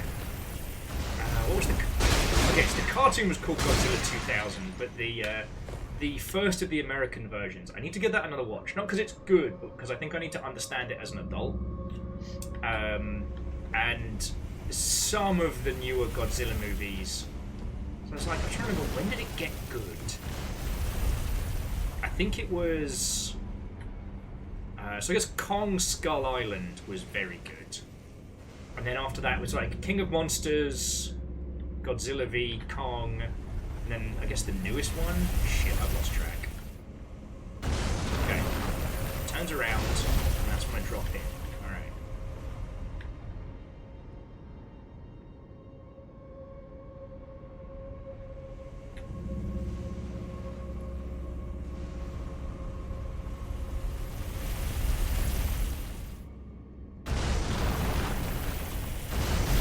Yay! Rolling around at the speed of sound. Where the fuck do I go? I don't know what I'm doing! How the fuck did I not die? Oh man, you know what it is? This cape has been soaked in so much shite, blood, vomit, and plague. Even the lava was like, yeah, I'm gonna give you a second before I catch on fire. Ain't nobody wanna smell that.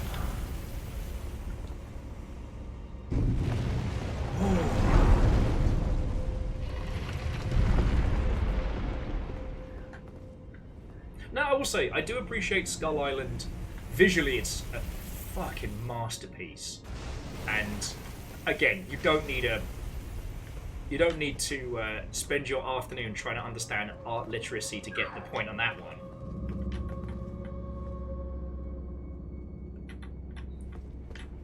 You know, military obsession bad. Captain Ahab not the good guy. The white whale isn't. The white whale's a metaphor. Live in harmony with the land instead of trying to fight it. So on and so forth.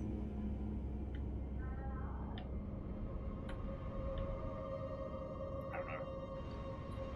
I feel ever since the Helldivers conversation, like, there's definitely been a renewed focus and interest in art literacy discussions, which I'm living for, you know?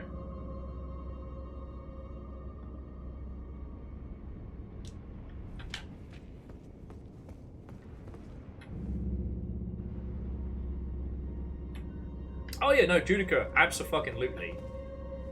The fact that you can engage with some of these things on a purely surface level and have a great time, and then come back and be like, oh, you know, Gundam's not exactly subtle, but oh boy, you can go, man, that's a cool giant robot.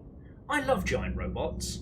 Or you could delve into it, at least, you know, the, you know, OG, like, Universal Century stuff, and be like, oh shit, these are two extreme viewpoints on how to stop war, on why war is bad and how to get rid of it. Both clashing and creating the very conflict that both of them seeks to stop.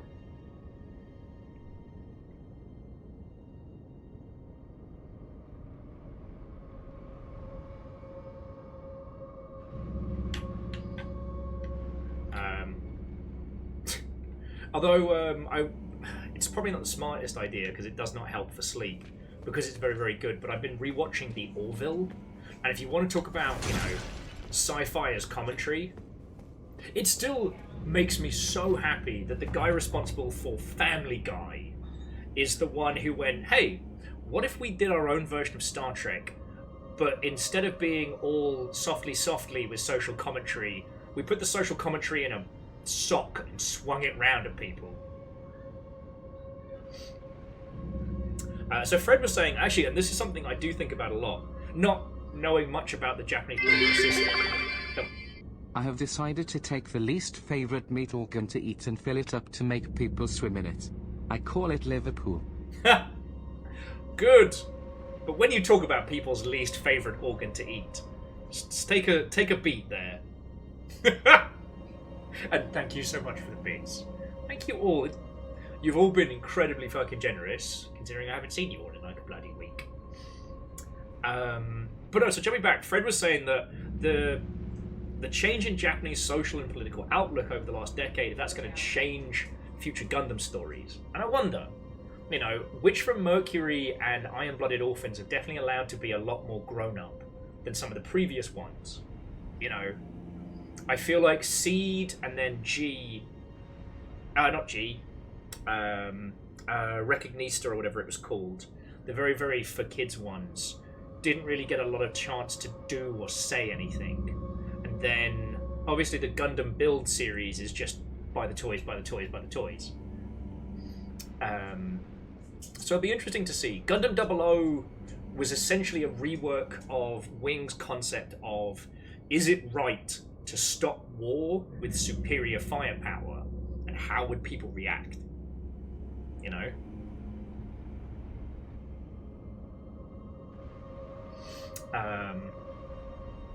And the social changes that we've got going on, how will that affect, you know, things through the lens? I'm fascinated to see. And sorry, I don't mean that to be glib. I don't mean to be like, oh, we're just, you know, aristocrats sitting on the edges of society with our fancy sunglasses, our fancy binoculars on a stick. But you know what I'm saying.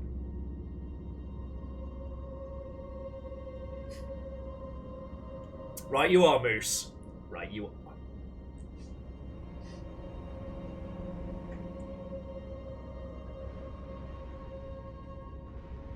Yeah, so Judica, if you've really enjoyed, I guess, any of the Trek series, definitely check out the Orville. Because, like a lot of people, what I saw with the marketing assets was, from the creator of Family Guy comes Star Trek but funny.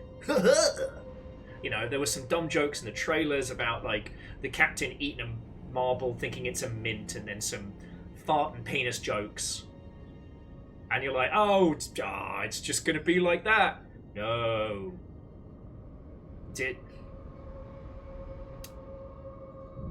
The very real discussions of social worth, gender identity, you know, nationalism.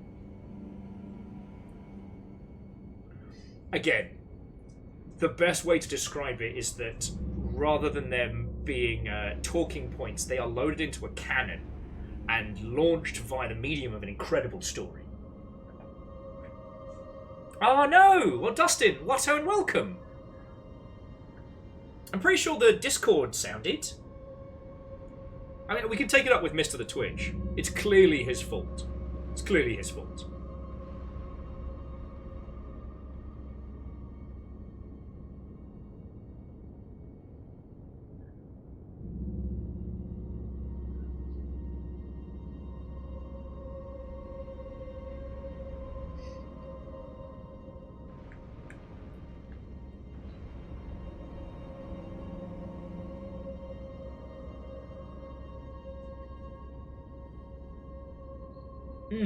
So Fred, I do agree with you. Sorry, Fred was saying that feel like the Artisan Gundam will reflect the fact that Japan's view on just militarization is very much changing. That's a very, very good point.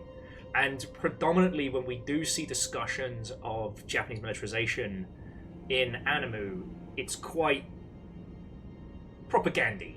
Alright? And I hate it. Look, I am not saying that, you know, the English language regions aren't guilty of the hella propaganda mode, alright? That's not me casting aspersions. But, like, if you saw Gate, not Steins Gate, but the SDF versus Fantasy, like, holy crap, that practically came with a Join the SDF advert at the end.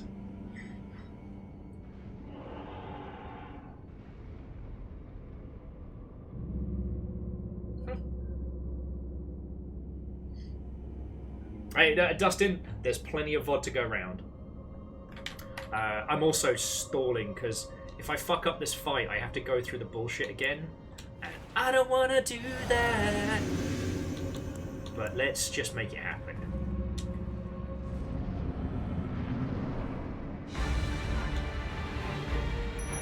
Alright, puppies be puppies, let's go. Alright, it's cool. Save the stinky breath when I get a chance. He's magic based, so he's gonna try and do some bullshit! What the fuck, me? Puppies, I'm gonna need some help! Stinky breath!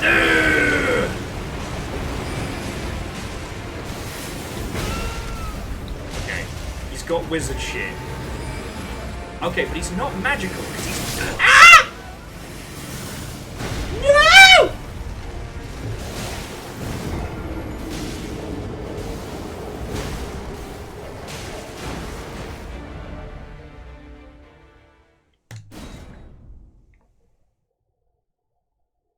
Okay, there's a statue right there. Okay. Sorry, for those of you on headphones, I didn't realise I was going to screech that loud. Okay.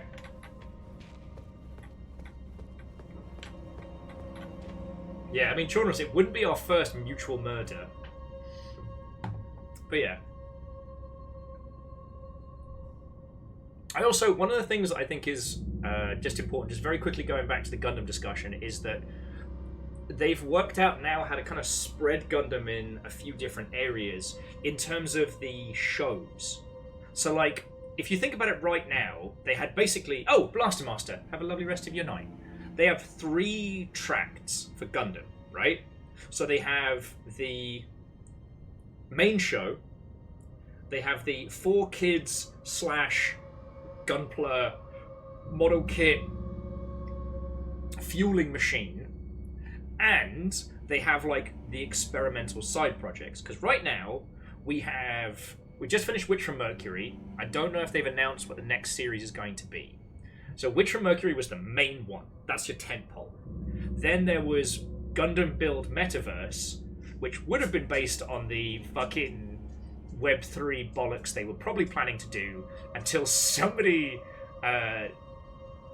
until they found out someone forgot to encrypt the files and people just downloaded the new Gundam model kits that they can now 3D print. And then the other one is the 2 projects currently, Gundam Hathaway, the grown-up political thriller based on the original like spin-off novels, once thought to be unadaptable. And you'll have to forgive me while I'm forgetting the name of it, but the 3D... I don't know if it's a series or a movie that's going to be coming out, I believe via Netflix, which was an independent creator who was making these unbelievable Warhammer 40,000 animations before Games Workshop cracked down on them. And he's doing a series about like the 1 year war, but from the perspective of a bunch of Zaku pilots. And so like they've redesigned the Gundam to be this like threatening white demon, because that's how you would see it. If you're not familiar with OG Gundam, the TLDR is Earth and the colonies got into a spat. The colonies were like, fuck you, Earth. We don't want to be ruled by you and we don't want to give you stuff. And Earth was like, hey no, fuck you. So the colonies parallel parked one of their colonies on Australia, and then Earth was like, well, shit. However, during this time, the colonies, Zion, had developed the mobile suit. 1 part jet fighter, 1 part power armor that wrecks shit in space battles because it has all the firepower of a battleship with none of the fuckery. Earth's like, beans. These Zaku's sure are breaking our knees. They try and rush out the GM's mass-produced mechs that are laughable fart paper comparable to the Zaku. Except for Guy McScience Dude, who makes the Gundam out of Gundinium. Don't ask. His son jumps in it because of reasons, and because his son actually read the manual, he becomes the Gundam pilot. But the OG Gundam is such a massive technological step up over everything else. It is almost unstoppable that an actual child with no experience could win his first few fights. Now later on, Amuro does become a good pilot. By the end of the series, he has earned his seat. But at the beginning, he's not even a Nepo baby. He's, I don't know, someone that sat down in the family chair that turned into a robot. I don't know.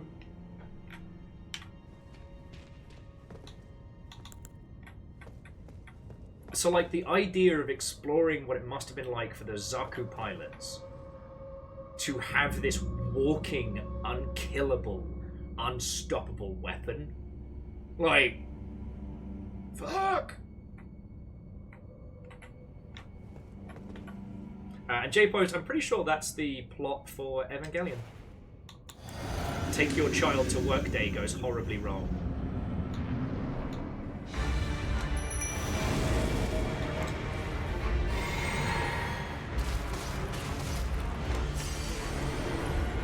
Okay, I see you. Yeah, you do your cool kid magic stuff.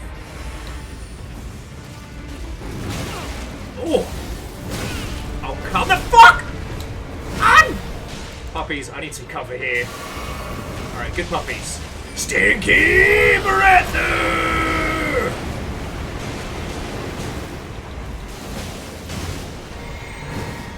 Well, that was cool. Basically, Big Dog couldn't decide if I was the target. Ow! Oh, that was personal! I've got to stop talking about Gundam to get my fucking head on straight. That was personal.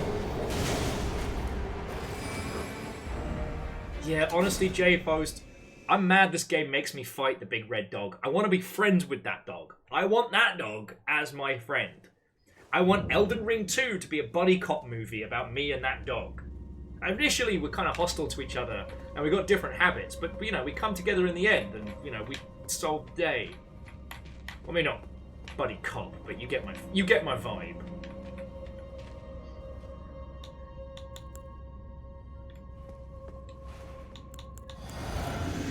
Yeah, Stinky Breath didn't have enough time to do its thing.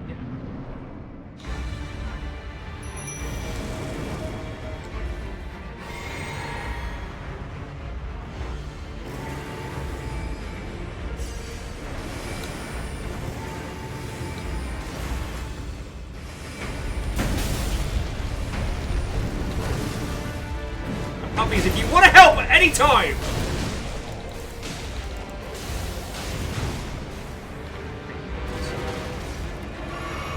Alright.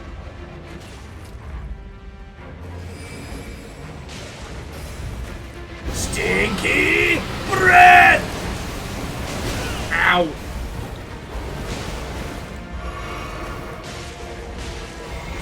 My whole like pub crawl philosophy to this fight. Alright, Stinky Breath has taken hold.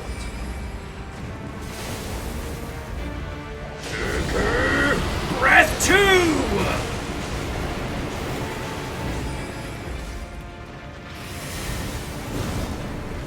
Who knew my greatest strength would be poor oral hygiene?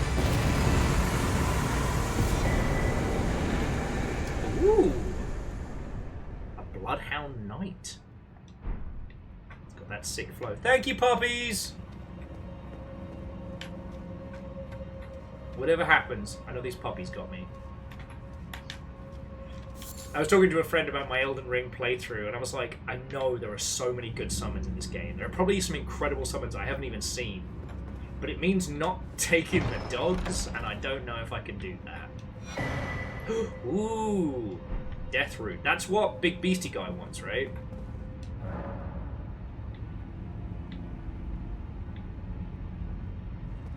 I'm gonna just step away, just in case there's anything I'm supposed to be doing right now, you know?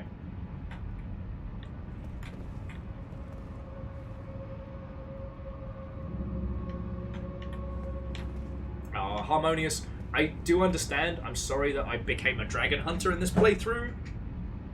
But, you know, this game makes villains of us all. I'm just waiting to see if anyone's like, Will, no! Don't leave this area right now. But yeah, jumping back. As a giant robot fan, I do find that quite often when someone's like, oh, you got to check out the show, it's got giant robots in it and it's great, that a lot of those shows really do miss the wood for the trees. And the problem is, if you try and do a Gundam without understanding where it comes from, without understanding the message and the beliefs behind it, you start getting into oops, all propaganda territory, you know what I mean?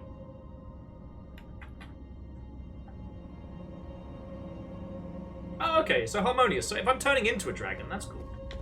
Alright, and no one has said, Will, don't leave! So, return to the entrance. It's a fun little distraction. Yeah, there's a few shows that I've watched that have tried to do like giant robots in a political setting or the ilk, and unfortunately a lot of them do just come off a bit uncomfortable, you know. I'm trying to think of the one that gave me the ick recently. Oh, it just rains dogs. Remember, they're not puppies, they're shit werewolves. Don't even worry about it.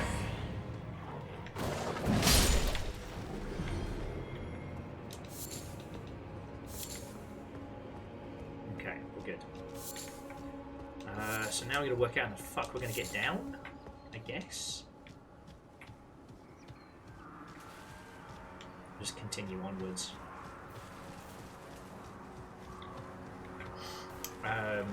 And that's the thing, is like, I love giant robot media, but sometimes I find it really uncomfortable.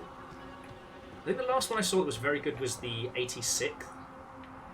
Because, okay, the 86th, or the 86th, I forget which is the correct pronunciation, is not the smartest, cleverest, bestest, you know, social commentary, giant robot fight slap. But at very least, at its core, it is saying something very poignant. It talks about, like, xenophobia, alienation, and it's also... sorry, I don't mean to keep bringing up these heavy topics, but it's commentary on drone warfare. The idea in the 86th is that due to the use of autonomous vehicles, all casualties of war have been completely removed. So they send out these incredible squads that destroy these evil robots that have been running rampant across the world, and every day is a win for the Empire and nobody died, so hurrah!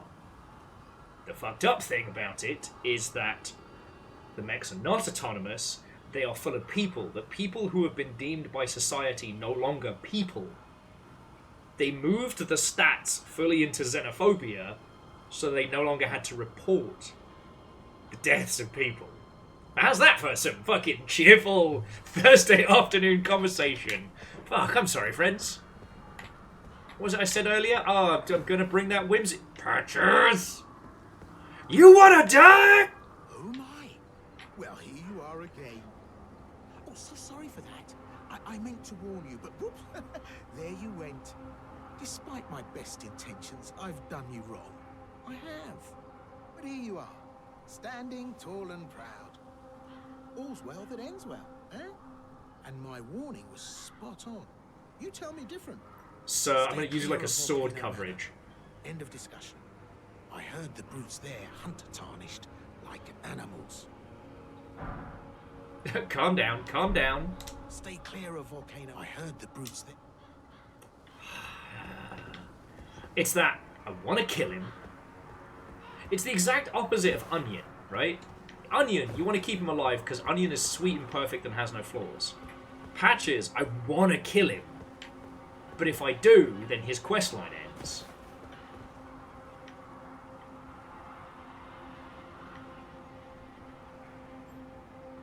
Oh, actually, Harmonious. Funny you should mention Iron Widow. Oh, what's this? Sitting behind me. Yeah. I've not had the chance to start it, but, you know, the lass who writes this is incredibly funny on social media. And it's got giant robots in it and social commentary. Let's fucking go! But yeah, okay, just to cap off the giant robot commentary event, which is that if you don't, not you, but on the shows that don't think about the implications, it really does kind of come into this, as I said, this might makes right, that, you know, one person with all the power of the military is always correct. And that's how it can come across. You know, kind of like when we were talking about a division and stuff like that. Oh, Raven, if I did, I am so sorry. But thank you for letting me know.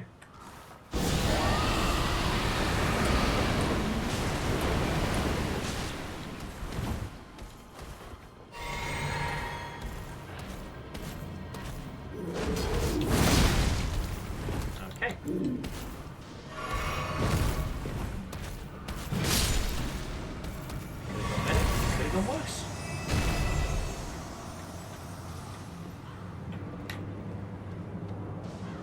guess we'll keep heading up this way. I believe that little blue thing... Oh, it's technically I'm still in combat. That blue thing, I believe, is where the next map fragment is.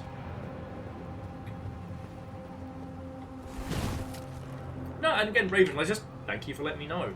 That's one of the downsides of TikTok is that you don't... It's not like... You know, it's not like finding Floydo's stuff, where it's like, oh shit, look at this cool video. I'll now go and watch all of, you know, Playframe or New Frame Plus or what have you. It's kind of, you get little snippets of.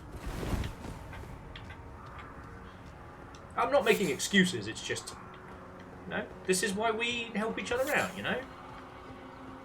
Homies make sure homies use right pronouns. It's not a dick move to make sure people are saying stuff right. Shit, sorry, that kind of... Oh, God!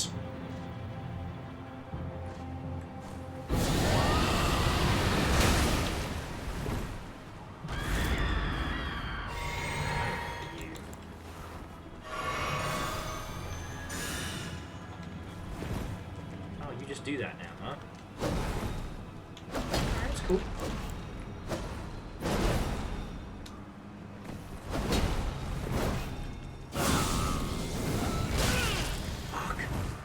Gonna give me a second to do any cool shit.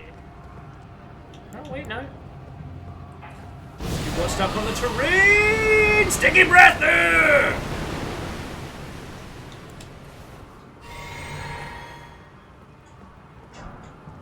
What the fuck is that?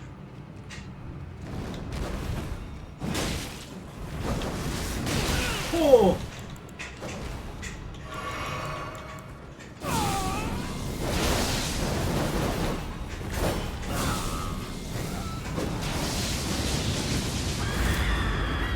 Like that, did you? Oh, the one time you don't jump me.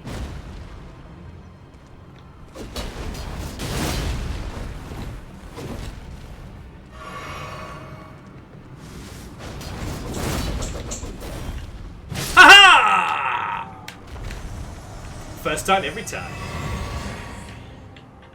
Said first time every time, right?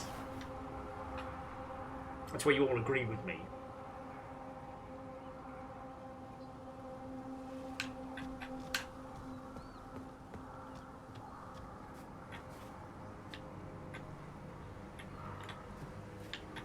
Ooh, I tell you... Okay, at first glance, it probably seems like someone complete... Ooh, a scavenger's curved sword. Let's see what that is.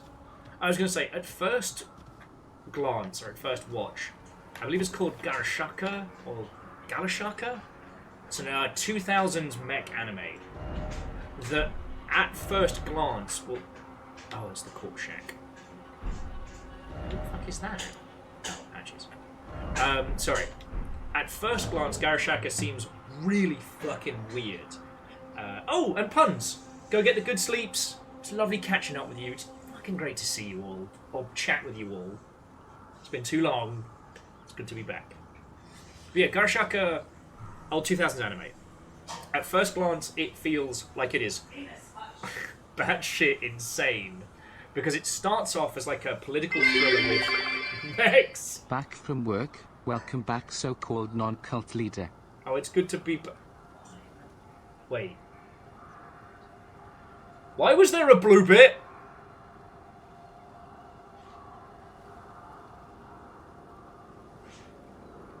Why was there a blue bit? When was there a blue bit?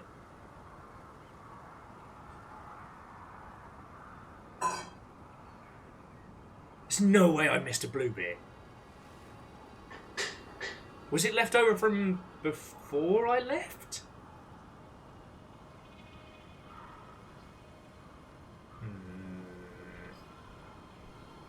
If any of you pulled that nonsense while I was gone and I didn't notice, thank you. Holy shit.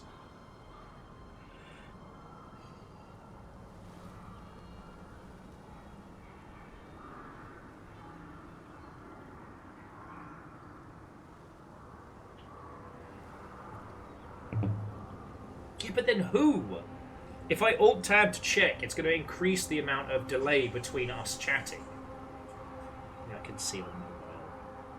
Yeah, I shall find out from my phone. But yes, Fearless, that was the name I was thinking. Gusaraki. Again, grew up in the arse end of nowhere with anime and manga pronunciations. It gets a little hinky. Anyway, so TLDR starts off as a political thriller, turns into this like high magic, like Japanese mythology. We're talking like, oh god darn it, I blank. It's like well before the Sengoku era, back when it was all flat armor and bow warfare. There's a term for it. It's dropped out of my head. But like at first, it feels ridiculous to compare these like mystical demon summons to giant robots. But having rewatched it as an adult, it's fascinating because it's giant robots as an allegory for mastery of the self. The robot isn't the might makes right, I punch you, therefore my shit's good.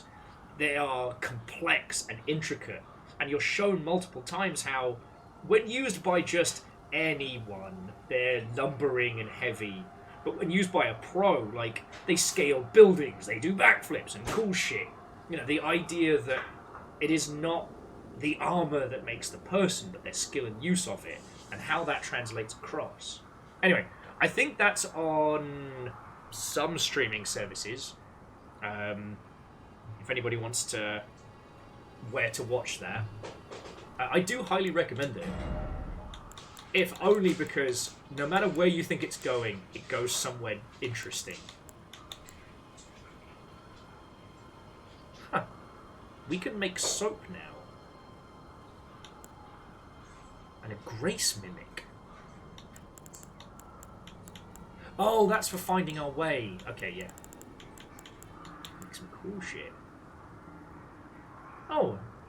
Use that to heal friendos nearby. Love that.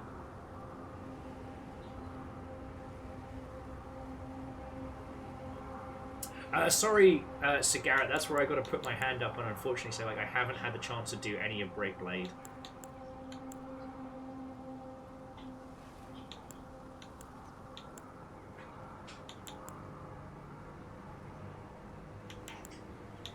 And not because I'm against it, just like hours in a day. Immortal Len, it's the one that Fearless posted. That's the correct spelling of it.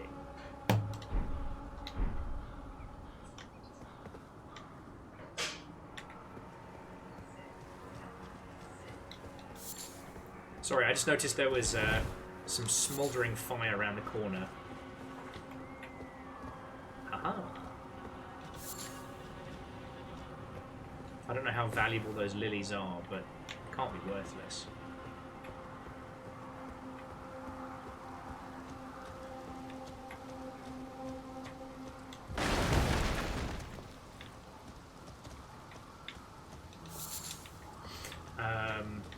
But yeah, like, I mean, friends, you know me, I'll talk about giant robot media until the cows come home.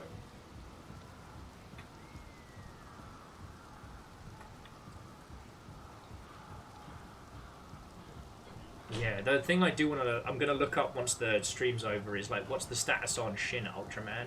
Because I'm really curious about that.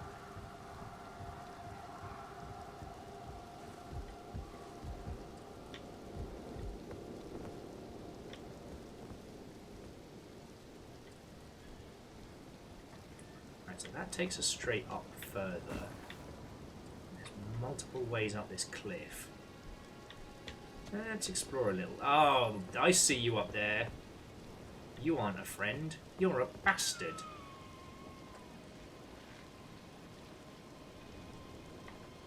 I know, and Cigarette, that sounds wonderful. Like, count me in. One I'm constantly surprised by.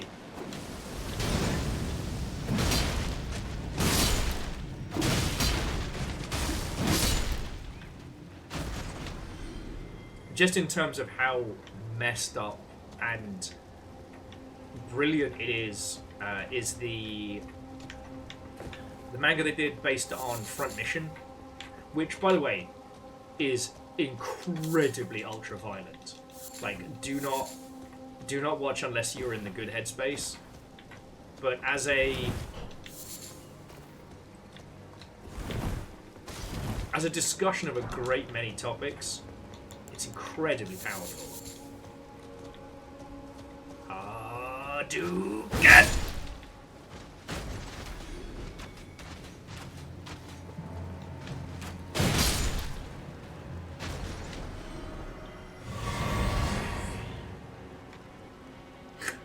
Visions of resignation, therefore sleep.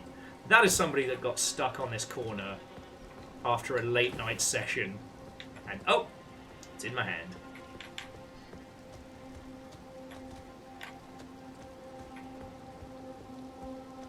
I was watching one of the newer Mother's Basement videos, and apparently, however you say it, Eureka 7, Eureka 7, the classic, like, skyboarding giant robot coolness. Again, another peak 2000s anime. Apparently that's something you can't fucking watch anywhere right now. And I'm very surprised about that. I'm very surprised nobody's picked that one up.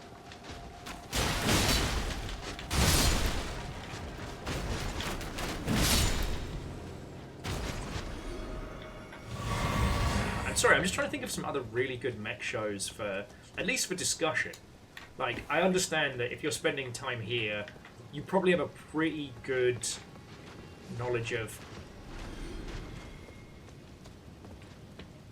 Okay. Stinky Breath!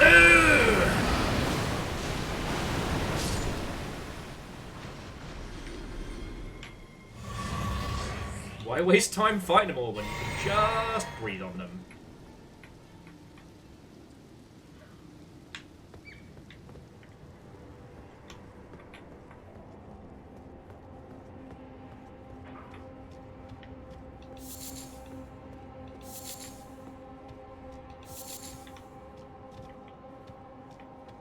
Yeah, well, Sagara, what I would say is, from having been on the other side, it's not always the platform's fault when those things kind of drift off into obscurity. When the original things themselves, when those companies go under or the media changes hands, you know, services like Crunchyroll, for example, may no longer have a deal with the new company, or the new company doesn't want a deal, right? Like, think about how long Harmony Gold fucked up everything for everyone over here around Macross and that, because of the whole Robotech bollocks. Morland says, would you consider Attack on Titan to be mecha? No, but it is definitely kaiju. Oh, I guess I gotta get up to get down on this one. Alright. And obviously...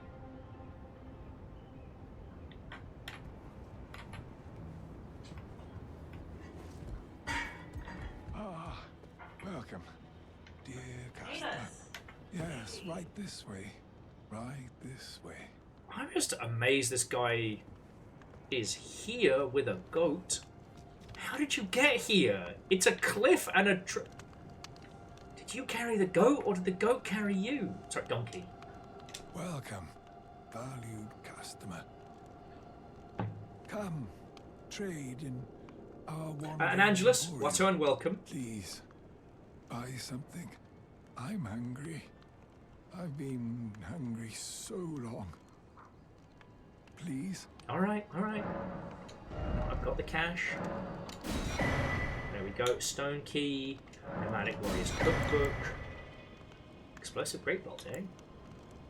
Guilty Hood. It's my favourite fighting game of all time.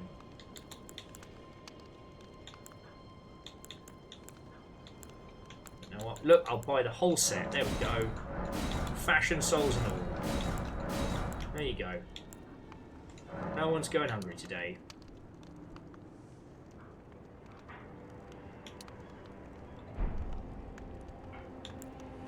Maybe I should buy 180 bolts. Oh yeah, but anyway, so yeah, jumping back. What I will say is that, what was the one that was great selection, terrible service. I think it was like High Dive that had the rights to Maiden Abyss for a while. You know, while it's not a good service, and I've battled against it, they definitely understood the value of older media, and there's quite a few parts of other spaces that are still working towards it, you know, still trying to... There are people within those systems who are still trying to show value for those older shows. It takes one to know one, Eagle Lives. What on, welcome. Kakazi just said, it's a very talented donkey. Yeah, you can... Friends, you can see the time delay is surprisingly pronounced today, so I do apologise if I'm ranting past your points. We can jump back and forth, it's all good. But yeah, Eagle Lives, it's good to see you, friend. I have returned. But yeah, jumping back. I'm trying to think if there's other, like, giant robot shows that are really poignant. Although, it is worth pointing out that there is some stuff that does get lost throughout the years. Because you know I love Pat Label. But the original Manga Entertainment dub of Pat Label 1 and 2, like, you can buy a VHS of it. Maybe I think there's a DVD around. But, like, that's it. I was about to say, so help me if I get fucking kicked off right here. Some peak FromSoft nonsense. Excuse me, do any gentlemen know where I could go? Oh shit, they got madness powers. That's my trick. Hadouken!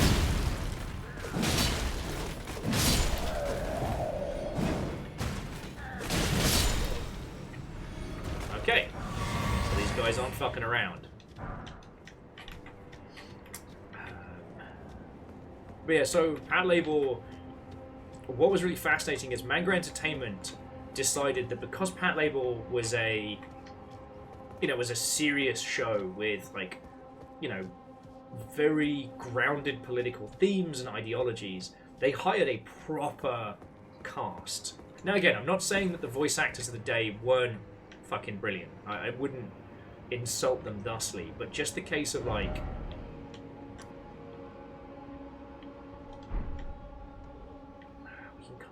this way. But no, the talent that they hired to do those original two was so good. But when the license moved over, the original dub didn't come with it. One thing that I had to explain to people is that, well, Evangelion is incredibly good, and you can watch it on Netflix. The Netflix is missing bits.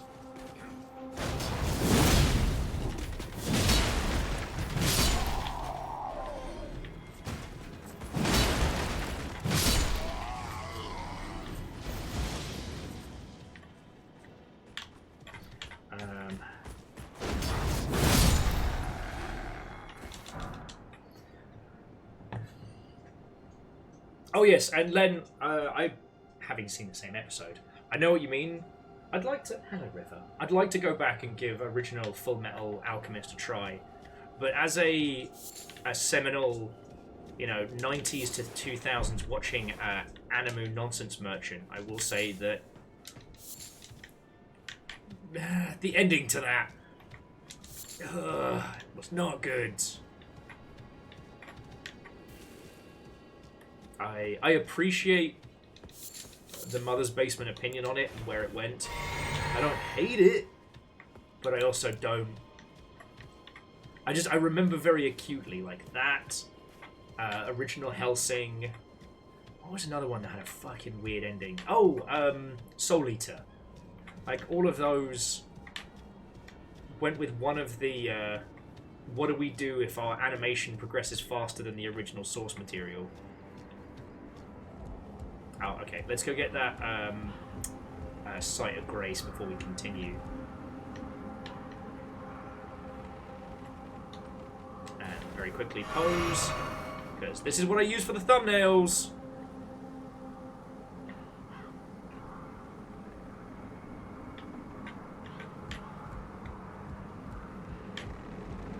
Well, I mean, MDH, Red Soul Eater to the end. And the ending... How to say without like getting into spoiler town? It sure is an ending. But it's everything in between, right? So, like... Soul Eater's, like, underlying theme is around madness, self-delusion. The power of deluding yourself, the power of ignoring reality, and just going a bit loopy. You know, disregarding everything in front of you, and... yeah. It plays with these themes throughout. And all of that is kind of, like, picked up and just... well... with the anime, it's not really explored. They laid a foundation, and they just kind of don't.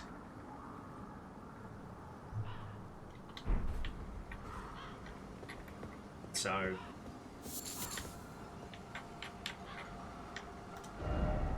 okay, so we are here. We want that, which means following the map. Let's...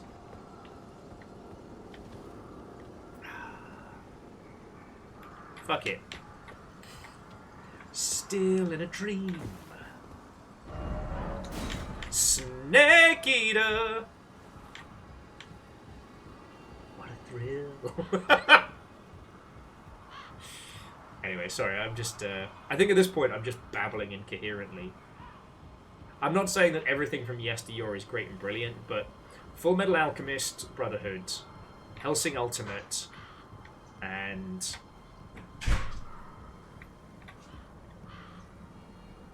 the Evangelion stuff doesn't count. But re-exploring these... re-exploring these series after the source material is concluded, it... Famous! Ah, beans.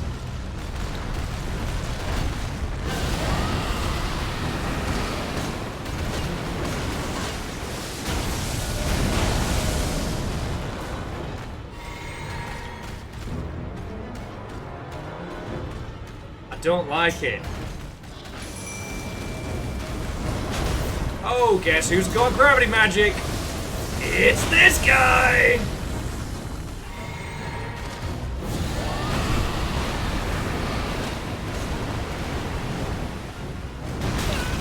What the fuck?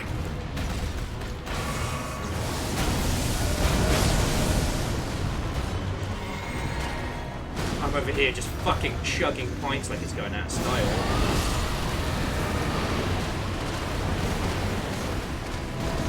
I don't think Stinky Breath's gonna cut it at this point. I think we're hunting monsters today.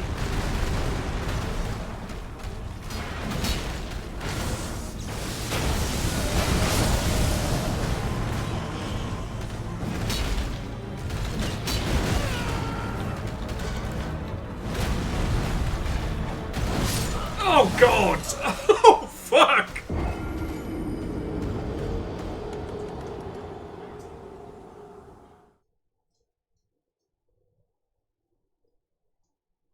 Wet. Just, does, anyone know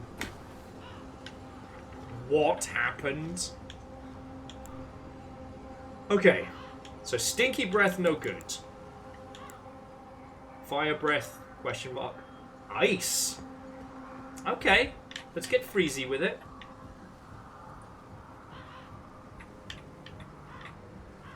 We can do this.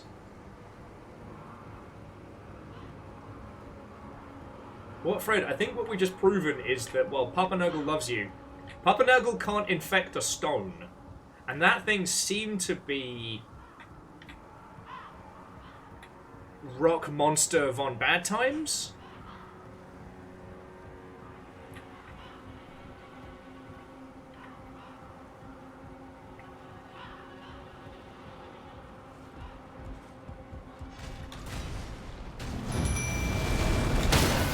Oh, get fucked!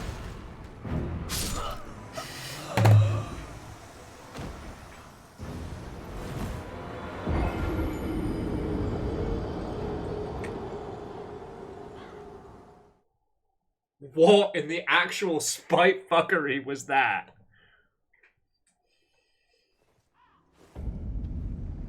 That was a fucking insult, that was. Nope. That was a fucking insult. Alright. Alright, Kazar, you're up. It's not like I've got any fucking...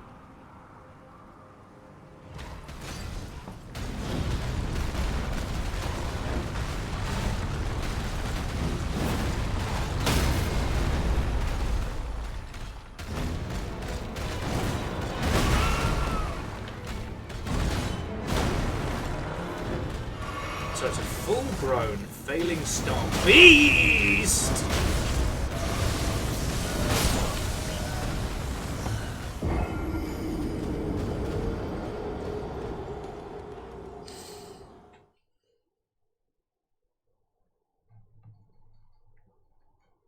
It's made out of meteor. And it hates me.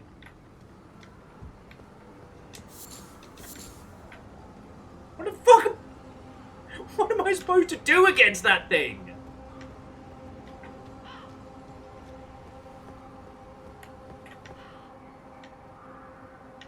Alright, some butterflies over here. Take a moment from screaming. Can I hang out with the butterflies?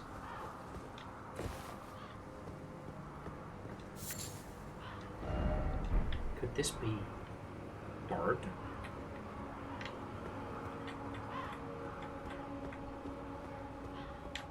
Keep away from the bitey end and the whippy end.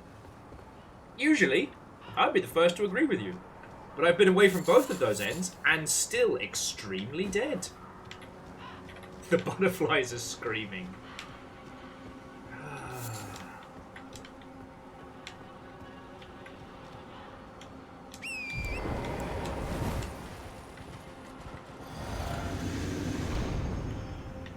Alright.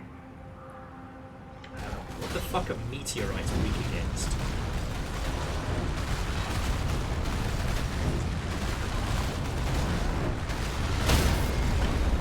God darn it!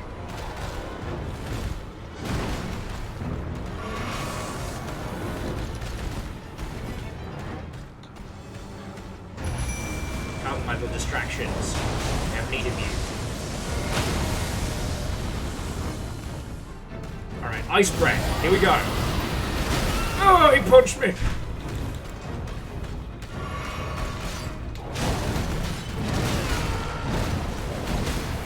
This isn't a fight!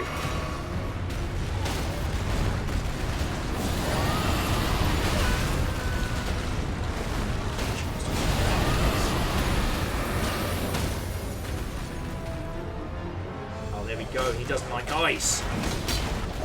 Right. Know what he's weak against now. The rest of the dogs can distract him.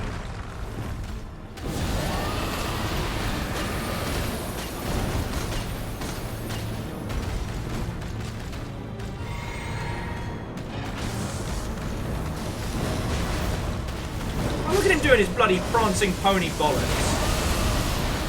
Oh, look at me, I'm the prettiest fucking meteor at the fucking party! Oh no!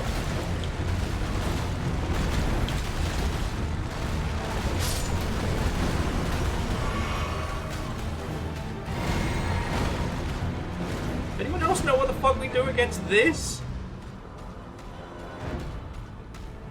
He's looking at me. I don't like this. He's got a big eye and he's looking at me like cats and they're like fucking toying with something.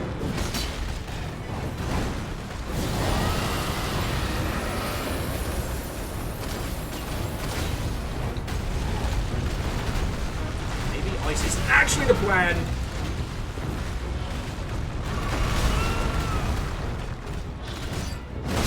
Oh, my face.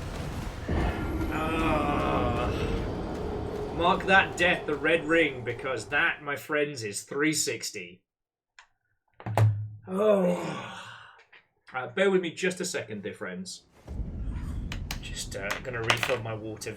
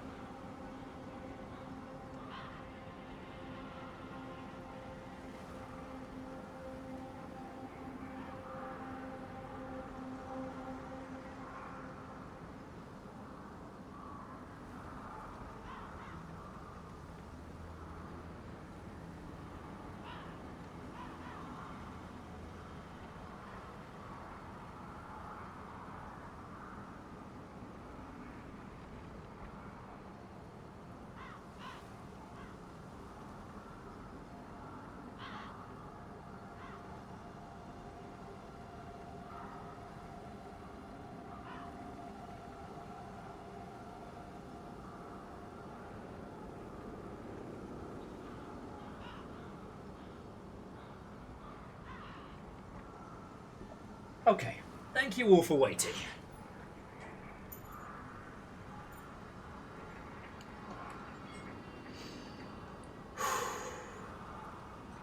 Alright. What are we gonna do against this thing? Oh yeah, I forgot. I've only got one fucking ear. That works! Which is probably not helping this fight. And yeah, Sir Garrett, you're right. Ice has a build-up effect. The guy seems pretty immune to rot because he's a fucking piece of rock. Fred's like, oh, your strategy of standing there and tanking the damage with your face could use improvement.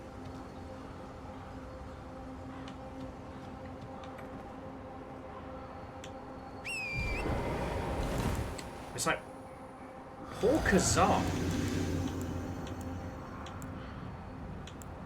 Like, poor Kazan.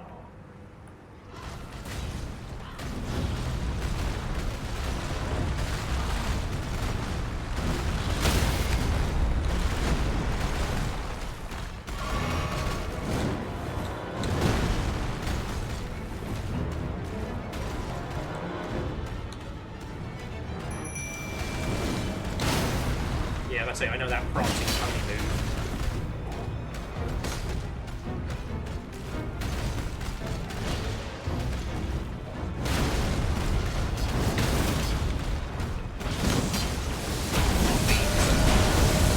Oh, how did I survive that?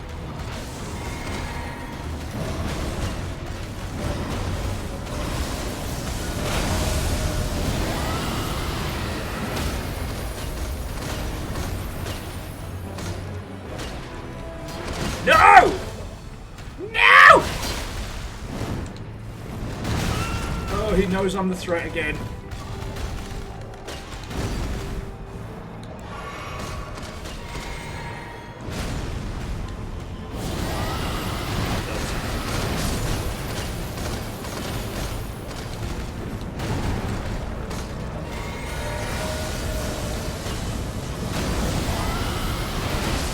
Oh, God! Oh, no! Now, the orcs call that a lift-a-dropper, because it lifts you and it drops you. Oh, he has a second form! Oh, good. Fuck.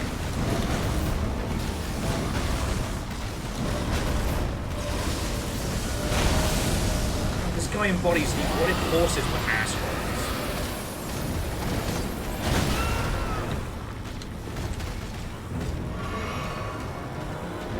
Okay, we're just going to have to do this the old-fashioned way.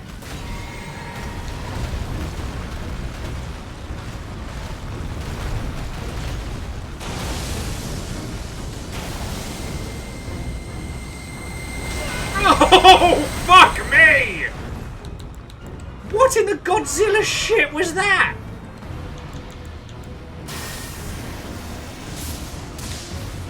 Okay, he doesn't like lightning. I mean, I guess who does? Ow. No, no, no, no, no!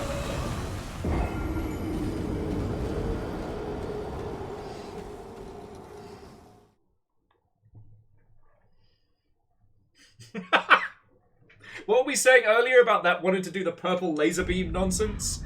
Apparently that's where it's at. Alright. Gotta upgrade our lightning.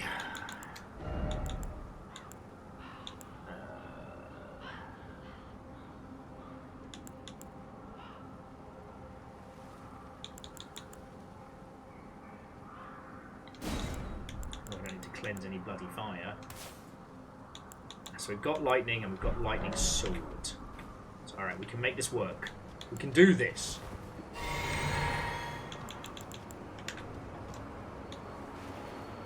Go. Got this.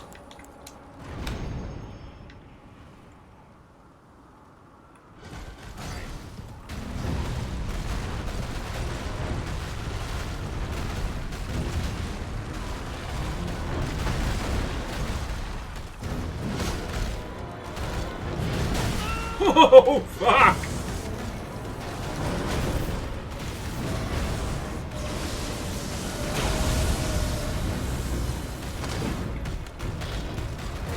Might as well keep doing this because... Wow! We can.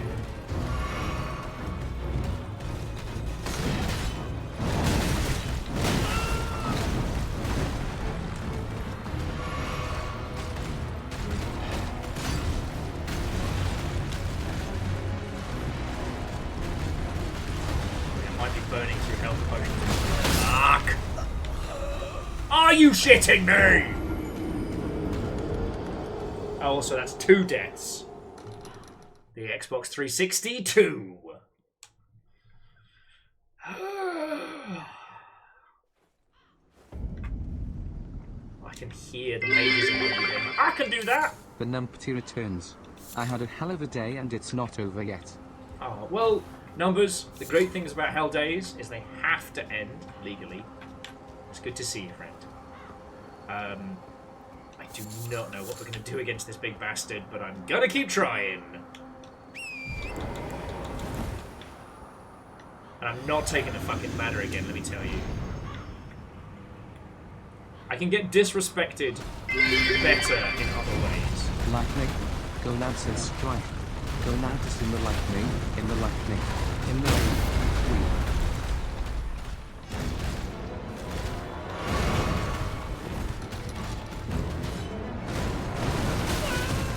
Really?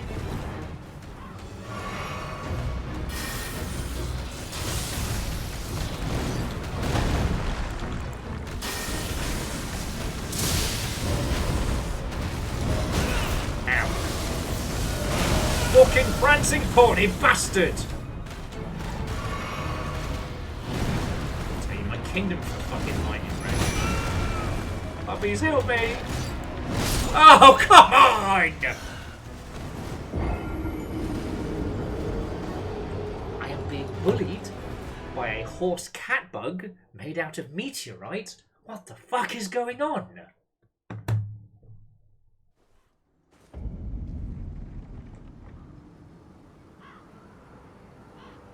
Oh no! So Numbers, are you just waiting for getting your car sorted right now?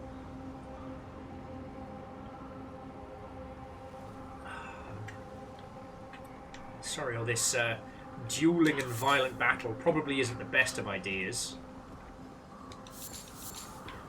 Okay, here's what we're gonna do. We're gonna go back to the round. We're gonna upgrade our puppies because I think we've got the stuff to do so. I'm gonna go from there. Because this is the thing. Everybody has the bosses that kick their ass and the ones that are easy peasy. And currently, this one's at the ass kicking status.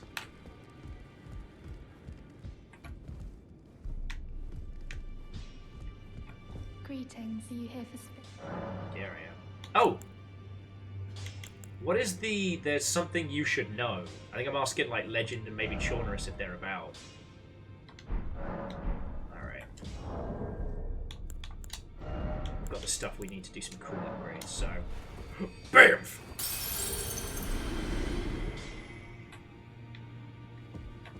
Greetings.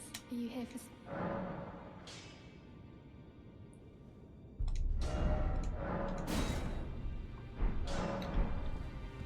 Alright. Hey up, big man. Well, I thought you was dead! Doobly-doo, apples and pears!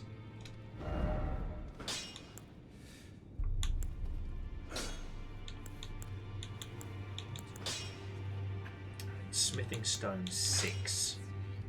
Lord knows where we get that. Wait, wasn't that something we could buy? Or was it just smithing stone 5? Let's go have a look. Sorry, friends, this gives us a chance to have a banter and stuff, so...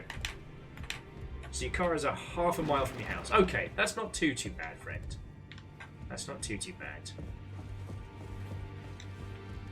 There's that wanker in there.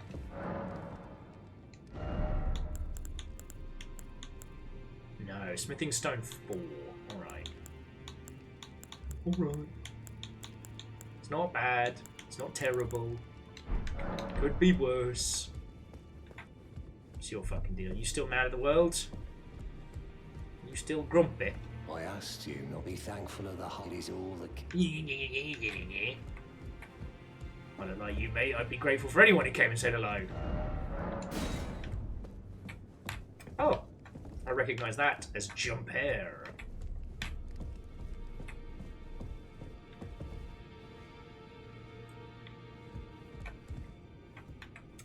So there's something you should know is the info about the red fecker in the basement. Okay. Well, then let's get this party started. Greetings. Are you here for spirit tuning? I am indeed. There's something you should know. I need to warn you about something. A little while ago, someone started lurking in the wing on the opposite side of the round table. And I can hear, from all the way over there, the howling and wailing of spirits in fear of a curse. I can even hear the repulsive twisted malice in itself. Alright, Fred, have a lovely rest of your evening. Have a great time. Unceasing cacophony. I can't even imagine. How much suffering inflicted to who knows how many souls. Not even the grafting caused anything like this to happen. You should keep your distance. Ooh. I know you're strong, but please. I can hear it from the howling. You should keep your... I know you... I feel like I'm really coming to grips with spirit tuning of late. Oh, good to hear. I can see how and why immortal essence exists. Okay, roger that, Fred. Spirit Roger that. under the golden order. I can understand their yearnings. What they become drawn to. Master Hugh said it himself, actually. That I'm no mere apprentice any longer. Once again, I'm pleased to make your acquaintance. Roderica, the certified spirit tuner. Hey! Congratulations. God, I should probably pick one of these, like, super badass. The hell is Mimic Tear Ashes? Oh, sorry, I'm just like, we have a Stormhawk, the Banished Knight. Another Banished Knight, the Bloodhound Knight. A Battle Mage, a Great Headless Warrior, a Perfumer, that person, some Shadow Puppets, and then a Blob. Mimic Tear Ashes copy of you. Where? Where? I'm sorry. You're telling me we can double the will.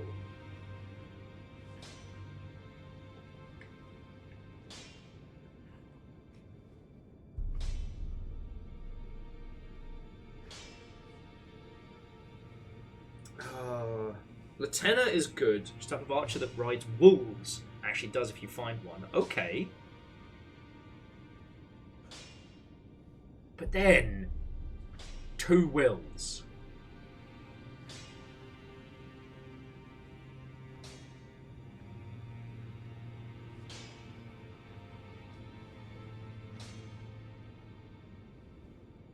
Something tells me we should upgrade that and give it a shot.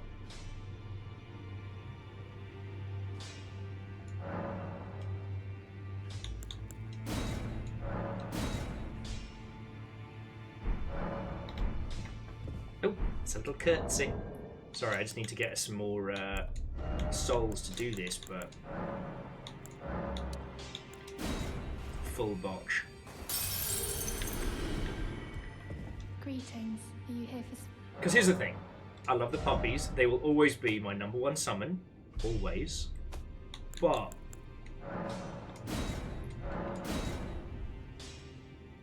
oh, we can do some damage.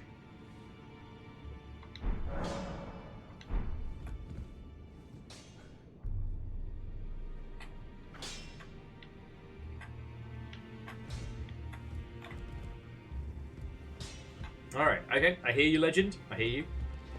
Just gonna spend the rest of our souls on some bones. And then see what happens when we double it up. Also, I wonder if are we supposed to be doing anything with this guy? Monster or dung? Journey to the capital. That's what I'm fucking doing. You know what? Fuck you, mate.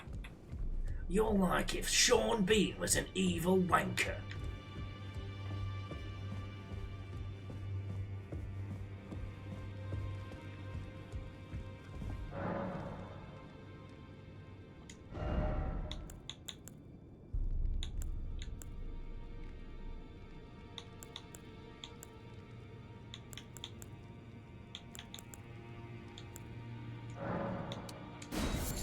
There we go. We use those for poison darts. There we go.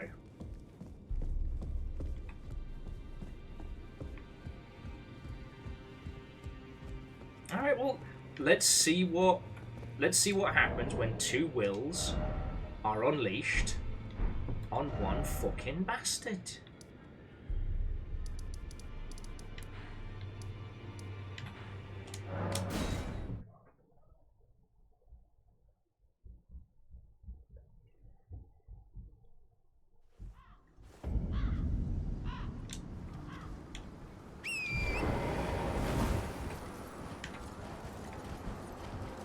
Grayskull!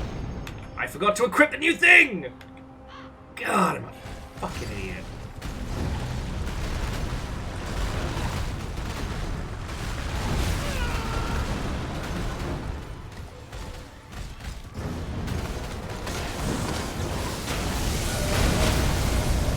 Couldn't get out of there.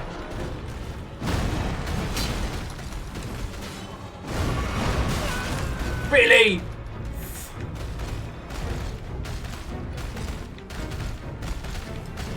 Seems we have ourselves at a disadvantage.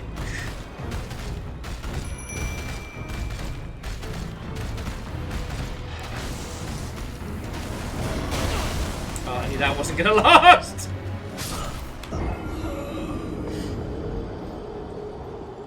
Hey, remember that time that we found out I had a really cool summon and I rushed off to go use it without, and you're gonna love this part, equipping it? For the purpose of using it. I know, River, I know. River was lying behind me and has just gone, I can't believe I've done this. Okay, I don't think we've got any other lightning spells that are really going to kick its ass, but I do have Glintstone Breath.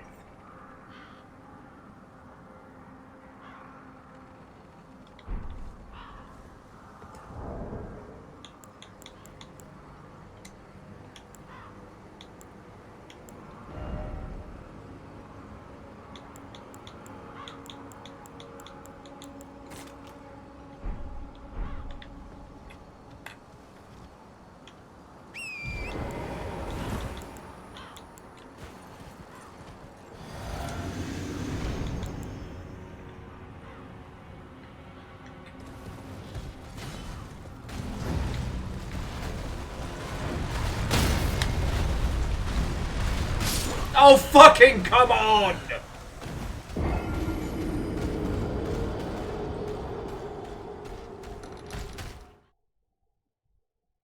This feels like payback. I'm not quite sure for what.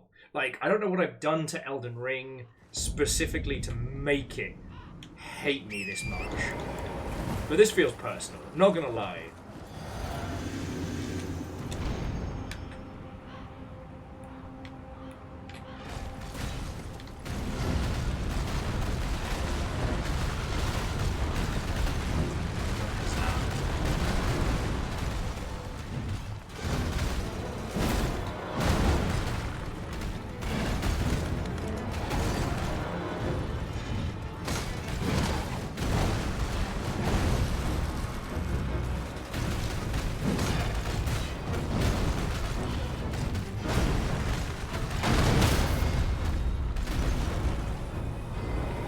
Now don't get off like a fucking old man!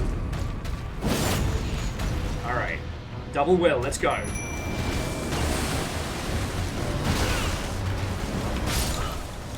No! Other me! Avenge me! Forgot about the health cost. Maybe forgot about the health cost. Man, me and Kazal were in fucking sync there for a second.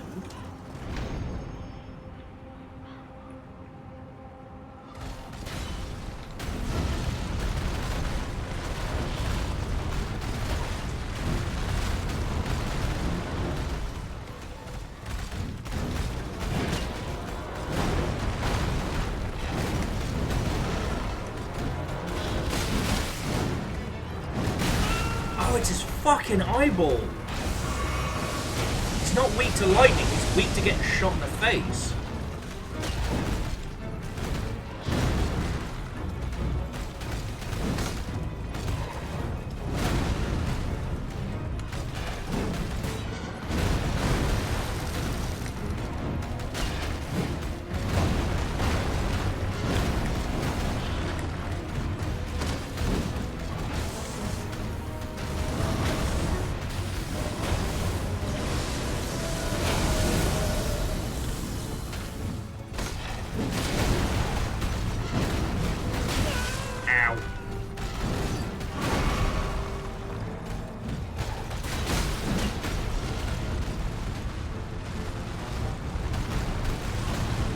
Okay, I guess weak to getting shot in the face isn't really a great statement, but you know what I mean.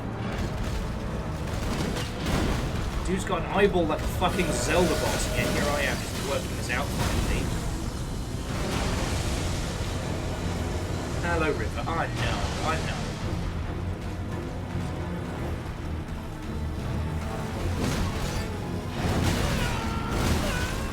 Come on, Kazar, you're still good, you're still good.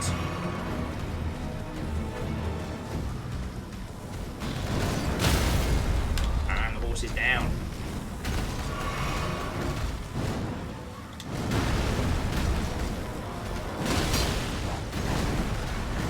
Not like that.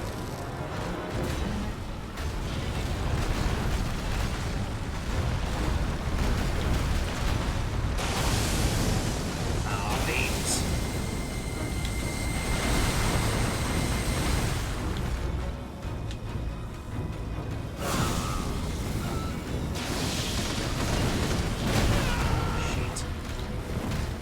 See what I was going for though, right?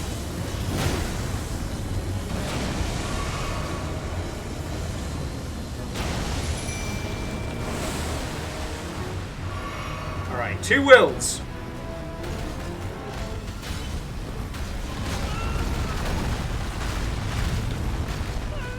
Oh, come on, other me!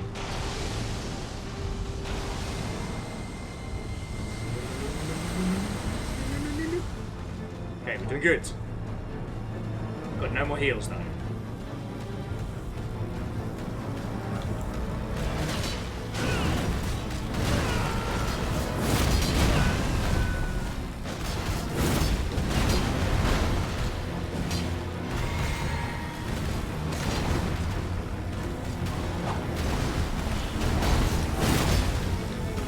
Oh shit, other me uses my own fucking items as well? Here we go, here we go!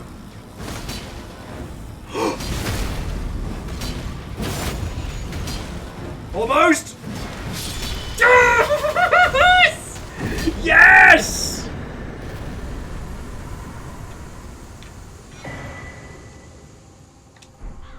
How's that for a slice of fried gold?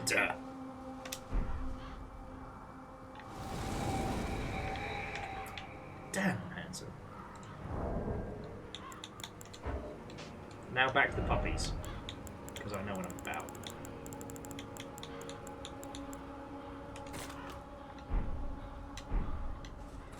No, don't make me victory dab! Pick up that thing. There you go. Get this map. Can't believe you've done this. I don't know what starlight shards are. Why did I fight this guy? What's an aluminum falcon? No! Sorry. Once again, yelling at people. Oh, the double dip! Oh, isn't that funny? Oh, isn't that hilarious? So fucking funny! Forgot to get... you fought him to get his jawbone. Was it a sword? Is it a key item? Is it jawsome? And yes, I know I have to do 2 dabs. Don't. I'm gonna do them. Just basking in the last few moments of my victory. Oh yeah, what was that creepy sword we picked up earlier? The Bloody Helis. Designed to bore into flesh, causing severe blood loss in the wound. The extracted blood trickles gracefully down the length of the blade. Hate that! An ominous piercing sword with a winding blade carried by nobles, the servant to the Lord of Blood. Well, I kicked that guy's ass. Oh, it's a hammer.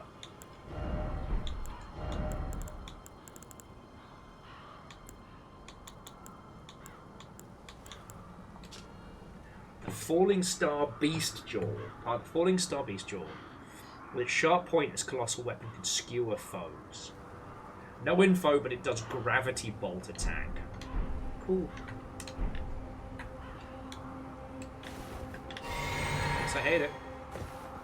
It is interesting that Mini-Me didn't actually do too much in the way of damage, but was just enough of a distraction because of that impact. Okay. Yep, 365. All it took was 1 year of deaths to get to this point.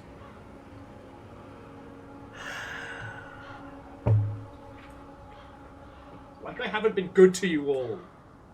Have I not upheld my end of the bargain?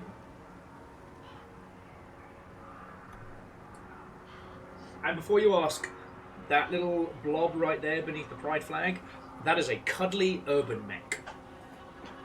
Now, you cretins. Cretins? Cretins? Criminals? No.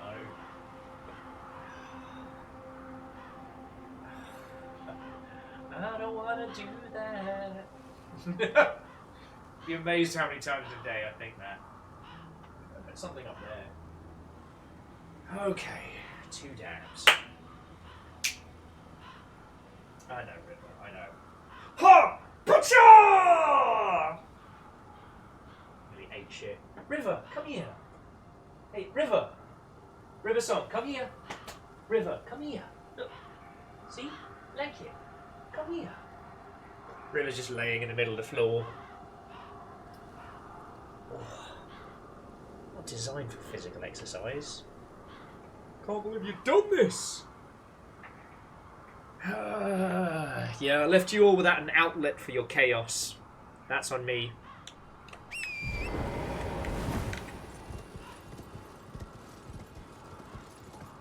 So far as I can tell, we jump across here.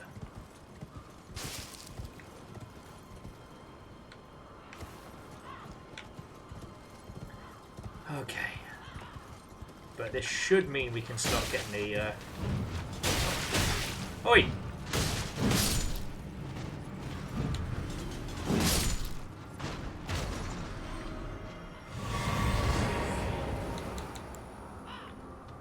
This should mean that we can get closer towards grabbing the map.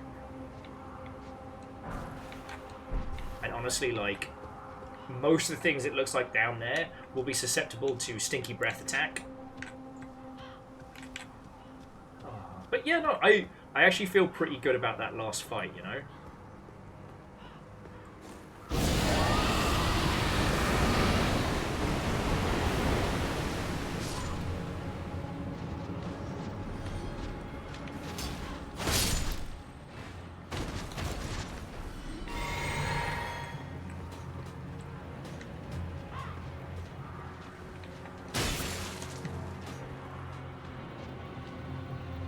Like, I can see what you mean, Legend, that, like, if you can get yourself, like, mimic tier nonsense, especially if you have a build like mine, like, what's more powerful than your own... Ah, beats. Guess who forgot to put his spells back?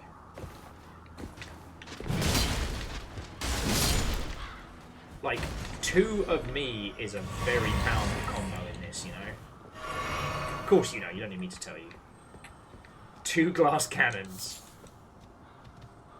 Does kind of sound like a kid's story now I say it out loud, but you know what I mean.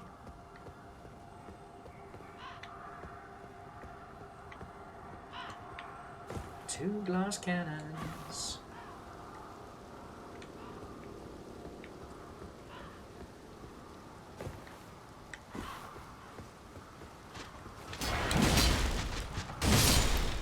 Kind of imagine it being in the same voice as the, you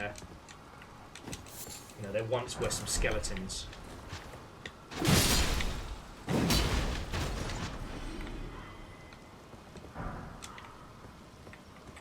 River, you're okay. Hey, River, come lie down. I don't know why River is doing the big sads. She has eaten. She has been out. I'm going to take her out after we bring our adventures to a close in a bit. Gonna definitely hit that guy with the big stinky breath.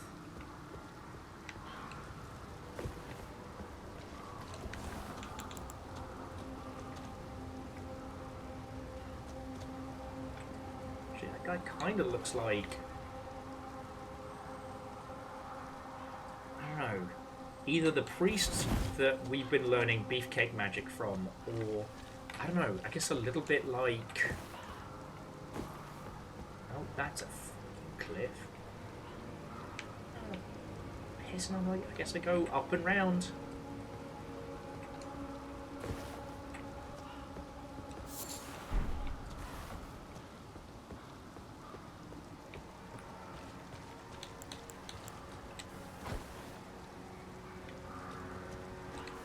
See if I can lure this marionette away. Never mind.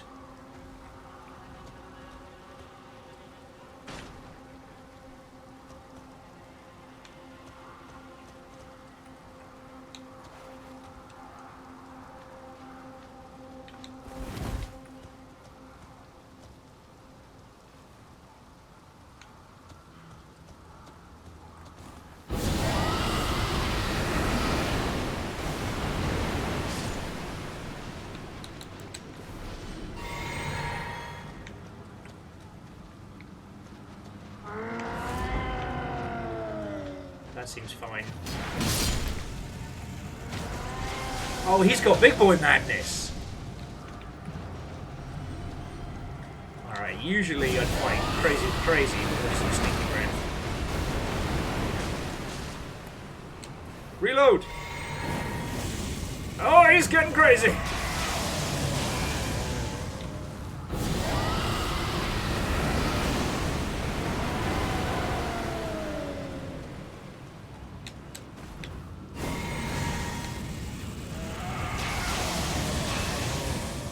No wonder people don't like it when I do that.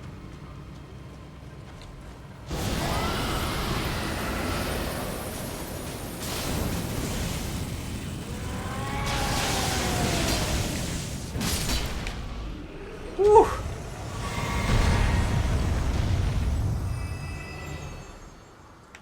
That was a lot of dragon magic I had to bust out there. Whew. No big deal? No big deal. What's this?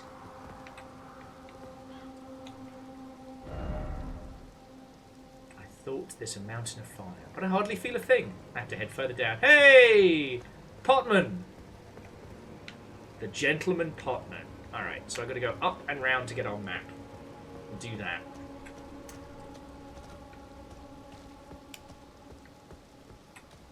Huh. Angelus, I did not know that, and that is fascinating. Thank you. So friends, I don't have to leave just this very moment, but I will have to bring our adventures to a close in about half an hour or so. So, like, whilst we're chatting around, like, we've had a good fucking fight. Chona says the site of grace was inside the building. Okay. I'm gonna go for the map first. Just that way I won't have to risk battling my way down, you know? So yeah. So friends, are there any stories or tales of you lot that I have not heard? I don't think there's been any other games news today since we got started. Again, everybody's waiting for Cirque Tequila to start tomorrow. Because, yeah, tomorrow's Friday. Oh, and if you didn't see the plan for tomorrow, basically we're going to try and do as many of the press conferences as we can. Predominantly, tomorrow's the big day, because it'll be... If I can get up early enough, I'd love to catch some of the... I believe the accessibility conference is early, and what the fuck is that? Oh. Been a while.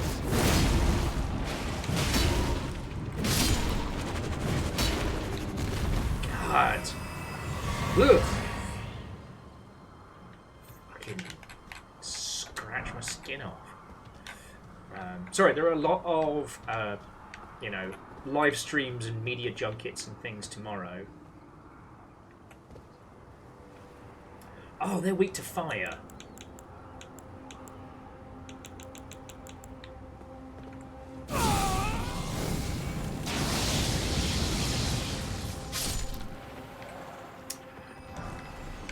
So I don't know when tomorrow's events will start. If you don't see me streaming, that means I wasn't able to get up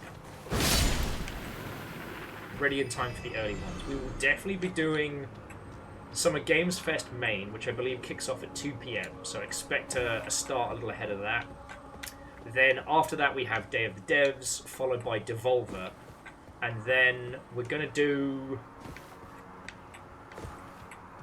like a recap.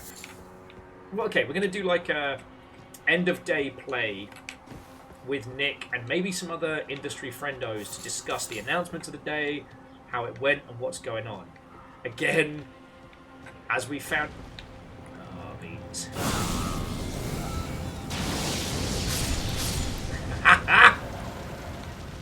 Fingers versus madness.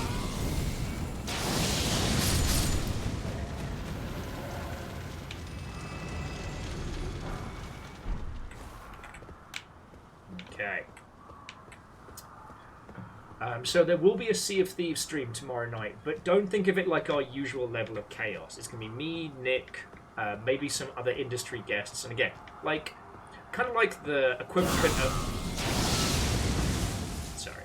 Kind of like the equivalent of chilling in the hot tub after a day at E3, except for it's not E3, and it's not a hot tub, it's a boat full of cannons. Then Saturday... I think there's only really one... Ow! No.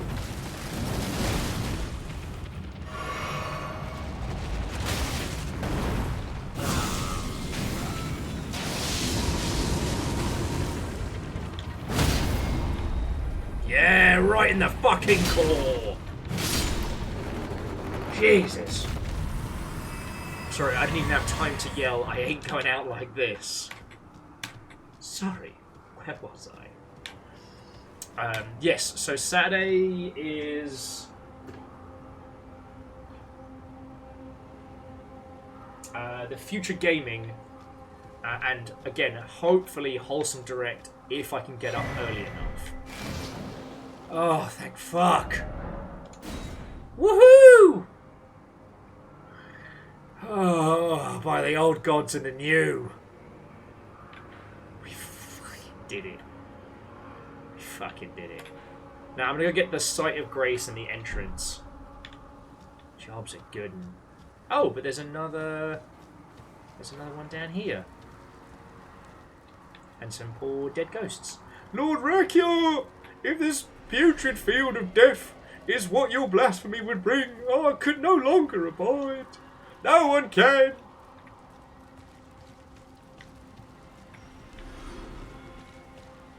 Apparently things are just falling to their death here.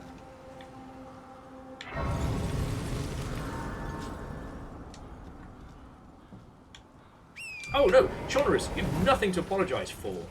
1, this was great. 2, that was a fucking cool fight. And I genuinely didn't think I'd be able to take that thing on. Because at first, I felt like I was hitting it full throttle and it was going, I'm made of rock, what do you want from me? Like, it had the movement of a horse, it had the attitude of a cat, and the power of a fucking sci-fi anime bullshit tier alien.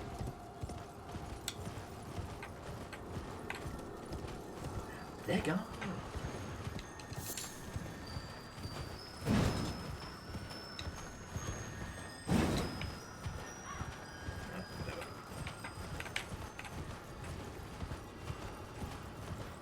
And now we get to ride on into, like, this, you know, Wish.com Castle Canehurst. It's House of Fire and Blood. It's just fire. Oh! It's giving me big old Resident Evil Manor vibes. Okay. Shit. Kind of wish we'd worn our good armor now.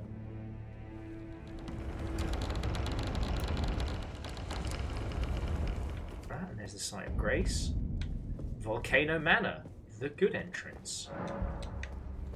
You know what? I don't even know why I checked that door.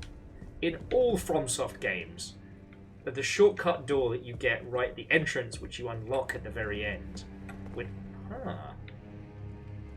well, this is different.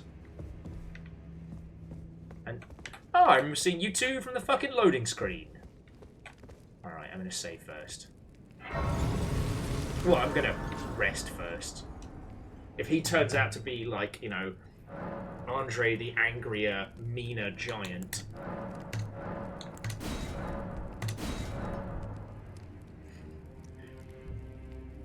And I don't want to tussle with him, you know? Yes, the legend. This is where Patch has sent us to the basement. Okay. Now we're even close to leveling. We'd have plenty if Bullsaw hadn't punted me off the side.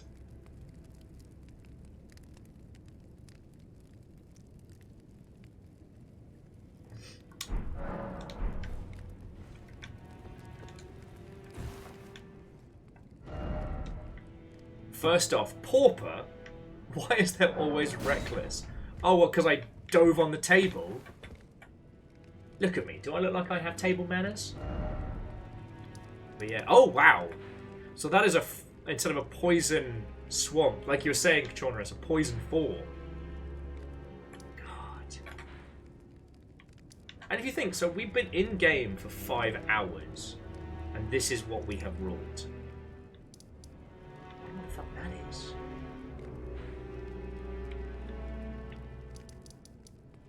Look how much map there is still left to explore. Oh, good. But actually, no, joking aside, I love the fact that there is so much to this game. And I know we've talked about it in previous streams, but like, FromSoft went from, I'm going to make you feel like you're in an open world, to making an open world that is brilliant. Oh yeah, no, Sagara, absolutely.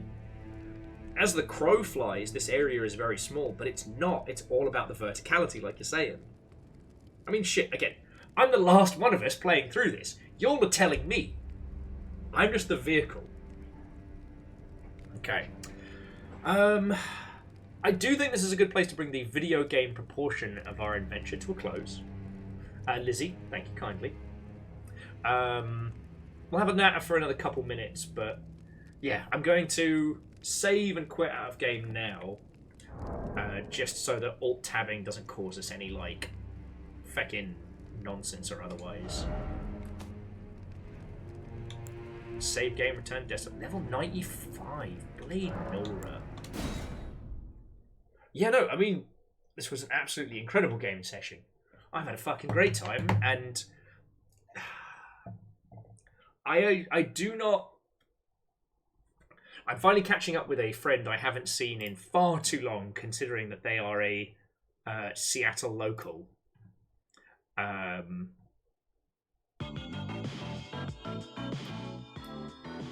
But I will admit there is a little part of me that's like, what if we just stuck around and played Elden Ring for 1,000 hours? But no, we're about to go into basically sprint mode. Let's have a look. Actually, so Garrett, we're at 106 hours. Steam's like, would you recommend this game to other people?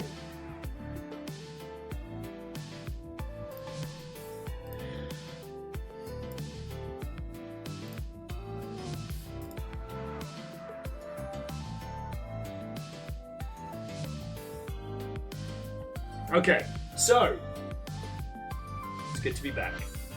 Gods, I've missed you all, and I will definitely be checking to see which feckin' clips snuck on in. You did get... Yeah, the first step is a doozy. No one clipped me getting brutalized by meteorite cat horse, so at least I can maintain some of my dignity. Okay.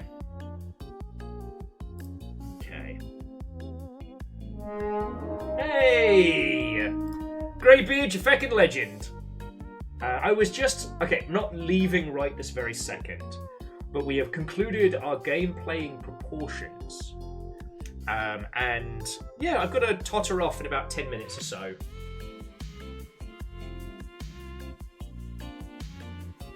Yes, you did get me getting kicked and hit by the knob end, and then immediately falling to my death. Well, to Call Bearer, Watto and welcome. Yeah. To those of you who came in with Greybeard, it's lovely to see you. Almost Marble Award-winning Greybeard. And I hope you all will come on by. Well, honestly, we're going to be doing a whole bunch of coverage on Summer Games Fest over the next couple of days. But if you want to know anything about the games industry and we have not spoken before, that's what I'm here for. If you want to know why things are the way they are. Oh, and Chornerus, there was definitely something a little hinky going on at the very start, because when one of the alerts popped, the streaming software was like, oh. So, I think it's fine. I'm sure it's fine. But, see how it goes. Legend broke it. It's probably the PC's just mad at me for being fucking gone for so long, you know what I mean? More spite than anything else. Right! Glorious mother hubbards. So yeah. Legend, Greybeard. I hope you had a wonderful stream. I hope you had a lovely day. And we'll definitely file this under to be continued. What else? Oh yes, as I said, it's Summer Games Fest coverage and Sea of Thieves tomorrow. Saturday is an As We Find It. If it's anything like last year, the Future Game Show is either going to be top-notch or weird bad? Bad weird? So, it's anyone's guess. But I do have some really good indie games that we'll dive into after that. From like... Oh! The one I'm really tempted by, friends. You may have seen it already. Tiny Terry's Turbo Trip. The story of a guy that wants to turn his car into a spaceship. Which, it's gotten some coverage. Like, it's not massive, but it's not unknown. However, the reason why I want to get that one on the go is because it's the same people that made Whoopo. And no one has mentioned Whoopo in any way, state, or form.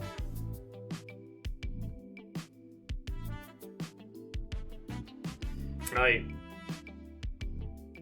In all the reviews, in all the discussions, in all the nonsense, no one has mentioned, they made a game before and it was right good.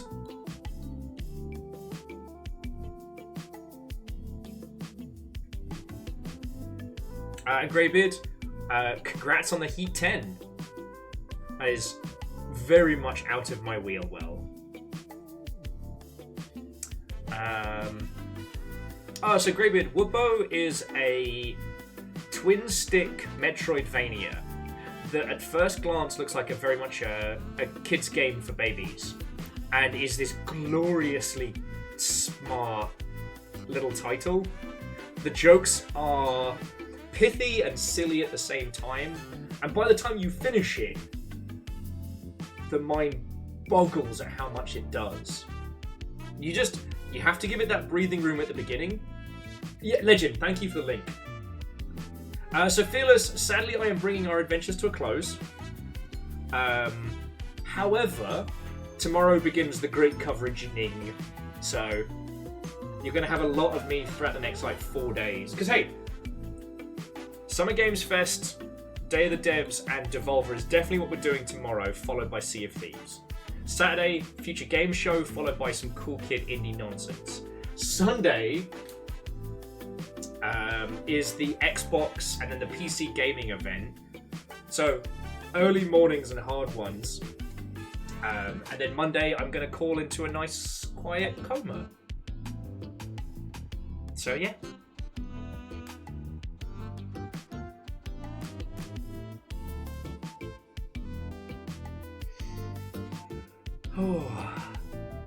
So yeah, you'll be sick of me by the time Tuesday rolls around. But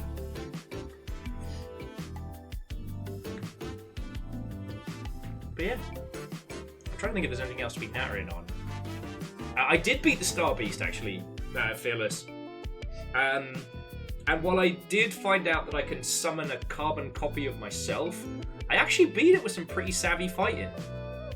I worked out you just gotta stab the big squishy eye, which seems obvious when you say it out loud. You know what I mean. It's not immediately evident.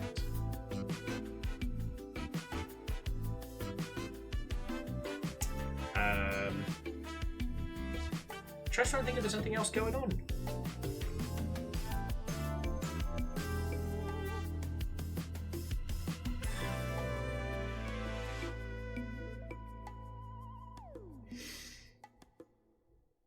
You know what? My brain is drawing a blank. But it's been a good day. I've been up since the wee hours, so that's why I'm a little bit more fried and fuzzled than usual.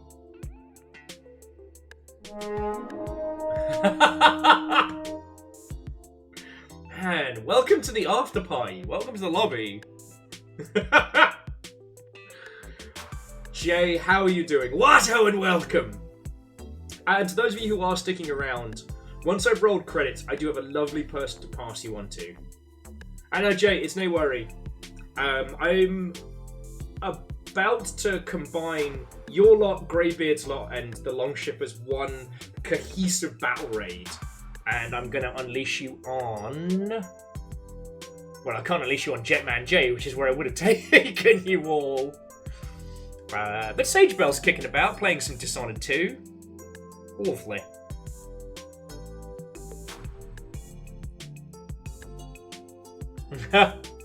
Jay, we just have this sense of perfect timing.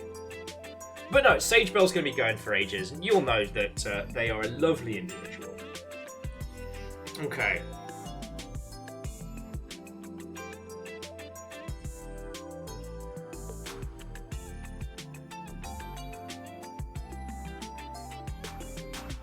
Oh god, okay, I went to space there. So, let me roll credits. Let me pass you on. Okay. So, I have been gone for far too long, and you all decided to welcome me back with generosity and chaos, and I cannot say enough thank yous for that, friends.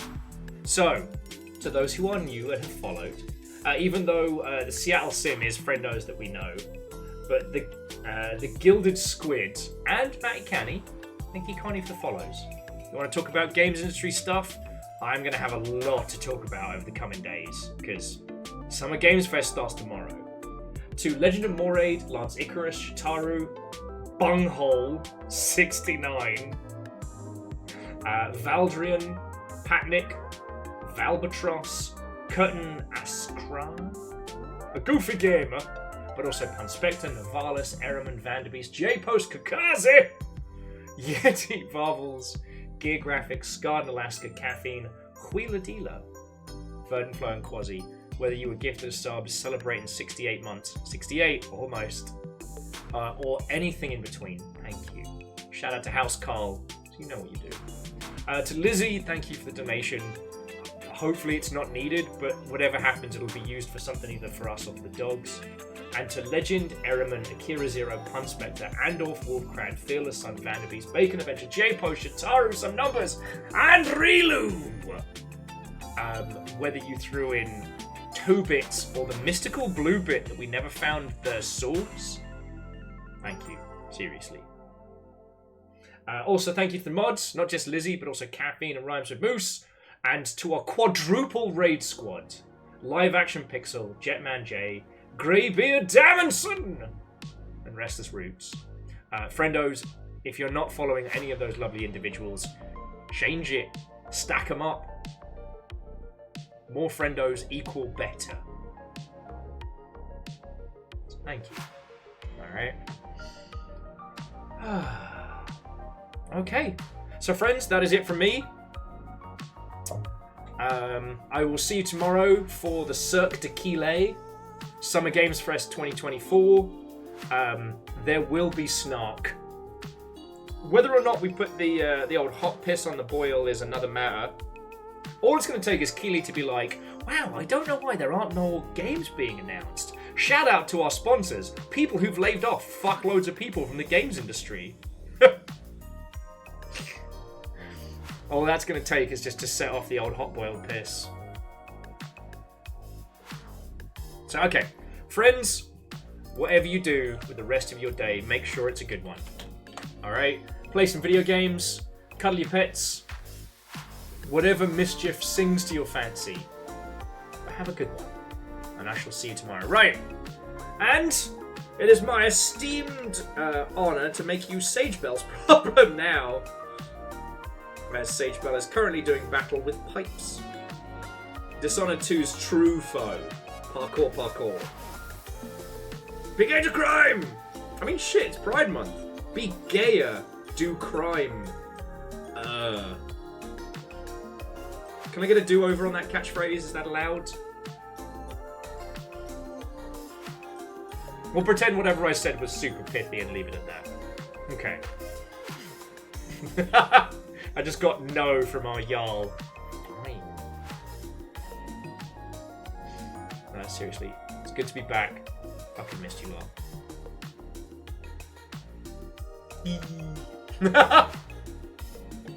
Sorry, I can't help that. Alright, friends, let's go hang out with Sage. I'll see you tomorrow. Good night, friendos.